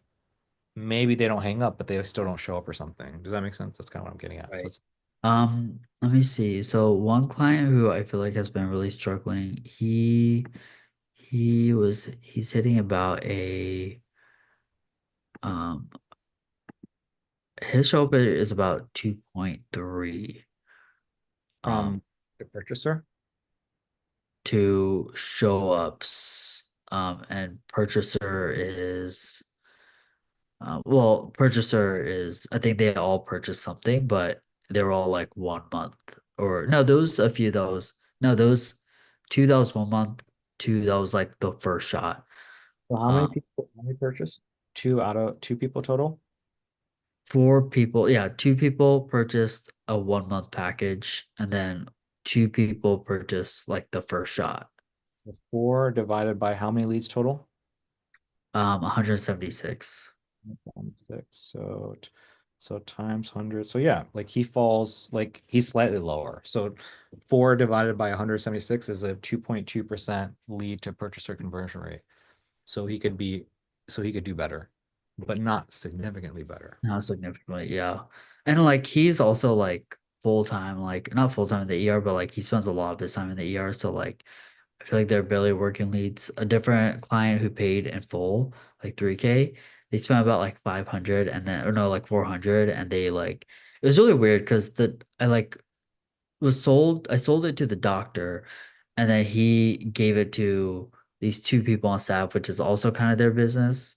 And then like I've been working directly with them, and like after like 400, they like wanted to shut it off, and they're like, we need to figure out how to make break even with this 400 because I'm not gonna spend more on this. And then like and so we're gonna do other things such as the referral or stuff How like many that. purchasers do they have? They let me pull up their numbers, but um they got a bunch of booked appointments, but then people kept no showing, so they haven't had a person that showed up yet. So I just don't know if enough time has passed where enough people in the queue. So they're supposed to have a bunch of people tomorrow. So if no one shows up tomorrow, then they're definitely gonna be pretty pissed. So they spent how much on paid ads? 500? About 400 or 500. Yeah. So they spent 400 and they've had people book, but like literally nobody showed up. So they haven't made any money. They haven't made any money. Hmm. So this Yeah. is the new one. This is somebody you haven't told me about. This is This is the one that paid in full like last month. So you should know about them. They're Viva La Skin.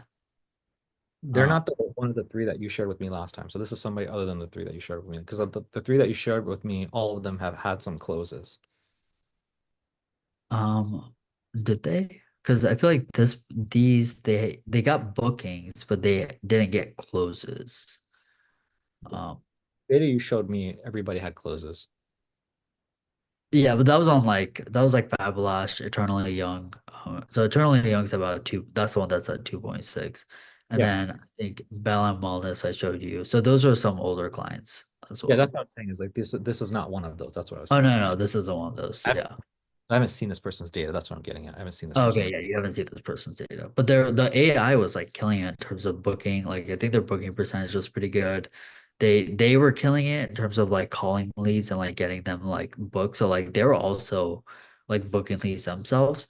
I think their problem is a lot of people were like during the deposit, they like a lot of people canceled, and then when they tried to just push the appointment, it's for them it's kind of a side business.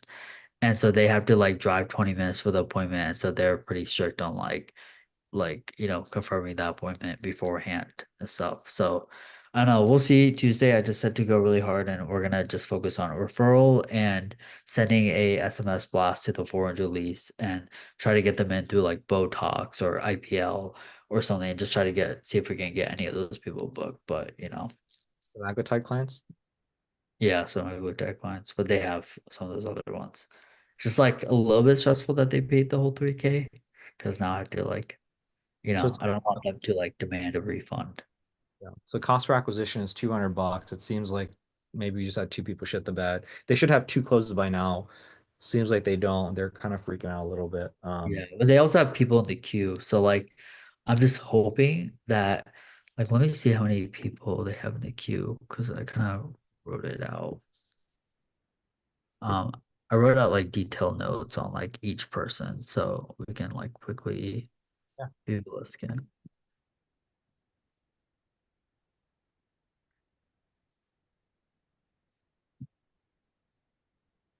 So it's not thoroughly, but this person, Monday, January 27th. So this person's supposed to have one, but I think she didn't reply after so I put where they got book call or where they got booked from. So AI call, last touch point, tried calling, no answer, sent text, sent voice, no reply. They supposed to have one, but I don't have the outcome yet. Um, let's see, January 28th. So there's a bunch on Tuesday. Um, let's see, no show on appointment. So this one was a no show. Seemed to confirm, but didn't pay the deposit. Hmm. So it's just like especially for them, like the first like 10 people are basically like canceling or they're no showing. It's just not like a good morale kind of thing either. But like if they can get two people in the queue to show up, then they're kind of on, on par. It's just like we'll see if those people. If you, I can see like AI call versus not AI call. What would be beneficial is like also like for you and I mean for me too is like putting on their deposit versus no deposit. This way we can kind of see like what if the like deposit affects things negatively or positively. Yeah. But yeah, I mean, how you mitigate this moving forward is first of all, we just have to know the numbers, and then moving forward, it's like you tell everybody, hey, it's a 3% lead to purchaser conversion rate. Yeah. I guess, yeah, because I think why I'm really uncomfortable with the whole thing was just because I'm really selling like 90 patients in 90 days. Whereas I feel like I need to sell like maybe like a revenue thing, like for a guarantee. Okay. Just to really feel comfortable even doing the whole 3%, because then they're gonna be like, oh, I thought I was gonna get 90 patients. Um, Yeah. does that make sense? Like, so just like focusing more on like, hey, we'll make you 30K more in, you know, 60 days or something. And this is the numbers that you should expect, or we can work out the numbers when I start launching my ads again. But That's I fine. think that's just kind of what was that? Yeah, no, if that's what you feel more comfortable with, like it makes sense. Like I don't know, like I haven't watched a sales call, so I don't know how hard you go on 90 patients, 90 days, or on your onboarding if people really stick to that. If it sticks in their mind, then yeah, we can not say 3% conversion rate, and we can just say focus on revenue. Yeah, Yeah. yeah. I really like the idea of like 3% because that way they don't get so like caught It's up a with the things, but one thing I learned, and I've been going harder on like certain people like Righteous and um uh Robin. And one thing I do, and this is important, and so this is kind of a teaching moment for you, is like he in this video, this is from a mastermind, he was talking about how a good coach is not there just to solve problems for people once they have the problem, but rather to tell people to anticipate the problem so that people know it's normal. So it's like, hey, the moment you launch your ads, what's going to happen is the bot is going to book X percentage of them. And most likely, what's going to happen is 70% are not going to show up. It's because of an AI bot. It's completely normal. Don't worry about it. However, what you will struggle with is you will struggle with getting these people to show up. And that's most like a sales problem. Again, you're failing for it's okay. I'm going to work with you and increase that conversion rate from 50% to 70%. So see what I'm doing there is like you're telling right, people that they're gonna have this right, problem so that when they do have the problem, it's not a problem. They're like, oh, this is normal. right. That's something that's Yeah. like super valuable. And I've been like practicing, it's been working very well for me. Is like just people like knowing, oh, okay, this is normal. Instead of them running into something and then now it's like, I don't know if it's normal or not. I don't know if because she's saying this just so I calm down, but rather if I tell them beforehand, they experience it. Yeah. So that's a little tip for you. Yeah. That goes into your onboarding. That's going to go into your sales training material. You have to kind of put that everywhere. Yeah, I definitely have been thinking about that. I've been even thinking about how yours, like with your program, like I'm like how I was like, everyone just seemed to know like these are just the numbers. Like it's just very clear. And so I've definitely thought about that. I think I just kind of prematurely start selling the AI part of everything before it was like, thoroughly tested. I just needed more data. Um, So the reason people know the numbers, and I'm glad you brought that up, is because I'm manually doing something I should be doing systematically. So every so time people launch ads and everything, I'm like, okay, hey, so just keep in mind you're gonna get 10% of this is that. I say that to people every so person throughout. I shouldn't be. I should make my course material better. I should make my onboarding better to create it so that I don't have to keep explaining that over and over. That's why it works for me. So that's a good thing that you picked up on. And so literally it goes back to what I just said, which is like pre-frame people before something happens and give them all the numbers. So yeah, it's going to be a video for people to watch to go over these numbers for them. yeah, definitely definitely glad I have this local client now under my belt because I feel like it's just gonna be I'm just gonna test everything under me because it's a little bit painful. Like I'm all for pulling forward, but sometimes with like It's stressful someone, for 3K paid in full and you're sweating. yeah, Yeah, I get it. I'll figure out something with them. Luckily, they're still pretty cool, so it's not like is whatever it is, not a Dr. Dane or Dr. Jennifer kind of thing. So, Yeah, just keep me posted. You'll be don't worry about it. I mean, I don't give a fuck. Like, I don't care. It doesn't matter to me. yeah, So we yeah, have to do anything, which I don't think we can do. And yeah, we're for free until we have to or whatever. Whatever you need to do. Don't try not to stress.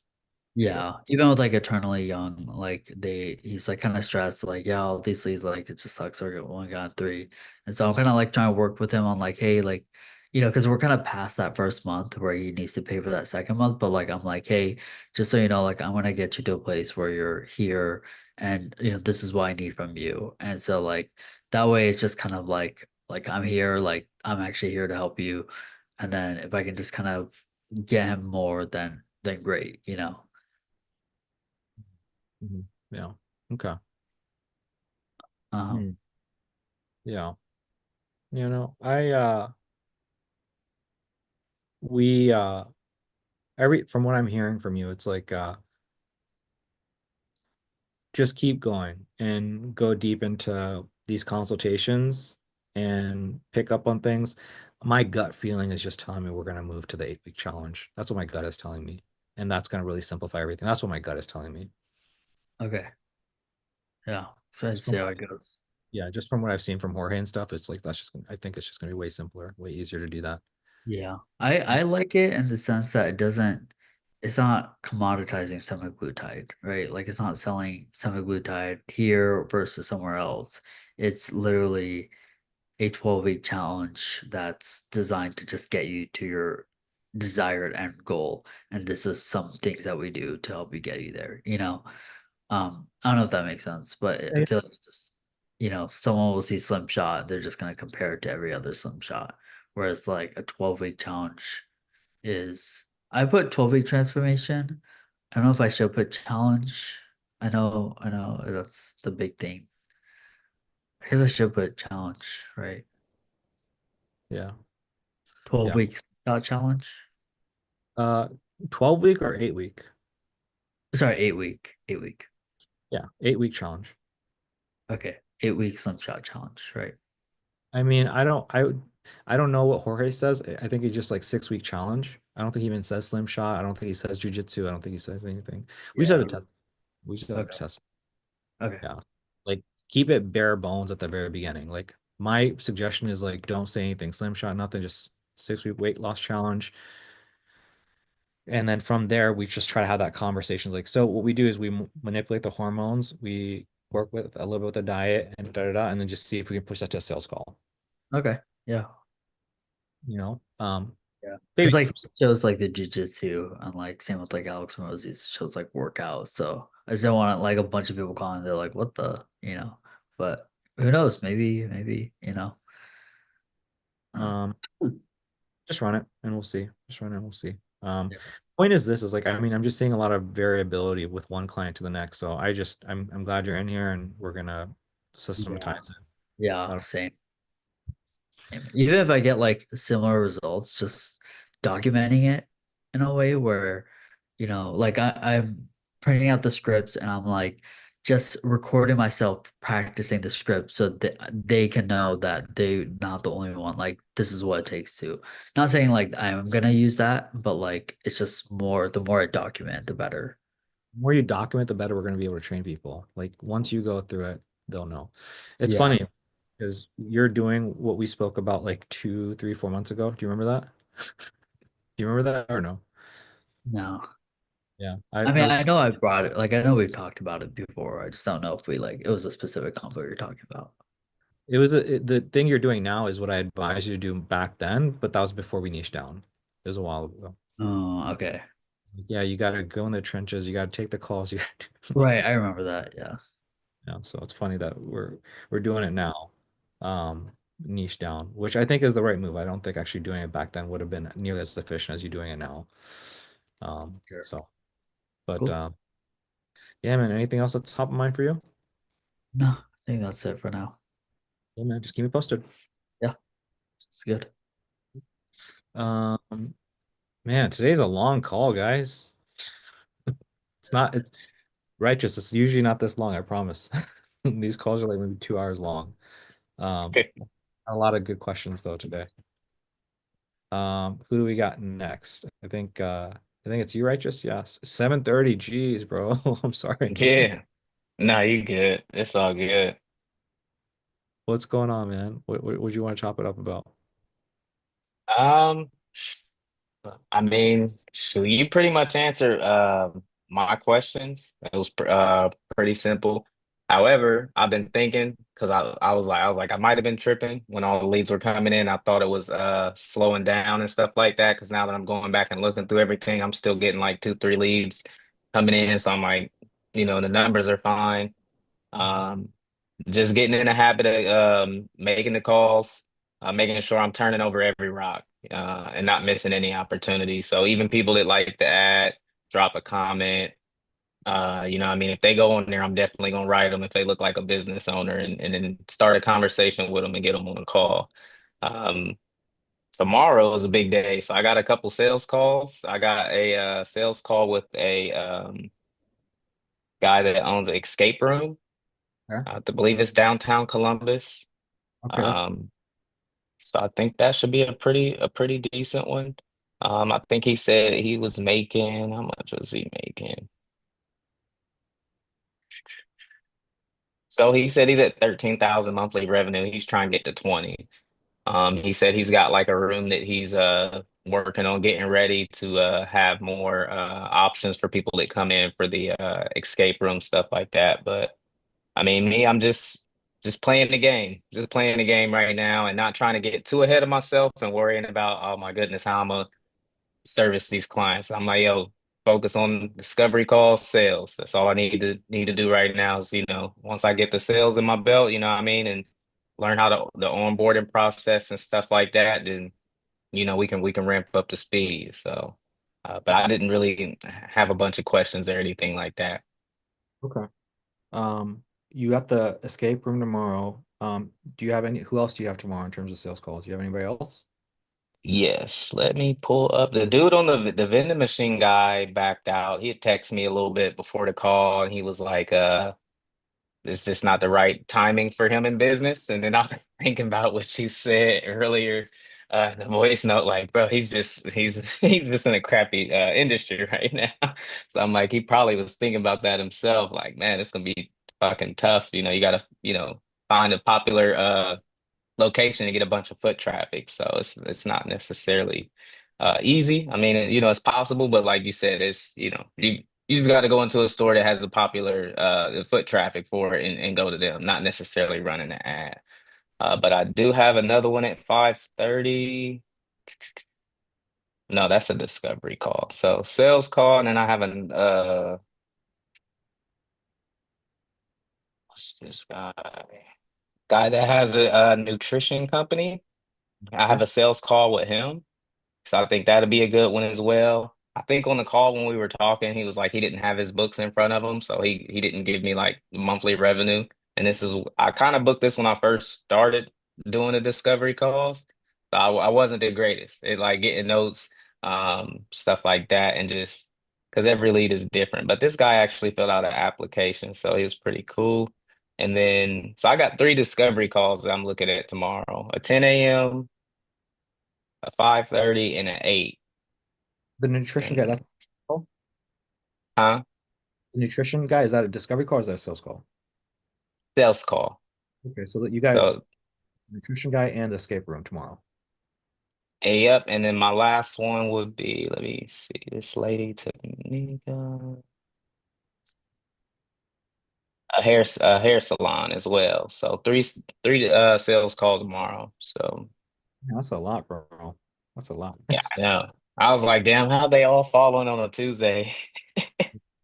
But that's And then I have one Wednesday too, and that was the one that I called within 60 seconds, and I booked that one for the 29th. So I'm just working every lead I get right now. yeah, these are all good leads. I mean, an escape room is good. Facebook ads works very well for escape rooms. Um, Nutritionist, I don't know about like revenue or anything. You haven't told me, but like that's a good guy that you could probably close on converting, into helping people with nutrition. Like if is it a nutritionist or is he like a personal trainer or what? Let me pull him up really fast. That's a good question. The hair salon, obviously, they charge high take like pretty good prices for hair salons. So he owns a cafe. That's what he owns, but it's mainly new like nutrition products, things of that nature. So he basically owns like an in-person brick and mortar restaurant kind of deal. Yeah. Okay. Let's see. He might be a personal trainer as well, because I see like his email is like adonisfitness@gmail.com. So Yeah. If he's a personal trainer, I mean, you're golden, bro. yeah. So I know for sure three good ones tomorrow, and then another good one on Wednesday for sure. So I'm like, yo, I just gotta just keep it rolling. I had three leads came in today. So I'm like, yeah, nothing's wrong with the funnel. I was gonna do a not retargeting, but duplicate the ad set. I think I'm saying that right. Yeah, duplicate the ad set, kill off the original. I was gonna do that, but I'm like, let me just not touch it because, like you said, most of the times you let it run for 2 weeks. It's only been a week for me, and I'm not gonna complain off the reaction and stuff that I'm getting. So, next step for me would just be getting that sales call dialed in. I think I was kind of mixing the two together, the 6 figures, 6 weeks, and then I know you were talking about that hell yeah, and hell no. Um, but I'll try to, do my best and implement, not just get it all together so that way I do have those tie downs to make sure that I do get it close for sure. Because I know that getting those tie downs is definitely important. Um, Trying to think. I don't think I have anything else. I'm just, playing the game. How many sales calls have you haven't done a sales call yet? I remember you had a sales call and then that one ended up. Okay. So tomorrow will be the Yeah. first sales call. Cool, bro. First one. Yep. Yeah, I want to let Rodarte talk a little bit because he's been like just doing this funnel. He had like two closes in like he's gonna brag. I was like 2 closes in a week. He's like 2 closes in 4 days. Being fancy. It would be good to kind of just hear Rodarte because he's kind of like figure out something to work for. So kind of give you context. He did the 6 figure 6 weeks, and then he closed like Pilates for like 8K. Tried to go there, that wasn't the right fit. Then he went to HVAC, that wasn't the right fit. And so then we went back to 6 figures, and like that's just where he feels really comfortable. And he's kind of like figured it out. He's kind of like figured out like I can tell by the way he talks about it, like he just like figures something out. So maybe there's some stuff he can share that might help you. Um, but what I was saying about sales calls is like if you just do a few of them and then you kind of see where people weasel their way out, which is what Robin has experienced. He's experienced a few people weaseling their way out. I'm like, okay, now if you go to my sales script, my personal one, you see how I tied people down like really hard. If you Hmm. take what worked from the 7 figure one for my personal script and then apply it to the 6 figure one. That's kind of what I told him and what I tell people. So, you can do that right now, or you can just like do the 6 figures the way it is and then try and like see how that happens. And if you get it closed, you get it closed. But if for some reason you don't, you go to the 7 figure, my personal one, you try to pull some stuff in there. So there's not necessarily a formula for it. And I think it could be even maybe complex by try to combine them. That might be a little bit stressful. Yeah, yeah. Okay, so it sounds like that, it'd be a little bit overwhelming. So I would, again, just roll with the 6 figure maybe, and just kind of see what happens. Um, what are your questions before I turn it over to like Rodarte and kind of let him talk and maybe let him talk and share kind of what's working for him? Did you have like specific questions or anything that I could chime in for you, bro? I mean, just based off like Rodarte's experience, because he said he did the 6 figure 6 weeks, he closed the deal, and then he kind of he wasn't the right fit, so he picked another like niche or whatever, closed the deal in that, but it wasn't the right fit, so he went back to the 6 figure 6 weeks. So I guess my only question would be like in that process, like, are you like changing you just using the same account for like all of them? Like if you're doing this, if you close somebody, are you let me see how I can word this. Like the same Because from my Instagram? understanding, no, well, yeah, in a way, I was gonna ask. I thought that he was like niching down, but he kind of switched back. So did you like change the name of your company or anything like that, or you just didn't make it that No, far? You just kind of no, okay. I kept it the same. I probably could have changed like I never went through and created a social media for my niche, which could have been a problem. But I just wasn't closing deals. Like I closed two deals, two clients in my niche that I did the trial run, so the $1,000 each. So that was $2,000, and I spent like 8,500 in ads, and it was just like not. I was just not bringing in money. So then after talk with Koshik, he said, go ahead and go like maybe go back to a 6 figure. And since then it's just been clicking. But to answer your question, no, man, I haven't changed my social media or my account at all. Okay, okay. Let me give you a little bit Well, more. So he launched a 6 figure 6 week. He closed a Pilates studio, paid in full 8K.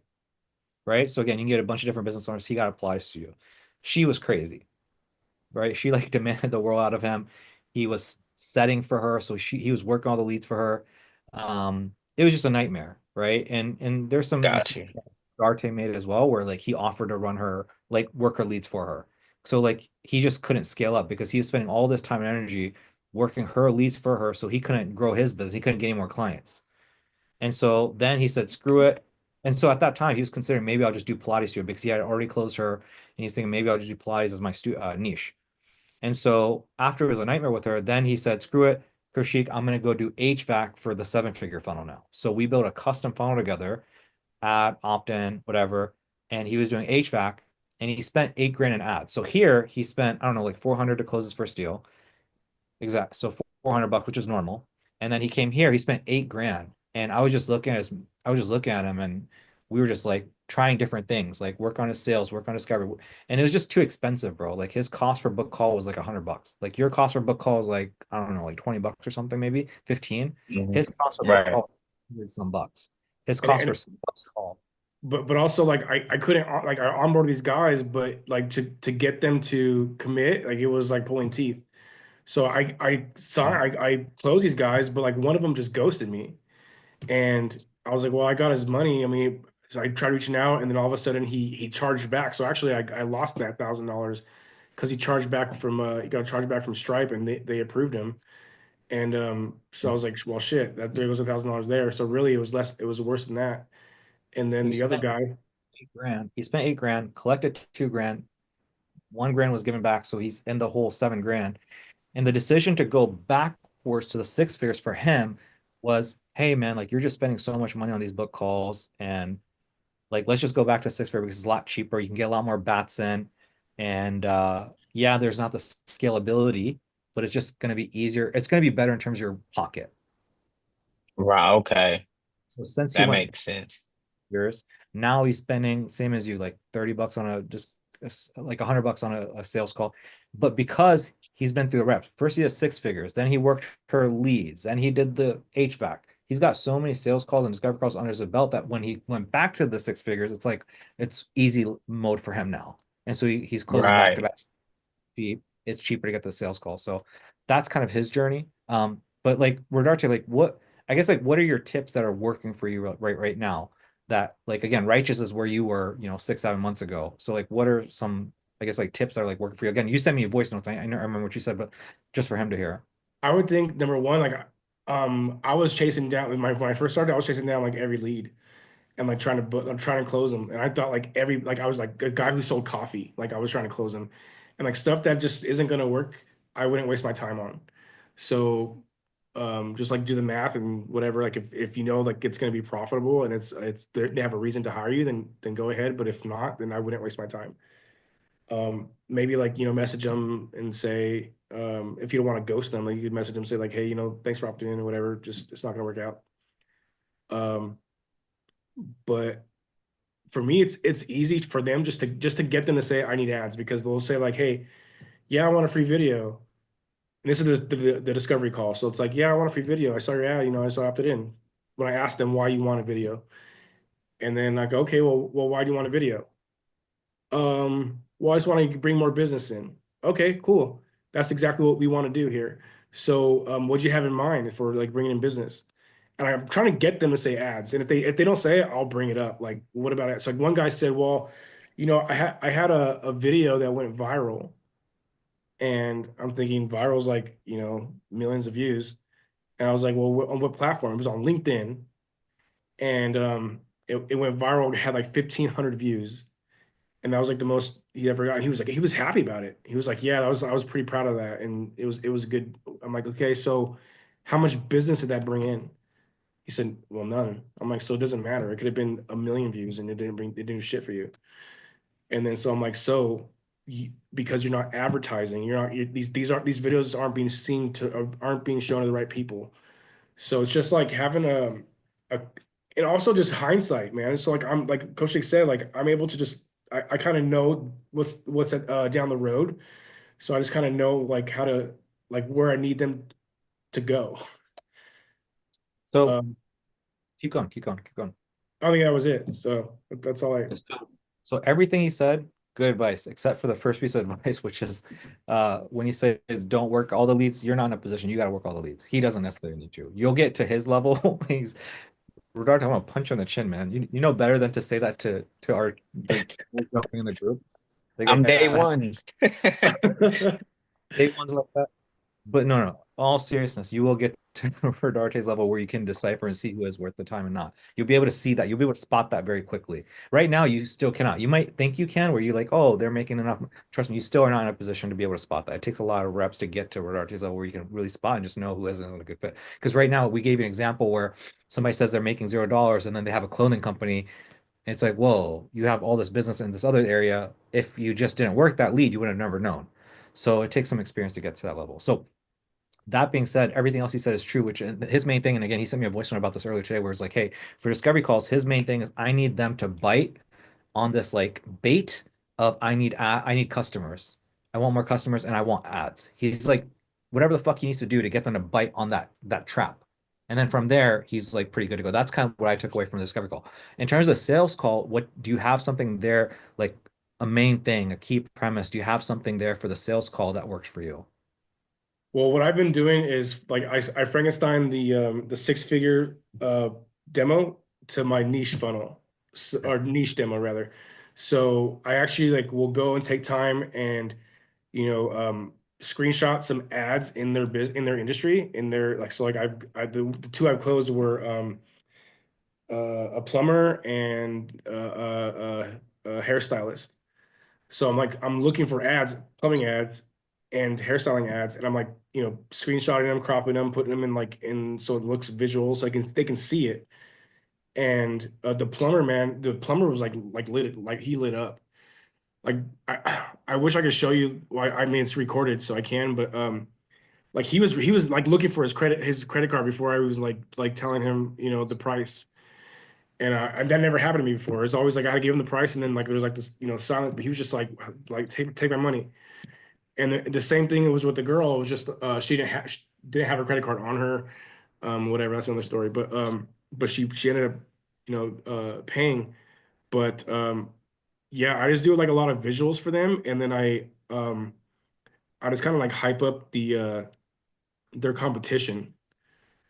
Like I've said, like look what they're doing around you. This is what you need to be doing. Like they're like you are no competition to them.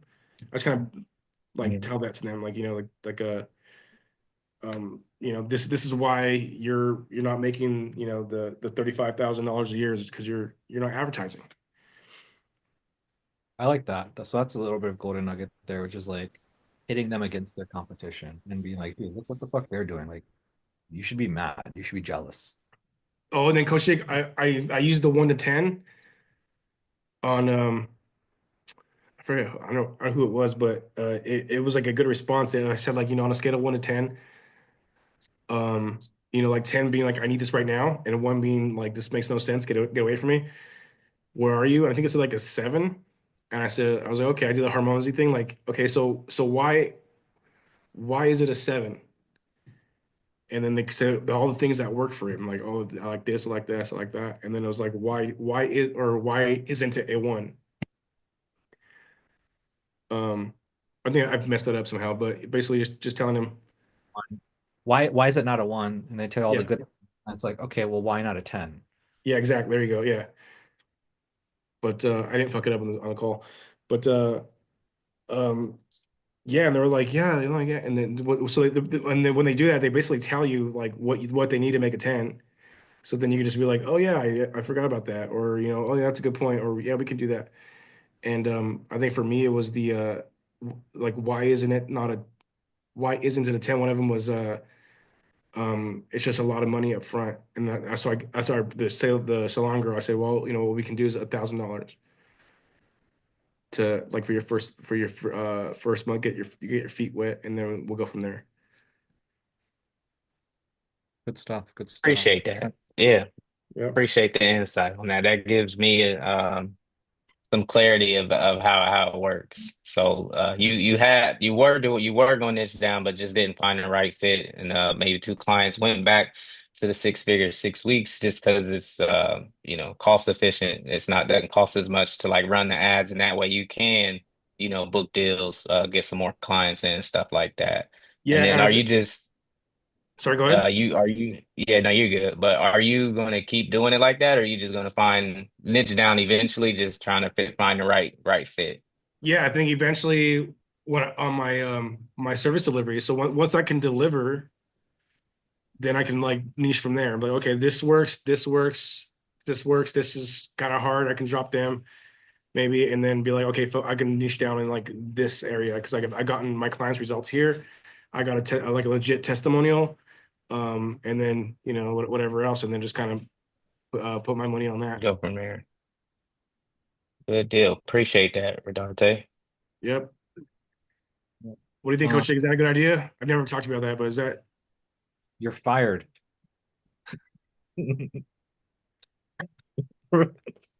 I'm always gonna fuck with you and Jorge. Just always. Why is that? Oh no, you guys are easy. You're easy targets. I'm gonna dodge a I little think bit. I think also because like I think you know that I'm not serious versus like some people might get heard about it. Um, but no, it's a good idea. I think for you it's a good idea.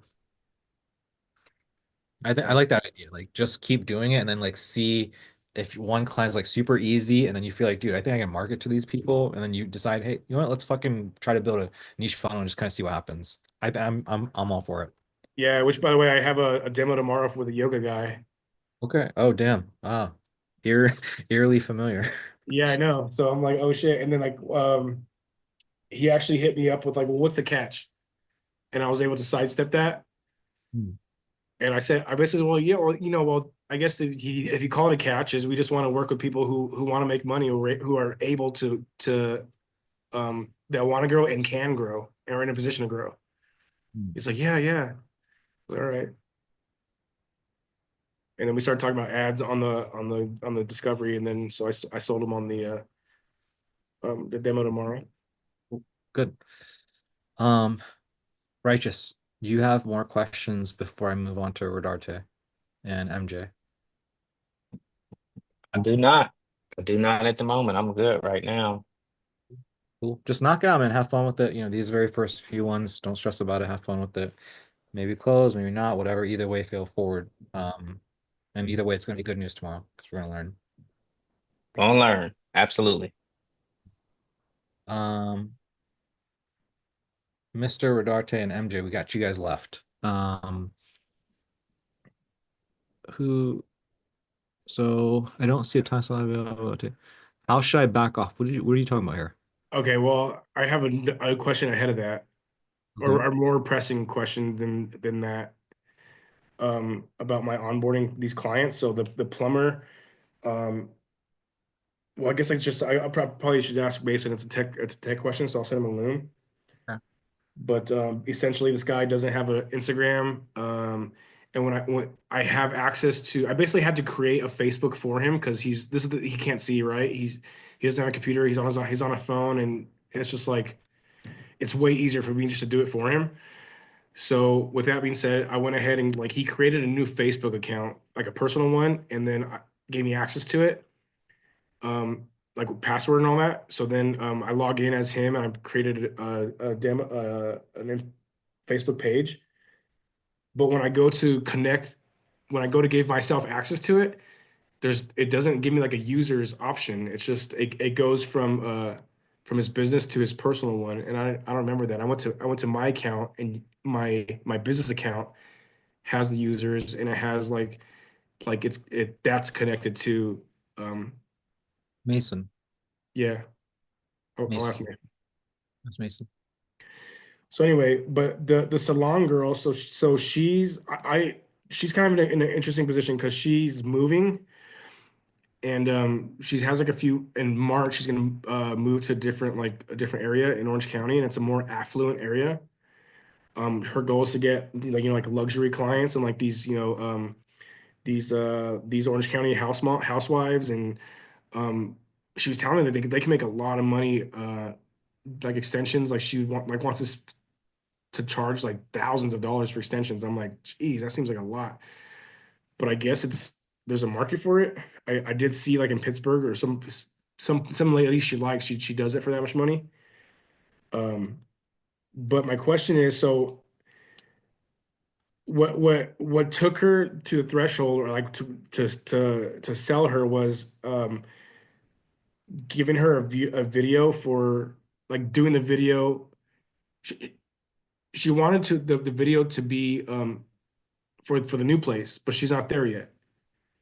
Okay. And then, but I said, oh, we can do one on the old place too, because you still want clients, you want to move them, right? You want to gain them and then move them with you. And it's not too terribly far location wise, but I'm wondering if I can, number one, like I was doing some research on ads and they're all like images. So if I can talk her out of needing a video for the old and saving it for the new. And Okay. how would I broach that if so? Well, so when you say she was sold, like she moved forward because of the videos, like where in the sales call was it? Like, hey, so da da da da, da, here's how this all works. She's like, oh, sounds good, but you're gonna give me a video, right? Like, I guess like where is that? It was like at the end when she's like, well, she's like, the thing is, I'm moving, so I don't want the free video. I don't want the video to be for the old place. I want to show the new salon. So you're like, oh, okay, that's not a problem. We'll go ahead and just shoot the video for the new place, then don't worry about the old place. Or did you say shoot the old place and the new place? I said we'll do the old place and the new place. And so now you're in a place where you're like, you have to deliver upon that, and you're just like, okay, well, has she brought it up? She hasn't, but I'm gonna send her a Loom video tonight. I was waiting to talk to you before I did this for her, but my thought was just to kind of show her how you know, on the forum it says give me some people like businesses that you want to model after. Well, the ones she said like they're all images, and so I can be like, oh look, we don't even need to shoot a video. We can get started like quicker. No. So here's what I would do is instead of saying that, because if you say that, then she's gonna feel gypped out because in her mind, it's like, hey, this guy offered to give me a video. So if Okay. you say, well, these people aren't shooting a video, you don't need one either. She's again, just try to step in her shoes, she's gonna feel gypped out. So instead, what you need to do if you want to like, you know, delay this as long as possible until you actually need it, if you even need it, is you need to explain to her what is in her benefit. Like, okay, so here's what we're going to do. We're first going to start out with what is proven in the market based off of this research. Here's what's working. This is what converts at the highest level. So this is what we want to launch for you first. So we're going to start with this. And then after that, we want to test this. Eventually, what we want to do after that is we're going to move over to the video ad as a variable to test against the control if results are not where we want them to be. But the video is going to come down the road because typically that can be hit or miss. Sometimes it works very well, sometimes it does not. But we know photo ads work relatively well. So the way you position is, we know this thing works. We know this thing's going to get you money versus this may or may not. You don't even want to like say this may or may not when it comes to your video, but it's like, we know this works, so therefore we must go in this direction. So Okay. you're not saying you're not going to do video. You're not saying you're not going to do that thing. You're just saying we're going to do this first. So if you say that to her, in her mind, she's like, well, I'm in the business to make money. This guy's going to offer to make me money. In her mind, there's nothing that you've said that's like a red alarm or like a danger, which is like, hey, I'm not even going to do this video. So the fact that you don't even address it, in her mind, you're still doing the video. And here's what's going to happen. If you get a fantastic result, she's going to forget about it. And in that case, you don't even have to do it. So right now, the way you're saying it is you're going to hurt her feelings. The way I'm suggesting it is like she doesn't even think about it. So you don't have to cause any emotional damage if you never end up shooting, if you get great results without it. My other thought was to just do the video at the old place and with the understanding like, hey, yeah, this is the first video, then we'll do the next one in the next month. But then like you said, like results being so good, like we don't even have to do it, you know? I mean, if you want to shoot it, go for it. I mean, it's up to you. Like, if you want to go shoot the old place, like, go for it. But what if it doesn't work? What if the ads don't work with that or whatever, right? Yeah, yeah. And it's the same thing with with the Pilates girl, like the video didn't do well. It was the image. Exactly. So it's like just she just simply needs to know like something is going to happen down the road potentially with the video, but don't make it the forefront. Don't make it the center. Focus on everything else. And I would not shoot it. Like, there's no point in you shooting it. And if it like does shit, that's just going to make her feel bad. Yeah. There's no like you're gonna take her through an emotional roller coaster where she's hyped up for you to get out there. She's going on and high, and then you launch it, and then like she comes down here like, what? There's no point in taking her to that emotional journey. Okay. And then as far as her funnel goes, when I do build it out, she is a sole proprietor, so she does not have an EIN. And my experience with that with the last HVAC guy was it was like damn near impossible to get the A2P campaign approved. So so with that being said, like there's not gonna be a number to if I don't try to get it proven and we go that route, there's not going to be a number to text these leads and text her saying, hey, you got to opt in or whatever. So it would be what you were telling me with and I've seen it on the ad libraries, like a message, like message me this. Like so it's her account running an ad saying, hey, if you want if like message me book now or something, you know, and people are messaging her to get So booked. you're talking about like a DM ad. So it's whether you do a DM ad has nothing to do with her phone number. Don't do a DM ad just because you can't get her A2P approval. You should do whatever is proven through funnel hacking. So whatever funnel hacking tells you works, whatever your research tells you works, that's what you do. It doesn't matter phone number, no phone number, A2P doesn't matter. Does that make sense, first of all? Yeah, but then how do I do that without a number? And then in terms of a number like that, just work with Mason. I'm sure he'll figure out some kind of workaround for you. Whether he has a different way of getting A2P, whether you call from an actual phone number, doesn't matter. But Okay. you don't do a DM ad just because she doesn't have a phone number. Like that doesn't make any sense. Do what's proven in the market. If you do a DM ad and there's no evidence that proves a DM ad works, you can spend $10,000 and she's not going to get any results. Okay. Just do what the market research tells you to do. And I'm guessing it's going to be an instant form. But if it is a DM ad, if you show me like, hey, Kushik, people are running DM ads, well then yeah, go for it. But I doubt it. And then as far as what I have there in the Slack, the how to back off. So my day's been I'm basically starting like a new venture with my cousin and I. So like it's like taking a chunk of day from like 10 to 2, 10 to 4 sometimes. So with that being said, like that's perfect as in terms of like taking calls and closing deals. But as far as like now that I'm in the 6 figure 6 weeks and having to film, like I'm wondering, okay, so I should just outsource this. You don't have to film, but go ahead, continue. But if I'm selling a free video, I would have to film a video for them, right? Oh, like literally, so what you did with Ali was wrong. Okay, which is like setting the wrong expectations. What you're doing with her, this girl now, is the right expectations. You don't have to deliver on anything, dude. You don't have to shoot a single video. It's how you set the proper expectations. But if you needed a film, then yeah, you send a video offer out there if you need to. I hope what I'm saying is making sense. One, you get somebody to click on it. So in your ad for the HVAC stuff, I guess you never experienced this, but in your HVAC ad, you said 20 leads into X number of customers, right? That Yeah. got you the click, that got you a book call, that got you a closed deal. But did you ever deliver upon that? And would you have ever delivered upon that? You don't know whether you would have or not. So again, this could seem malicious to you. I'm just showing you how the game works. You're just using that as an offer, get a free video. But whether you use a free video or not, whether you actually give somebody a free video or not, there's nothing holding you to that. The only thing that's holding you to that is how much you drive attention to that. So Okay. what it means is it's just about how you do it's about what you say on the sales call and it's about what you say on the onboarding call. If you say what you said with her, which is like, okay, that's fine. What if I shoot a video here? What if I shoot? That's fine. Say what you need to say to get the sale. When you then onboard them, the secret sauce is in making sure that they don't feel like the video is the forefront, which is what you did wrong with Ali. You told Ali, like, okay, so what we're gonna do is we're gonna come out there, we're gonna shoot the video, then what we're gonna do is run ads with it. You made it all about the video. And now what I'm saying is in your onboarding, you make it the furthest thing on their mind. You don't really touch it, you don't really talk about it. And the idea is that if you get somebody such amazing results, they're gonna completely forget about it. Okay. That's the trick, is make them forget about it through having great, amazing results. Okay, but in the event that I do onboard someone and we're just shooting a video locally, and let's say I'm able to close for like the 2023 $2,000, right, for a month.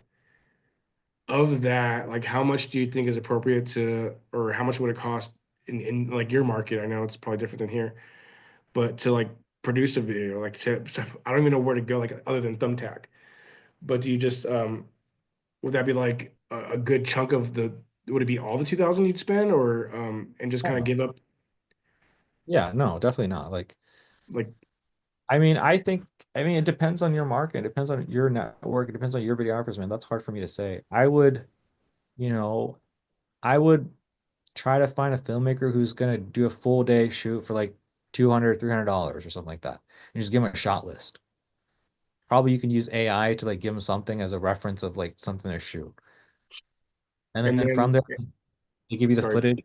They give you the footage, you edit it, or you outsource it again. So you outsource the film and you outsource the editing. You could probably get it done for pretty cheap, like 500, $600 max. Okay. Got it. Or heck, I mean, if you want to go out there and do it, like you go out, you shot a bajillion videos. It's up to you. Yeah, I just felt kind of like I almost because we with her demo call, I was talking sales. I was talking that, and then it was her. So what about the video? And I was like, oh yeah, like yeah, and then we'll schedule time out that works for both of us. Like whenever you're free, we go out there and shoot a video. She's like, okay. And then now she's talking like she's talking about what she wants to convey, and like she wants it to be timeless and more like on the upscale looking rather than like urban or whatever. And I'm like, oh, yeah, great, great, great. But yeah, Yeah, I almost forgot about the video. It's like, oh yeah, I'm advertising a video. I should probably shoot one. you forgot about it. Yeah. Yeah. So it really depends on how you're going to onboard her. If she's like super, and it depends on what you said on the sales call. Like if somebody's saying that to you on the sales call, I'm going to try to nip it in the butt. I'm going to like try to divert the attention. I'm going to try to get her to focus on other things. First of all, so if you have this exact case happen again, say, yeah, we'll take care of the video. Don't worry about that. Of course, don't say it that way, but like that's the idea. And Yeah. then you divert their attention to something else. And then on the onboarding, again, you don't really touch it. You don't really talk too much about it. It's something that's coming. And the idea is that they will forget, right? Okay. So hopefully that makes sense. You just don't draw too much attention to it. That's the idea. Try to divert attention away. It's again, you see somebody, it's getting hot, push it away. Hot, push it away. That's the idea. And if somebody's really fixated on it, like really, really fixated, like sounds like maybe she is, then okay, we'll let her stay there. Okay. And then so now like my a good chunk of my days taken when I'm talking asking about how to back off. It's like, okay, so my ad spend is like $20 a day right now, and I'm getting like a shit ton of leads, and obviously none of them. I'm only getting like it was like 10% actually is like that I've taken calls, and then of those I've had like 5 sales calls. So my That's normal. question is like, how should I back off, or rather, what's like a good cadence in terms of turnaround? Do you think? Do you think it's like onboarding one client a week? So in other words, like one sale a week, try to get that, or do you think uh anything else? I'm gonna keep it real with you, man. Like this is the trade-off of it, is like you're playing the volume game and you're playing the churn and burn game. That's the truth. You're playing the churn and burn game, you're playing the volume game. It's how many you can take on, and like you have to be okay with the mindset of like some clients are gonna, I'm not gonna get them the best results. They're gonna shit the bed. And then once in a while a client's gonna do really well. So you're not in the same game that me and Cam are in. Me and Cam, me and Jorge, me and Aman, like you saw me and Aman, like literally Aman's going to the fucking establishment. We're gonna be recording all these things and going super in depth so that he can give an exact sales call script. Like you're not doing any of that stuff. You're just doing the bare minimum. Like each client you sign on, you're gonna try to launch some instant form ads or whatever. Fingers crossed it works. Some clients it's gonna work, some people it's not gonna work for. That's it. And if you want to do the Instagram growth funnel, you can certainly do that. So right now, if I'm you, you got to just kind of figure out what works for you. I mean, one deal a week, like if that's what works for you, go for that, man. Like, and just what I'm saying, the main thing to understand is just like don't stress out about getting people results. It's impossible. Don't put that pressure on yourself. With the way you're running things, it's impossible to get people fantastic, amazing results. Okay. And then in terms of ad spend for my clients, right? So that's come up on these calls. Um, it's 10% of cost per acquisition. And that's basically what you're saying to did I understand you say that correctly when you did say that? That's something else. That's like more of like a sales thing. So it's like what I'm saying is like, let's say you're doing the discovery call and you're just trying to figure out the math. Like, okay, somebody's at 10K, they're trying to get to 20K. So there's a 10K discrepancy here. So 10K discrepancy to get from 10K to 20K, each client is worth $1,000 on average. So you got to get 10 clients at $1,000 a piece to get from 10K to 20K. And so what I'm saying is like, you can just use 10% of that as average ad cost. So if you have to get from 10K to 20K, you have $10,000. 10% of that is $1,000 in ad spend. That's what I'm simply saying, is like it's just more of like a thing for you to reference. It's not necessarily true. Okay. As you again, how much did you spend on closing deals for HVAC versus here? It's completely different. There's so many other variables. Yeah. Well, on And the discovery calls, like it's come up on the discovery calls when I've said like, oh, like you want to do run ads, or when once the ads come up, then it's like, okay, then they ask, well, what kind of ad spend are we talking about? And I'll say, My well, suggestion to you is this, is don't overcomplicate it and just kind of pick a number that you feel comfortable with and just kind of give that to everybody for now. So it's like, hey man, I'm going to try to sell people on $1,500 a monthly service fee and $1,000 in ad spend, and I'm just going to stay there and I'm just going to try to sell that. Like for example, or vice versa, $1,000 a month to pay you, $1,500 for ad spend. Just something you feel comfortable with and just like kind of stick to it. And Okay. of course, you have somebody that's like on the lower end or on the higher end, you can tweak that up, but just make that kind of like your base case. That's what my suggestion would be to you.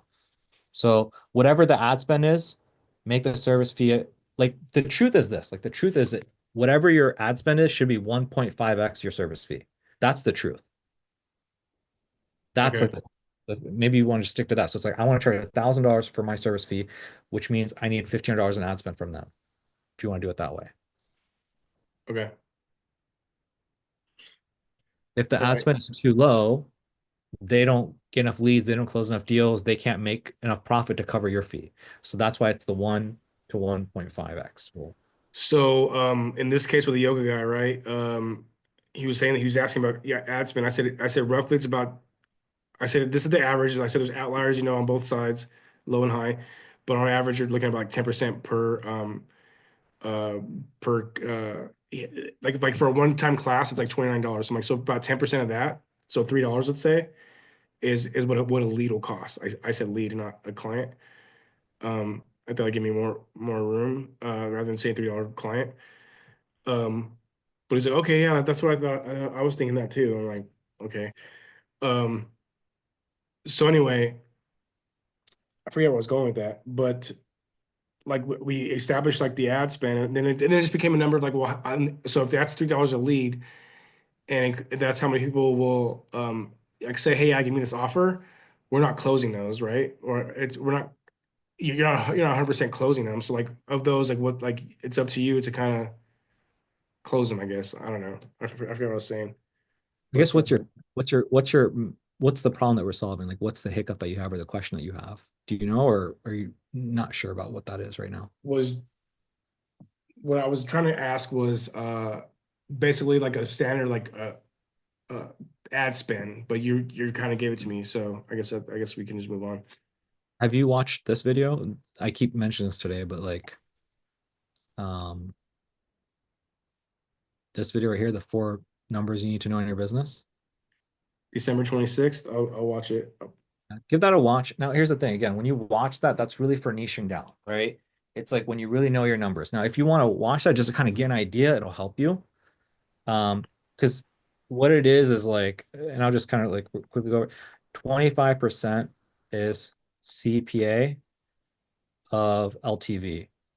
So what that means is if your client is worth 10K, then you can afford to spend 2.5K. That's the first number. This is for client acquisition. The second thing is 2x cash collected. So that means if you spend 5K on ads, you need to collect 10K, and that 10K can be from old clients, it can be for new client, doesn't matter, you just have to collect 10K.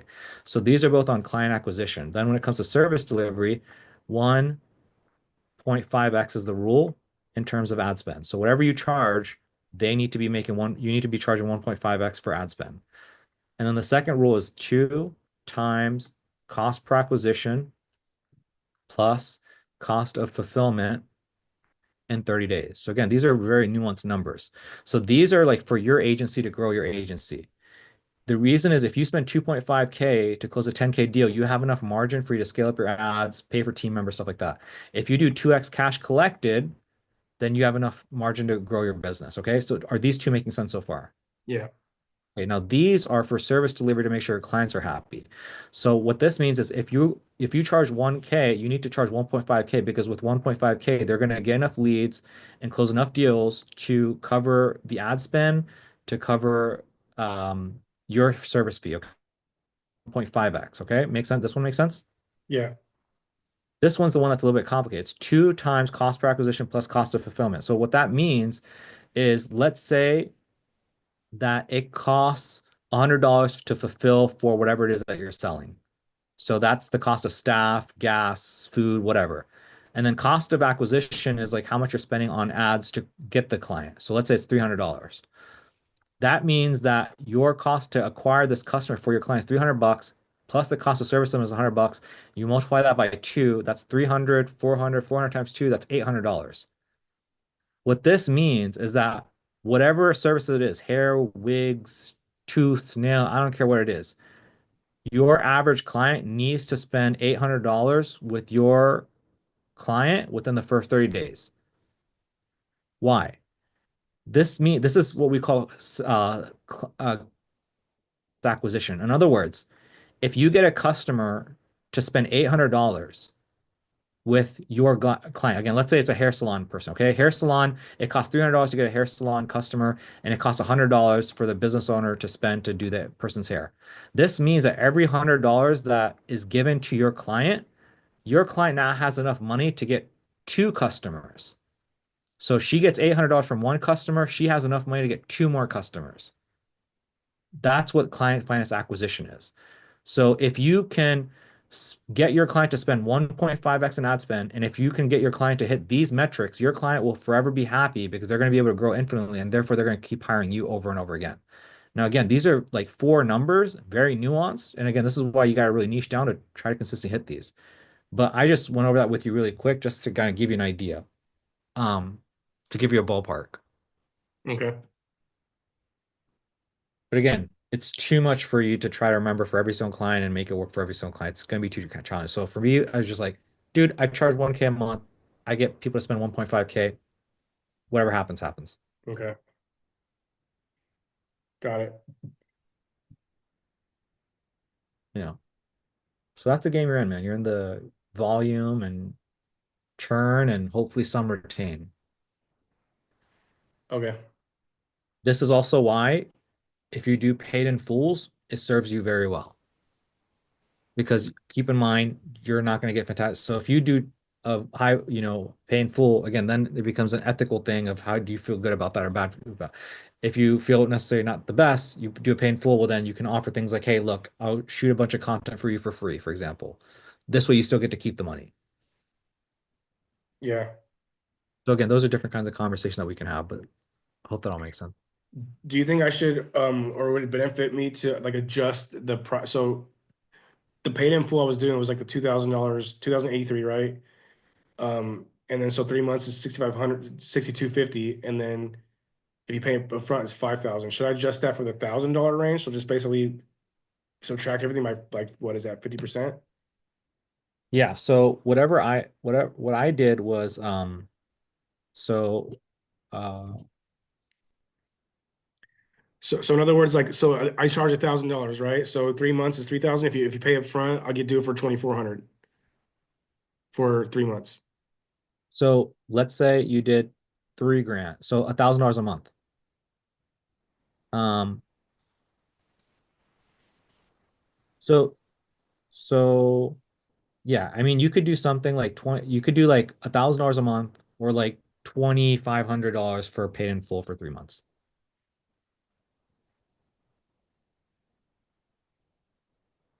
But then I have, let's see, but coming down, right? So I would say like 5,000, 2,000, but I'm doing it for 1,000. That's what I've been doing, and it's been working. So I don't know how to come down from Oh, there. wait, so you've been saying, hey, it's $2,083 a month, which is 6,250, or if you prepay, it's $5,000 for 3 months, but I'm offering something to you for $1,000? That's what I've been telling them. $1,000 for what? What does $1,000 get them?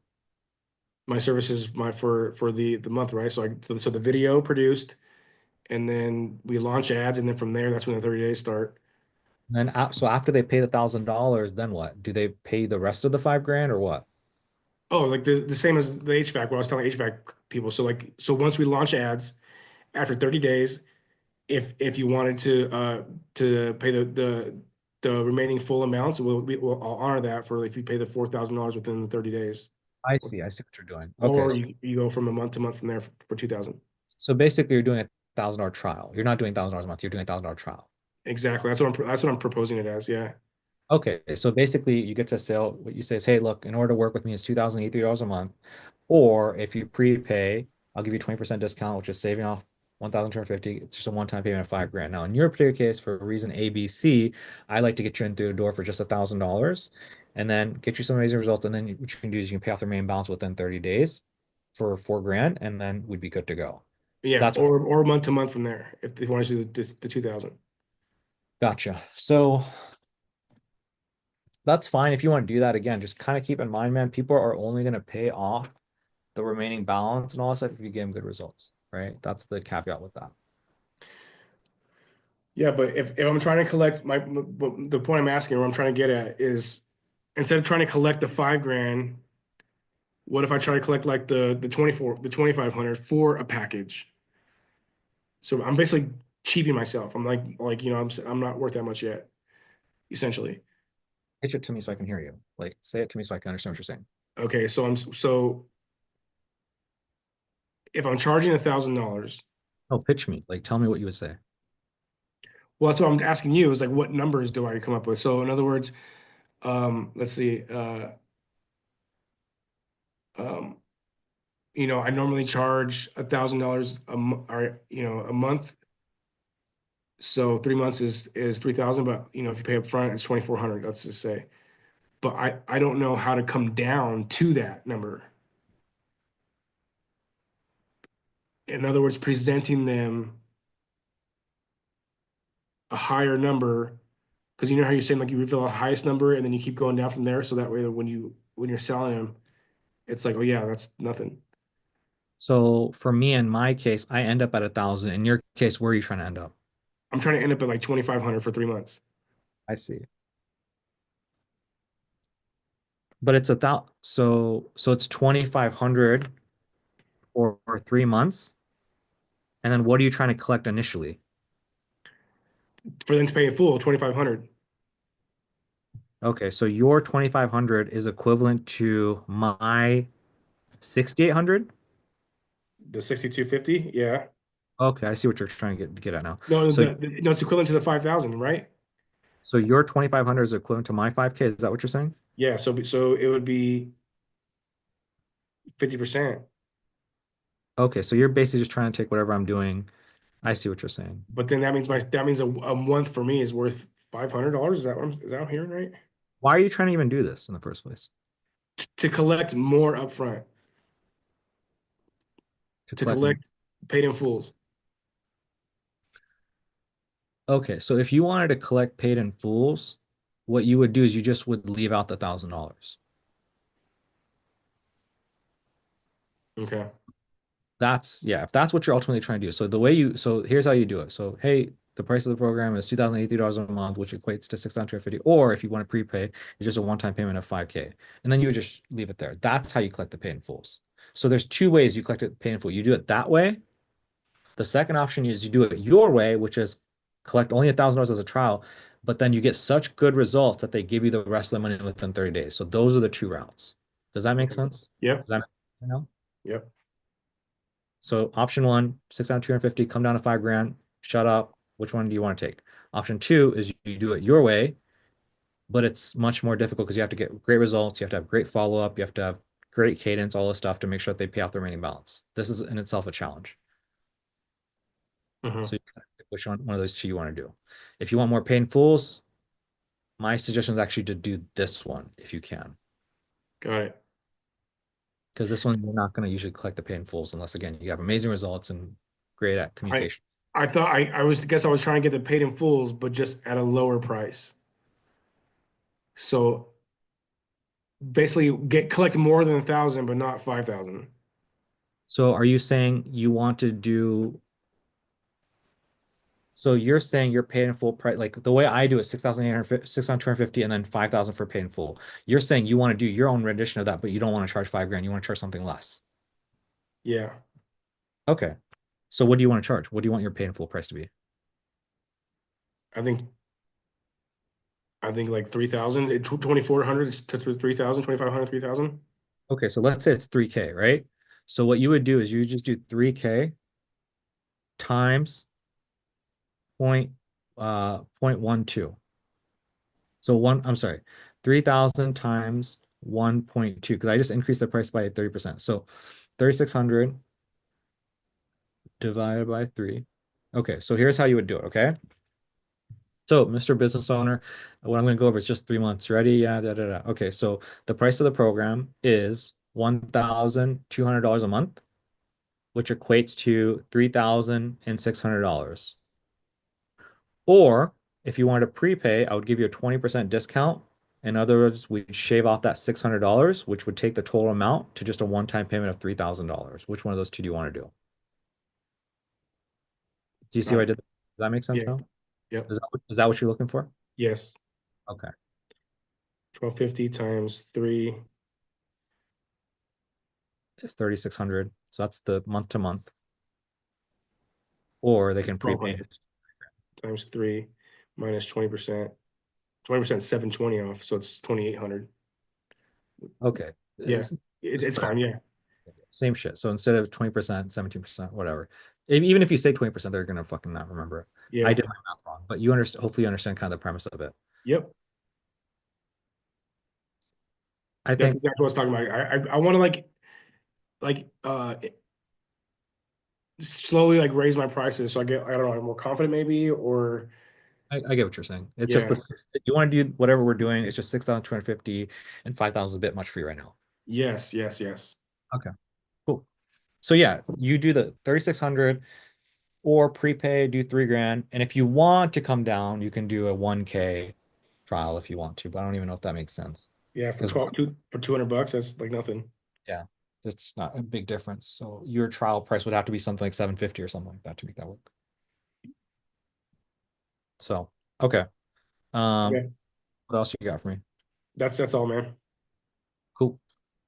MJ, you've been hanging out forever. Peace out. Appreciate it, guys. MJ, you must have like a really good question for me. It's not. No, I wish it was. Or either that, really bored today.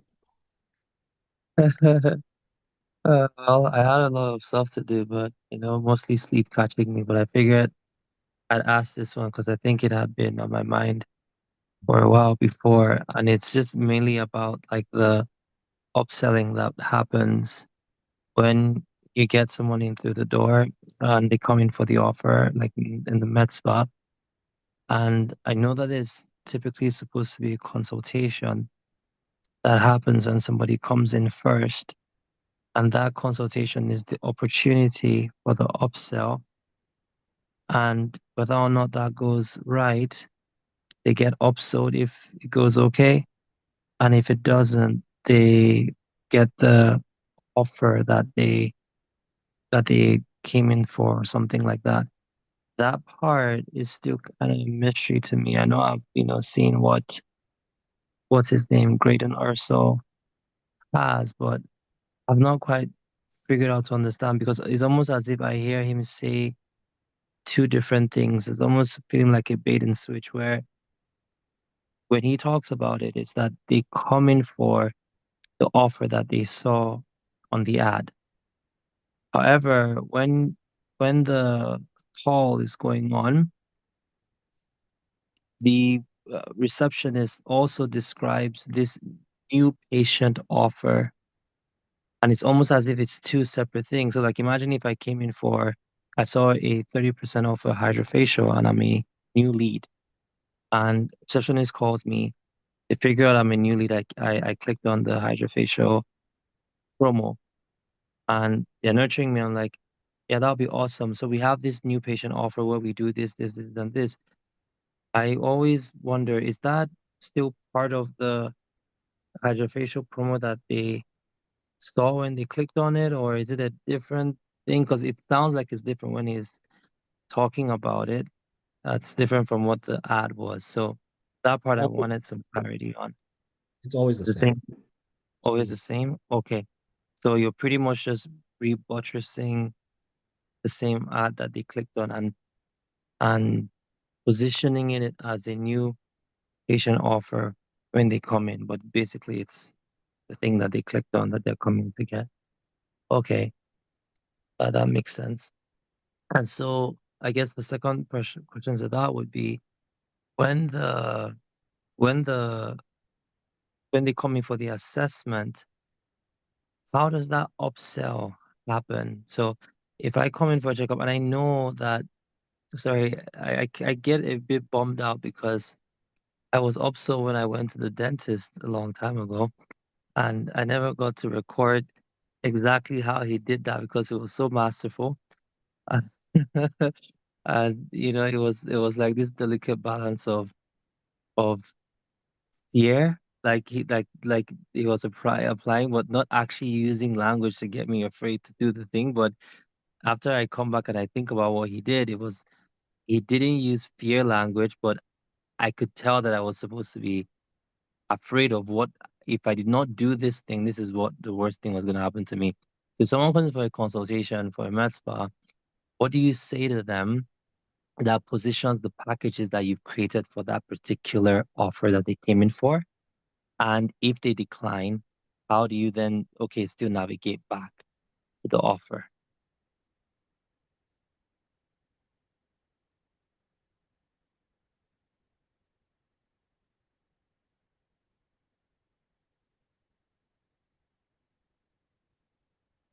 Good question. So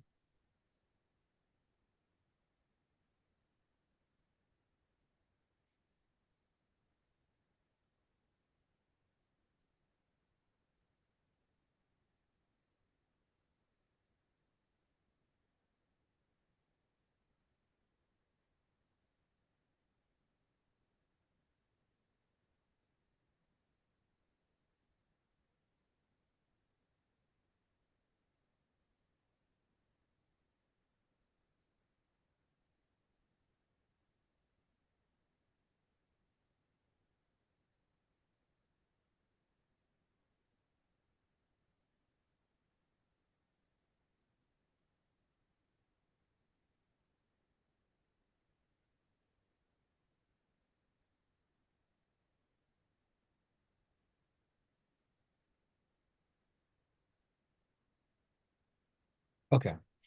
So there's multiple ways to do it. But here's typically what you're seeing. This is kind of like Graydon's style is so you're gonna offer your 97, you're gonna create some kind of an offer, $97, you're gonna get this, this, and this.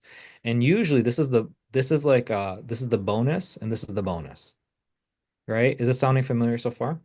Yeah. All right, so it's like, hey, we have this Botox filler offer. It's only $97. What you're gonna get is you're gonna get one shot or whatever, and then you're gonna get bonus one and you're gonna get bonus number two. Right? So the person that's seeing that is like, okay, well, they're primarily focused on the Botox. They're primarily focused on this key thing. And then it's like, oh, I get this bonus. I get this bonus. That's awesome. If I were to kind of give you an example of this would be, um, if somebody were to want to maybe join our coaching program, it's like this key thing would be, 12 weeks with Koshik, and then the bonus would be like the Center Marketing Cheat Code course, and then like some of my templates. So it's like you're coming in for the core thing. Oh, that sounds like a great deal. $97 to work with Koshik, and he's giving me these bonus. Oh, heck yeah, sign me up. And so then you do the discovery call and get them to go into the establishment. And so this becomes a consultation. So during this consultation, they're going to go ahead and give you the Botox. So they're going to give you, that coaching session with Koshik, the 12 weeks of coaching session. That's not the best example. Let's assume $97 is what I charge for one coaching session. So you're going to come in, you're going to get the one coaching session with Koshik for $97. And then they're going to try to discuss your pain points with you. And then they're going to try to sell you a package. And if they do, well, then great. They sell you the package and they make you the money and the funnel ends there. And then from there, maybe they'll have like, additional things to re-sign later on. This is the ideal case. So you click on an ad, they get you coming to establishment, you get your thing, and then discuss all these other pain points, and then they say, hey, you know what? I have this amazing pack that would actually be a good fit for you. I know you came in for this thing, but like this is what you actually need.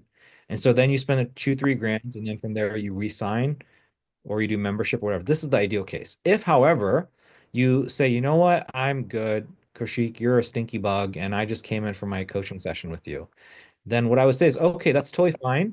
Now, to get your bonuses, you get them on the second appointment. So the second appointment is where all the bonuses come in. So I shouldn't have written Botox because they already got the Botox here. So this is the B12 and this is the filler shot. And what this allows you to do is this allows them to come in and then for you to try to upsell them again to something else, if that package or if not something else. And some people just, they won't even come. And that's fine too. If people don't come, well, then we've just saved money and this was just like tire kicker that wasn't going to spend money with us anyways. So we just kind of got rid of them. So ad level, the whole purpose of them coming in is for us to take them through this pathway. And if they don't go this pathway, then sure, we'll get them in to give them their extra bonuses here. I have a few extra questions on that, but that was very, very, very helpful. I definitely struggle with that, so this really helps me see that.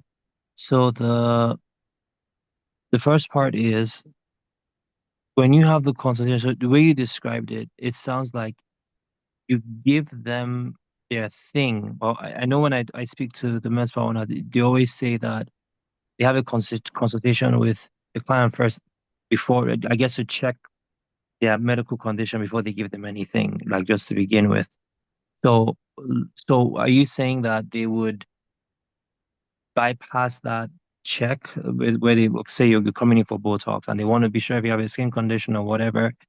So they would give you the Botox first, and then you'd now have a sit down, and it's after that sit down that you'd have the pain points discussion, or is it that you'd have that sit down first, pain points, and then okay, well, we have this package thing, but then I'll give you a Botox after, like Yeah, exactly. how You're right. about it?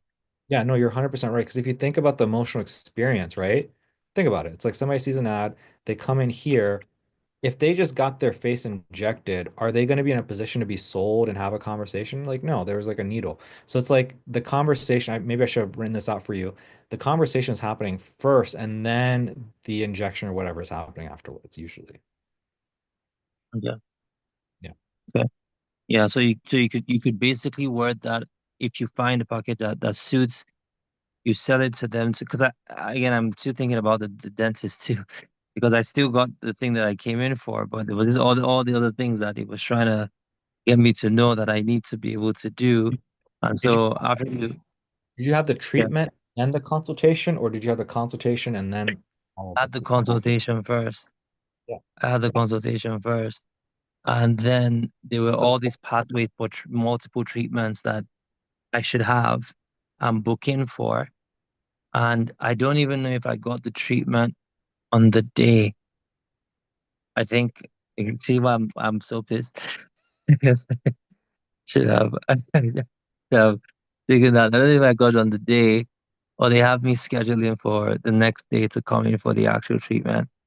And I don't know actually even know how they got me to schedule for the other pieces too. Was it whether it was actually in I think it was most likely in the establishment where I got to schedule for the follow-up treatments or the other things that's supposed to be beneficial. Because I'm trying to think about this system or this process. So if you have them do the consultation and you pipe them to all the pack, oh, here are things that we have that'll be best suited for you, and you can schedule those out. We can make a time where you can come and do those pieces. But we'll go right ahead and give you the Botox thing and whatnot, right? So then you do that, and then you also have an appointment booked for the other, packages that you've been able to sell them up on. So that's if it goes right. That's how I'm thinking about that piece now based on what you said. And so now the other piece where, okay, yeah, I don't, I'm good. And also, okay, I give you the Botox. And so when you say that I will give you the bonuses on your next appointment, is it that I have to book a service, and then on that service I get my bonuses for the previous, offer I came for, or is it just me showing up to the spa and I get my That, bonuses the just later. showing up to the spa? Okay. Okay. So if I show up to the spa, am I gonna have another consultation again before I get the bonuses? And then So that pathway triggers again for another yes, another upsell-ish. yeah. So Okay. this would be the bonus day, right? So you come in Mhm. for, so this is the initial sale, and they try to get you to go down the pathway of the upsell, but you said, Mhm. I don't want it. So then they basically say, okay, fine. Your additional things, when do you like to come in? Um, I should get rid of this because you already got the Botox, Mhm. right? And so do this high ticket sale, they don't take it, and so they say, no, I just want my additional bonuses. So then they come in here and they just get the bonuses, and then somebody will try to upsell them again, but if they don't take it, they don't take it. So this person Okay. is pretty much come in for freebie stuff. Nobody likes this person. Okay. So I'm guessing that the bonuses also kind of serve as an additional condition because you still have to check them again before you give them the bonuses, and then probably discuss pain points again, and it kind of like is a Exactly. cycle Yeah. pretty much. So you Okay. can So have like one has to be masterful with doing that if it was the same person you saw twice and rehashing the same pain points for the person that you did the day before, right? maybe what you can do is so here's where you can do some cool things. You can do, like, again, you can offer the membership. Say, hey, look, I know that da da da da, but we do have this thing. It's very cheap. It's just a small membership, whatever. And so now you get them on continuation because they didn't take the package here, right? So they didn't take the package here. It's like, Mhm. hey, what you could do is you could talk about the package and say, hey, you was that, and then just kind of probe and see if they're interested because maybe they'll take you up on it here. Maybe they had such a fantastic experience here when they came back that they'll maybe take out the package. And then from there, maybe if they don't take you down, sell the membership. Another thing that you could do is you could also do the refer system. Remember the Mhm. refer? I don't think so, no. So this is the refer system, which is like, hey, so you know that you did this additional treatment. Do you have a friend? If you have a friend, what we'll do is we'll give you even more free stuff. We'll give you another free thing if you refer a friend to us. They say, yeah, okay. Then what you do is you take a picture with the establishment and send that over to a friend. So this would be a friend. And so then if the friend will go into the med spa, and then this person basically will get another free treatment. And so the person that's the referral, guess what? They come in and they go through this whole cycle. Are you with me, or is this confusing? I am. Absolutely. I think it was the part where you said they take a picture with the med spa. That's what I was trying to imagine. So like the That's just person a that well, I maybe I shouldn't have brought that up. That's like an SOP. Like you go up to oh, them and you say, okay, great. So you got your friend Rebecca. Okay, well, let's take a picture together and send it over to Rebecca. So then you and the client take a picture together and then send over to Rebecca as a three-way. And then you, as a med spa business owner, can speak in that three-way. Say, hey, your friend Jane, recommended mm, you. mm, Pretty cool thing. mm, yeah. So essentially, that's another reason why you want to keep trying to get them in, is you can do these kinds of things. Yeah. You already paid for the customer here, right? You already paid for the customer, so why not try to squeeze something out of them, get a referral and get something out of them? Yeah. Yeah. That's good. Yeah. That makes a lot of sense. Thank you. Yeah. You have closure from your dentist now. I have a bit of closure. Yeah, I have a bit of closure. It was a very long time ago back though, so You can sleep at but night. I've always been thinking about the language that he used. Like he was so calm, but it was masterful because I was very afraid, but he wasn't using words like "you would die" or like what I mean. Like it was just like I'm like this guy knows what he's doing. It's pretty good. So it's good. It was good. Okay. What else you got Thank for me, you. MJ? I don't have much. You all I'm right? okay. You look tired. You look really sleepy, like you're sleep deprived on a desert Yeah. island. Oh yeah, yeah. I am. I feel like that's probably what happens when you lack energy. So that's what's happening to me right now. So that's what's been going on. I think the only things I also have going on is the I have a I have an offer from a media production company that on Wednesday, while I met with them before, they want I think they want to bring me into their team, and I don't know. I'm trying to play hopefully a different game if they would be open to it, where it's one that is probably a partnership or a shareholder in your company or something like that. And of course, that's all from here and you guys and you and everything around, like what the opportunity is. So I think that they need someone maybe as a creative director or something like that. And I don't mind it because, right, like I think it's an open environment that is not like the place I work right now. So maybe the bit of my time can be bought back from that because of just how free it is. And when we talked about the budget in the first meeting, I just wanted to know what their numbers are for this role that they are kind of like looking at. And they said, 60,000. And if that's okay with me, I'm like, well, that's kind of like already what I'm making. It's okay, but like, what are the things that you have in place where I am not capped by my earning potential? Like, what you guys have in place for that kind of thing? And they mentioned like a bonus structure that they haven't finished like figuring out and all that. But after I left the first meeting, I kept on thinking about like, okay, well, uh, they're kind of talking about partnership and working for them, and I really want to be clear on the definitions. Like, are you looking for an employee or are you looking for a partner?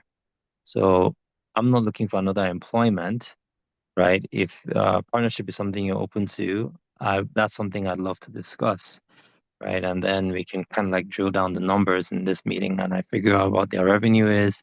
They're trying to create an IP for their business, right? Because I know they want to sell it later down the line, and this is probably their way to being profitable as well.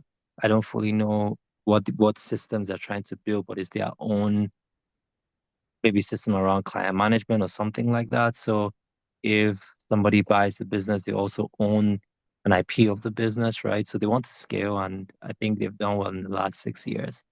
So I want to kind of see what those numbers are, like where the need is and where the pain is for them, and where my skills apply, if any, and then maybe take a share out of that or a percentage out of that to see how we can scale it and do that. And I can also get some of my time back and do other stuff too on the side. So that's, I guess that's what's on the pipeline or on the table. So we'll see how it goes, I guess. How's my Loom stop recording? How's everything else going? How's your brother doing? Funny, we had a court case, or he had a court case like a few days ago, and they said that he had to leave. So they had to, or they mentioned that they are going to call him and find out a date that they're gonna have to have him leave the country for. So that happened. He traveled for a bit, like as soon as it happened, he kind of like went with his wife for a little bit. So he came back literally just today, and we were supposed to talk about the court case and all that. So we most likely will do that tomorrow and see what logistics are around that. I have some questions too that I know that he didn't let me know yet after the court case had happened. So anywho, yeah, that's currently what's on ground. I don't know the full extent of that, but we'll see if there's any silver lining or you know stuff like that. So, yeah, but overall, I think I'm okay. There's something else in my head that I remember, but I've forgotten. But I think I'm okay overall. Are you So getting, is your schedule similar to what it was a few months ago? You know, kind of waking up in the middle of the night, doing what you need to do, going back to sleep, going to work. You know, you were really putting in like 16, 18-hour days before. Like, are you still kind of doing that? Or well, I think it's well, it's it's it's balanced in its own way because like I started working with the Metspa owner too as well, and so I'm balancing that as well. So it wasn't. I think overall, I think it's better. Like overall, it's better. I still try to do my due diligence to wake up. It's been hard. I wouldn't lie. It's been hard waking up. It's just because like whatever you ate the night before just kind of keeps you right down. But I find that we're currently in a fasting period overall as a church and whatnot. So one of the things that I actually every time I get to fast, one of the things that I appreciate about fasting is the lightness to you. I don't know. You just you're so sensitive, right? Like you sleep a little bit and you can't keep yourself down. You can't sleep for too long. You just wake up, even if you don't try, you just wake up. So I've had the opportunity to have that waking up and working on stuff, whether that be some video stuff, or whether that be some of the things that I'm working with the Metspa on with the website and things like that. So that's mostly my morning wake up times. Yeah. is is the med spa a client of yours, or are you just kind of helping out? Where are you at with that? Right now where I'm at with that is so we had what the initial build was to kind of get the website launch, right? So that is what we're wrapping up right now. And I want to start going back to the ad stuff. So I had mentioned that to her. So here's the strategy that we're going to be able to go, which actually reminds me of the thing that I thought I had forgotten. So yeah, so here is where we're going to go next. So after this launch of the website has been done and everything is kind of okay there, then we will go back to like all the offers that we were trying to create. Like I kind of created one for her a while ago based on what she had and the equipments that I think Oxygeneo and stuff like that. So we're going to try and run that and get back go high level and go through that whole system, right? Which is what I mentioned to you earlier that I want to try and figure out This is a this year. profit share structure with her, or or like you're just kind of helping out and earning your stripes before you ask her for anything? I guess like what's Also, I'm this trying is to the understand. partnership structure, right? This is the partnership structure. So it was that we agreed for. So I pulled the deal that I sent to you that you advised me on. So 500 a month for whatever it is that we're building right now. And so as soon as we launch, right, and whatever profits I'm raking in, it's 20% of that I'd be getting for that. Yeah. So that's what we currently have. So the thing that I forgot to ask was because I really want to use this opportunity as a huge learning for me as well. And so I don't mind doing a lot of things to being a better marketer on so many other ways, right? So without picking up the skill sets in and around SEO stuff, right? Uh, you know, Google Ads, Facebook. Of course, I want to do them systematically, like one by one and all that. So the website isn't built, try and just optimize that. But I want to go into Facebook ads and the offers and go high level and just optimize that onto the membership and the systems. But at the same time, as I'm free, it doesn't hurt that I work on anything because again, if I'm bringing in more leads or if I'm bringing in more money to the business, I'm also making more. So if I'm diverting to my time when the system is working okay, and maybe I optimize the site a bit more, and I'm getting more organic reach for the website, and people are coming in through that in addition to the Facebook ad stuff. So the question I had was, with all these multiple things I could potentially do, how do I keep abreast or keep a track of my impact in the business, right? Like where, like if I do something organically on a website, right? How do I track that those leads actually came from me, right? This is actually the amount of money that I was able to add into the business this month from all these multiple things that could happen because it's easy for Facebook ads to track that and all this kind of stuff. But some other channels I could walk into. I just don't know. My brain kind of games as to how I track those results. You know what I mean? So I would say you're thinking a little bit far ahead. The tool is just Hyros. Just a very simple tool, Hyros. If you use just this tool called Hyros, it tracks everything. Like for me, I can see what course material somebody clicks on, how much they watch, where they came, what traffic source. So that will solve all those problems for you. That's a simple answer. For now, just start with just Facebook ads. If you can, the guy that hopped inside the program, Keith, he's like a master at like Google SEO. And I know he charges like 500 bucks a month. If you can, I don't know if there's a way for you to get her to dish over the money for you to talk to him and get him to set up or train you. Or maybe you make enough money from Facebook ads that you pay him. I don't know what kind of deal. It would be very beneficial if you could get her to give the money for him and that you don't have to worry about it. And you can reap the benefits of that. That would be a fantastic deal for you. But yeah, start with basic ads. You can track all of this stuff.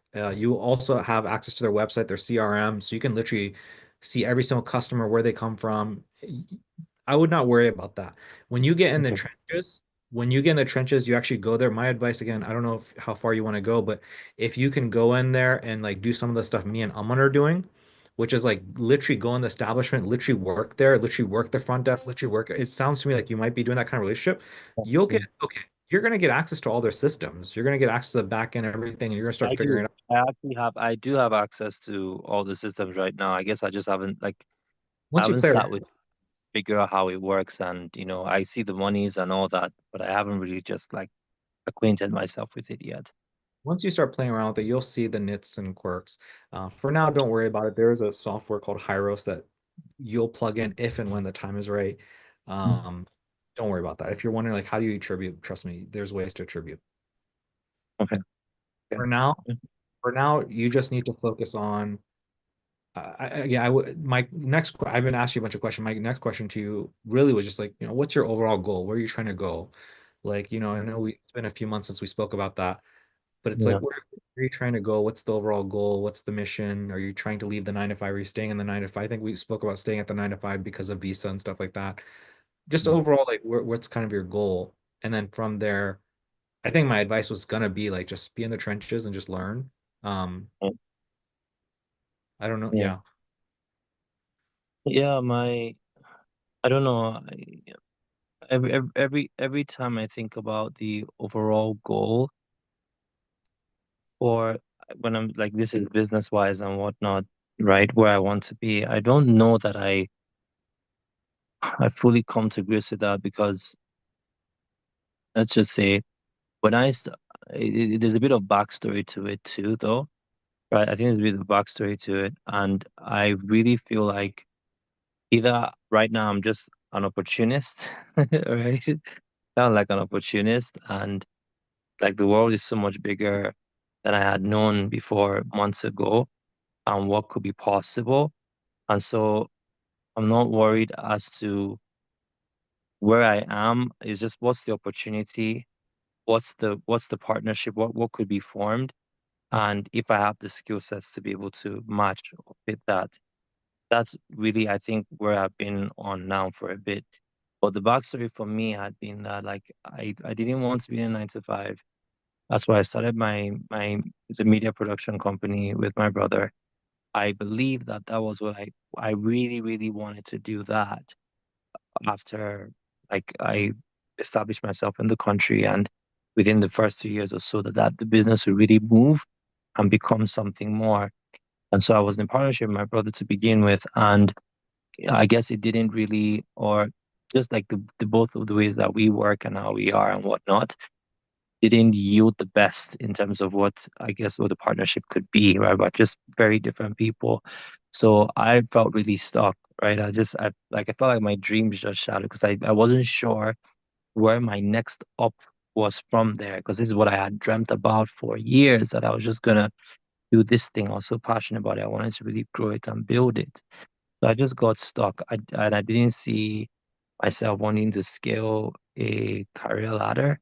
Right at the time, I just didn't see that. So I just happened to have the IT job at the time, which was really good. I was grateful to God that I got that. And so that's when coming into the apprenticeship program was a reinvent for myself, really, right? It was more like, okay, I saw that maybe I could possibly do this thing for myself, which was running the agency and all of that kind of stuff, right? So, but even after that, like even through this process, it's still like a reinvention for me because then I'm like, okay, well, here's an opportunity. Here's what I've learned about my skills and what I could do and closing deals and, understanding business better. And it's just a different mindset now that I have.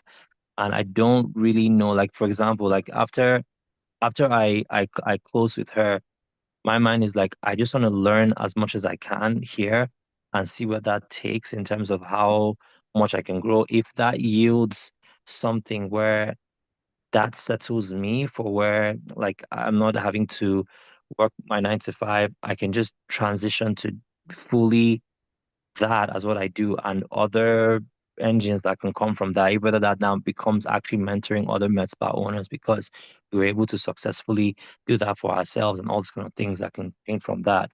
So that's an idea. Like that's an idea of where I could be, right? And then this other thing that I just mentioned to you also came.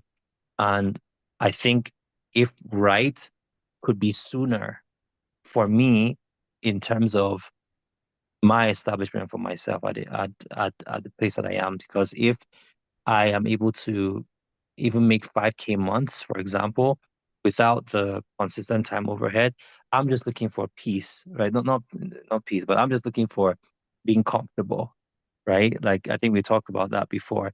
I'm just looking for being comfortable. My overall goal really is that I have time. I do the little things of the stuff that are okay and I like to do, and all the other impacts that I want to make with music. And those are my passions. Those are the things that have always been my passions. Just, doing things that I do in the church, music and all that kind of stuff. So if I find the things that have been great opportunities, great partnerships, and I'm doing those things that give me time, good enough revenue that allow me for my brain to eat from multiple places.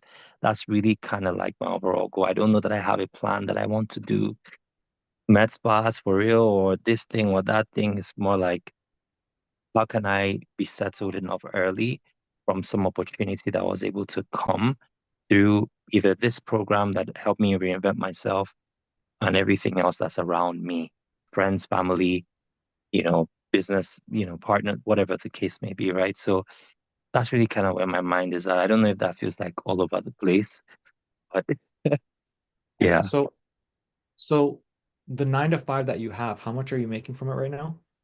Right now it's I think like 55, 60 yearly.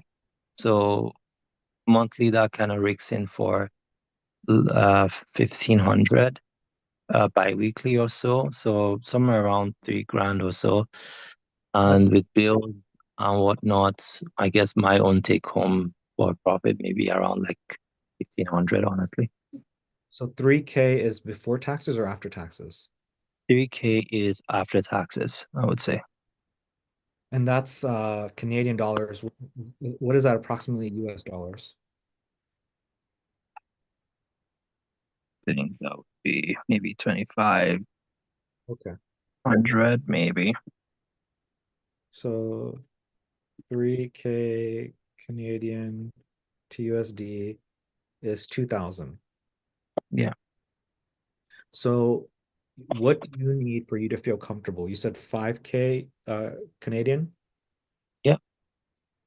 Okay. So you're not stuck at your job because of a visa or anything like that, or are you stuck there? Well, right now I still am. My permanent residency isn't complete yet, so they are in the final decision makings. I can't leave yet till that's done. So I still kind of am. But once that comes in, for the most part, I can go anywhere. So yeah. When is that? When does that occur? Is that like in a month, in a year? I don't know. So because I had expected because I wanted to go home this year. I wanted to travel back to Nigeria this year. I was really ready to book to, save to book my flight and all of that. But they hadn't approved. And it got into the final decision making part towards the ending of last year, like December or so. So I expected that it should have come in by January, right? Because I feel like it shouldn't take that long anymore. But it's already end of January. It's not here yet. So that screwed up all my plans for February. So maybe it's coming in February. At this point, I don't know. Immigration has been very spotty here over the past couple months. Trying to reach somebody is nearly to impossible. And sometimes they have outlandish time. I've been so fortunate, let me just say that. People that have tried to apply for their PR, they haven't gotten it in. I got my process pretty much going in a couple of months. Some people wait 2 years and you just don't know. Right now it's So it's within a few months, unmeasurable. sometime this year, you should know. So basically what I'm getting at is you're stuck wherever you are stuck, no matter what. You can have the best opportunity that pays 100,000 a year, but you cannot go there until your thing is settled with whatever your job is, right? That's what I want to Yeah. confirm. Yes, So, absolutely. Yeah. so what I will tell you is this, in my opinion, I think that if you were to try to do this partnership with the medical spa, to me, can I speak openly? Yeah. To me, it seems like you're curious, but your heart is not. What I mean by Yeah. that is it would only be a good opportunity if you went there and you had like a long-term vision and you said, hey, I'm committing to this. I'm going to build the SEO thing. I'm going to build the website. I'm going to do one thing after another. And my goal is to become a partner within this business and and I'm walking away with 100,000 a year. And that's, I'm genuinely fascinated in the business side and I want to develop myself and kind of what we're doing here. If you can get behind that, then I would say go for it. But to me, it seems like what's important to you is some of these other things like music and, fulfillment in terms of, your spirituality and all that. And I don't think there's room for, honestly, I don't think there's room for both for you to fully live this and this. Because I think that if you were to do a partnership there, because I do partnerships. I've had multiple experiences with that. And when you do that, it's going to take a little bit of time for you to figure things out. It's going to be 5, 6, 10, 12 months before you're making a substantial amount of income, I think. Not even substantial, like the 5K. Yeah. It could be But a my year. but my plan had always been that, like not always, but a thought that came to me is that the number one thing that I know would keep me from being exactly what you said for them, and I know this, is because I'm doing like full on 9 to 5 and it's draining. So in this interim where I'm still trying to build something, right? And I'm able to build something that even pays what I earn right now, that's enough for me to quit there and then really fully invest here, right? Because I don't want to do both, Right. right? Like I'm not trying to do both. Is that like I want an opportunity to leave what I'm doing and actually pour into this thing.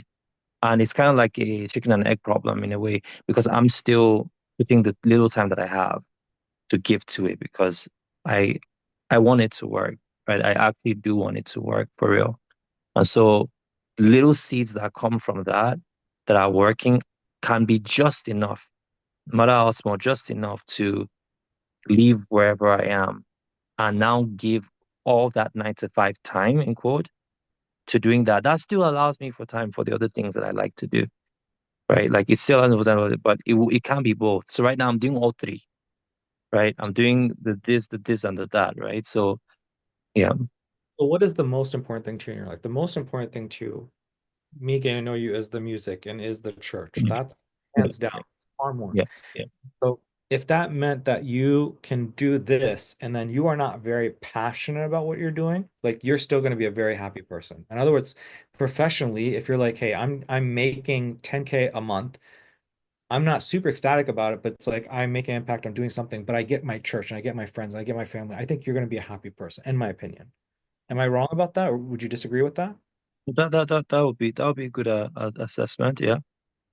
So, so if your goal is just 5K per month, there are three options. One option is to do the videography stuff with this company if they hire you on. The other thing is going to be to do this med spa thing where you're a partner, and then another thing would be to continue this agency route. If it were me, if I were in your shoes, and if what you're saying to me is true of like, hey, spirituality, religion, family, this is the most important thing to you, then I think honestly taking the videography gig is a no-brainer. Because then you make the money that you're saying you're happy with, that still gets to feed you creatively, and you get the family and all the church and all that stuff. But the thing is though, like I hear you and I agree with you. I just don't think that maybe it's that simple in that like, okay, 5K, 10K is a happy number. It's a happy number, like no doubt about that. If I was making 5K, 10K, I would feel very comfortable. I'll feel comfortable. But I'm still driven. I think I that's the thing about me. Like I like if I have a knack for the thing that I am holding on to right now, I will want to like push further and see where it can go. So I still have that heart, and it's so you know I kind of believe somewhere at the back of my head that you do. one way or another something will click, and it could be something that really scales for me, and if it's even beyond the 5-10K that I could think about, even though that's comfortable for me, and like that would be an okay for me, but I don't think that that's like that I would have that, and it would just be like a settle mentality in that way. If I can drive it, I would still drive it. You know what I mean? I think so. There's one thing of like what you're saying, and there's another thing with your behavior. And I think your words Okay. and behaviors are not in alignment. Yeah. And here is your words, what you said for the last 10 minutes is the ideal fit would be church, music, and then videography. Why? Because you said that you just need 5-10K, which this would solve. And you said this is the thing that would make you the most happy. So that's what your words are saying. Your words are saying literally that's the perfect formula. Your behavior, on the other hand, is saying something different. Your behavior is saying that you should not do the videography thing.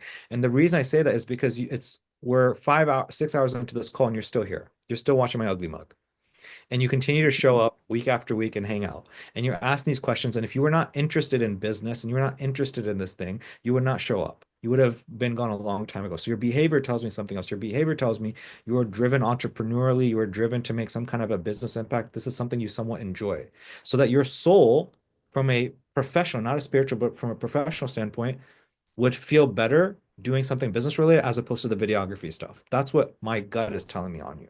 That's what your behavior is telling me. I don't know, would you agree with that or no? And I Yeah, think like why you gave I a little think bit of, I want to figure something out. I think ultimately that's it. Like I think there is an on I think they really, and I don't think that it's with maybe the way that God has made me, I don't think that is either or, right? I think I'm fully spiritual, and the things that help me make impact here and I love. And this also is something that like I love as well, or like, or I would I want to crack, you know what I mean? And can also make impact too. So I believe that the two do go hand in hand. And it's not like that, okay, one or the other. It's more like I think both can happen for me. I Right? didn't, what I was saying is this. Sorry, I didn't explain clear. So at the top represents Okay. church, Yes, yes. Right. all those things that you want to make time for, right? Yeah. Yeah. But this is what you do for free. This is what you do with your heart. And then there Yeah. are three make money opportunities right now that you have. Yeah. The first one is becoming a creative director at that company. The Mhm. second is going to be being a partner at the medical spa and then seeing what happens from there. And then the Mhm. third is just starting this med spa agency or whatever agency back up. Those are kind of the three things that you can do. The fourth would be maybe like creating a video business. So Mhm. let's go ahead and put the video business aside because that's something that caused frustration. And you said, hey, just whatever. Mhm. What I'm saying is this is obviously the church is that's going to be a core part of your life no matter what. Yes. What I'm Yeah. saying is out of these two options, which is um, being a video director at that company versus Yeah. working at a spa and being Yeah. a director, a marketing director. What I'm saying is your words are telling me you should do this combination. However, your Oh, behavior is telling me you should do this combination. Okay. So which one of the two did you just highlight? What was the first combination? Because First this combination, combination, this yes, what's first that one? this first combination is going to be obviously church for to Yeah. feed, and then it's going to be to be a video director. That's going Mhm. to be the first option, which is again, that's just ticks off all your boxes. It's what your words say you want.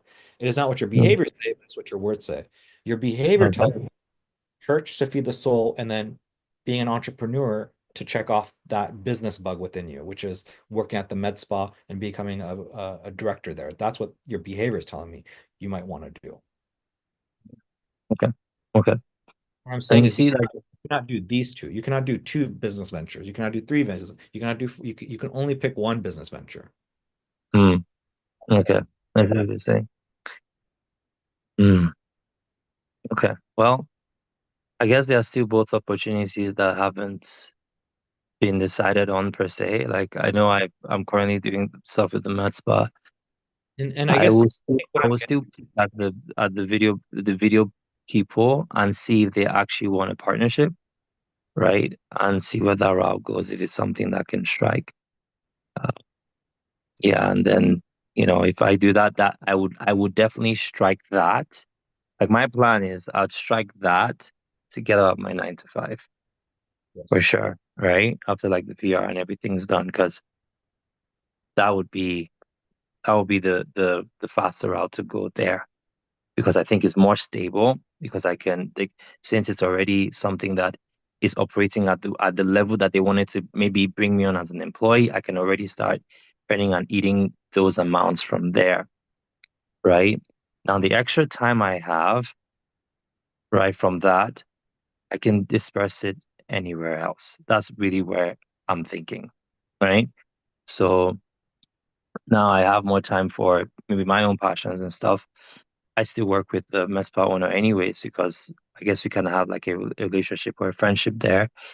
And I'm not capped for time because I can easily still build stuff with her.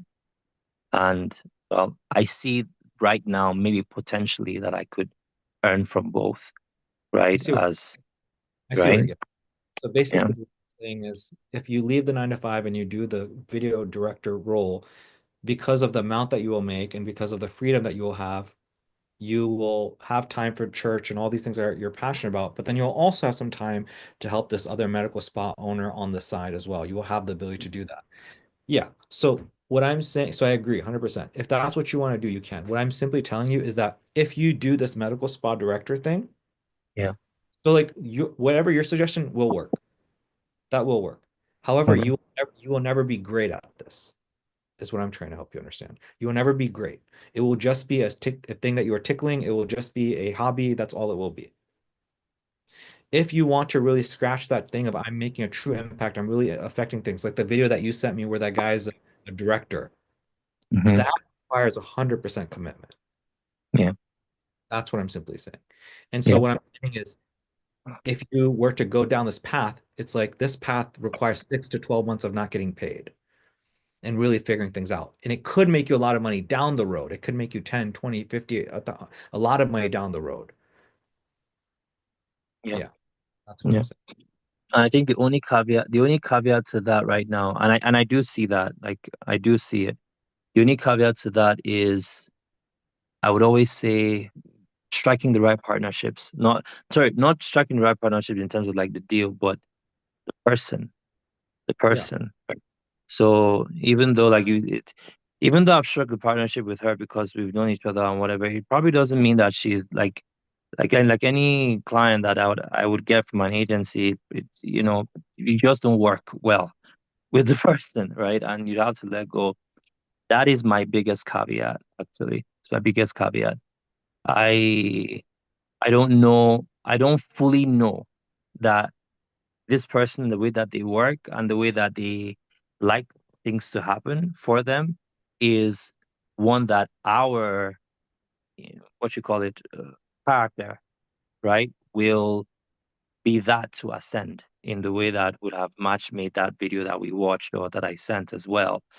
Because, I see some things. I don't want to like, okay, jinx or whatever. I just like, we'll see. I'll do what I need to do to keep pushing the needle forward and see how we keep working together. But I have my reservations around it. So it's okay. Like if it doesn't pan out that way because of relationship, it's like partnership, right? You have multiple, it doesn't go well, you just move on to the next one, right? So uh, that's kind of like where I'm at, really. So I have no 100%. I know what I feel like I would love from this, truly, like 100% everything. But it has to be that I know that you, as the owner, the person I'm partnering with as well, knows how to let go, right? And then let go of control and allow for the partnership to actually really, I do exactly what my skill sets are and invest in that. And you are also good at what you're doing and focusing on that. But I think she really is, she struggles with letting go of control, right? And so it's like, I don't know, right? So if that, so that's why these avenues, these opportunities are there. It's like, well, I'm not putting all my eggs in one basket yet because I don't fully see that picture yet, and so I'm testing the waters to be able to see that. Okay, yeah, let's go in 100% here because, right, like all that testing is kind of like done, and the partnership is right. So that's essentially it, and I think it could be, but it all just depends for the most part, as to how that ends up blossoming. I would say. I was under the impression that like you and her were like best friends and thick as thieves. And in that case, I would have said, just if you can be patient, then just go there and hang out while you do the 9 to 5, and eventually you will make enough money where it doesn't make sense to work at the 9 to 5 anymore. But it sounds to me like you don't want to put all your eggs in one basket. I understand that. Your other option has always been, which you may not want to do, but your other option has always been to just start your agency back up, which I will say is the fastest way to get to your goal. But I know it's very painful. But I like again, like I said, this still benefits me because I want to use it as my learning too, as well. So regardless of how, and I've said this myself, regardless of however I cut it, right? Like, there's a lot here for me to learn. If the agency route I go back to, I'm taking everything that I learned from here back to that. So cards are on the table. We're good, we're good friends, or, in that sense, we're good. It's not a problem. It's just, you just pick up on things and you just kind of like ask yourself a few questions here and there. But, it doesn't stop or oppose me. Like, I know whatever I'm given, I know I will do my best to succeed in that thing ultimately. So, you know, yeah, but we keep pushing and see where everything ends up. So hopefully more updates as to when the campaign started and when it's launched and how that's going. Most likely hoping to start that up next month in February. Few things on the website I think are almost done. I'll probably try and do that within this week. I do have a few video projects that have kind of come up on my plate for a documentary, so I know I'm shooting that this February. So give or take ending between after that and in March when I can launch the campaign ads for the thing, and we'll see how that goes from there. But yeah, at least we're still making progress anyways. So Good. Sounds like it. Good. Well, thank you for catching me up on MJ's Life 101. I feel all caught up to speed on all the episodes. I'm good on the season now, so thank you for that. Thank you, Gushi. Thank you. I appreciate you. Thank you a lot. I'm grateful. Thank you. I appreciate So, you. like what, 7 hours? I'm sorry for your life, your time. Okay. I don't know. I don't know how you're not tired. I think for me, I'm just like, how is it actually two things that baffle me and I'm impressed by? I think the spirit that God has given you is very unique. I've not seen it before anywhere else. But if I was wearing your shoes, I'm angsty. I still wanna like leave. Like, what's the time? Like, could you like hurry up with your questions and your conversation? But like, you literally patience for days. I think you're blessed with that. Like, so much patience. You still sit. It's been 7 hours after. You still want to ask me questions. You still want to. I'm just like, I'll be done. I'll be done. Like, whatever answer you gave me the first time, I'm like, okay, cool. So just do this and do this. Okay, all right. See you next week, right? Like, I don't know why you're still here, but God bless you for that. I think that is it's really like you have really really good wisdom, and you have a great spirit of patience. So yeah, I wish I had that too. I'll be praying to have patience like yours. But let me let you go because you've spent your whole day here. Thank you. I'll see you next week. Yeah. All right. Bye.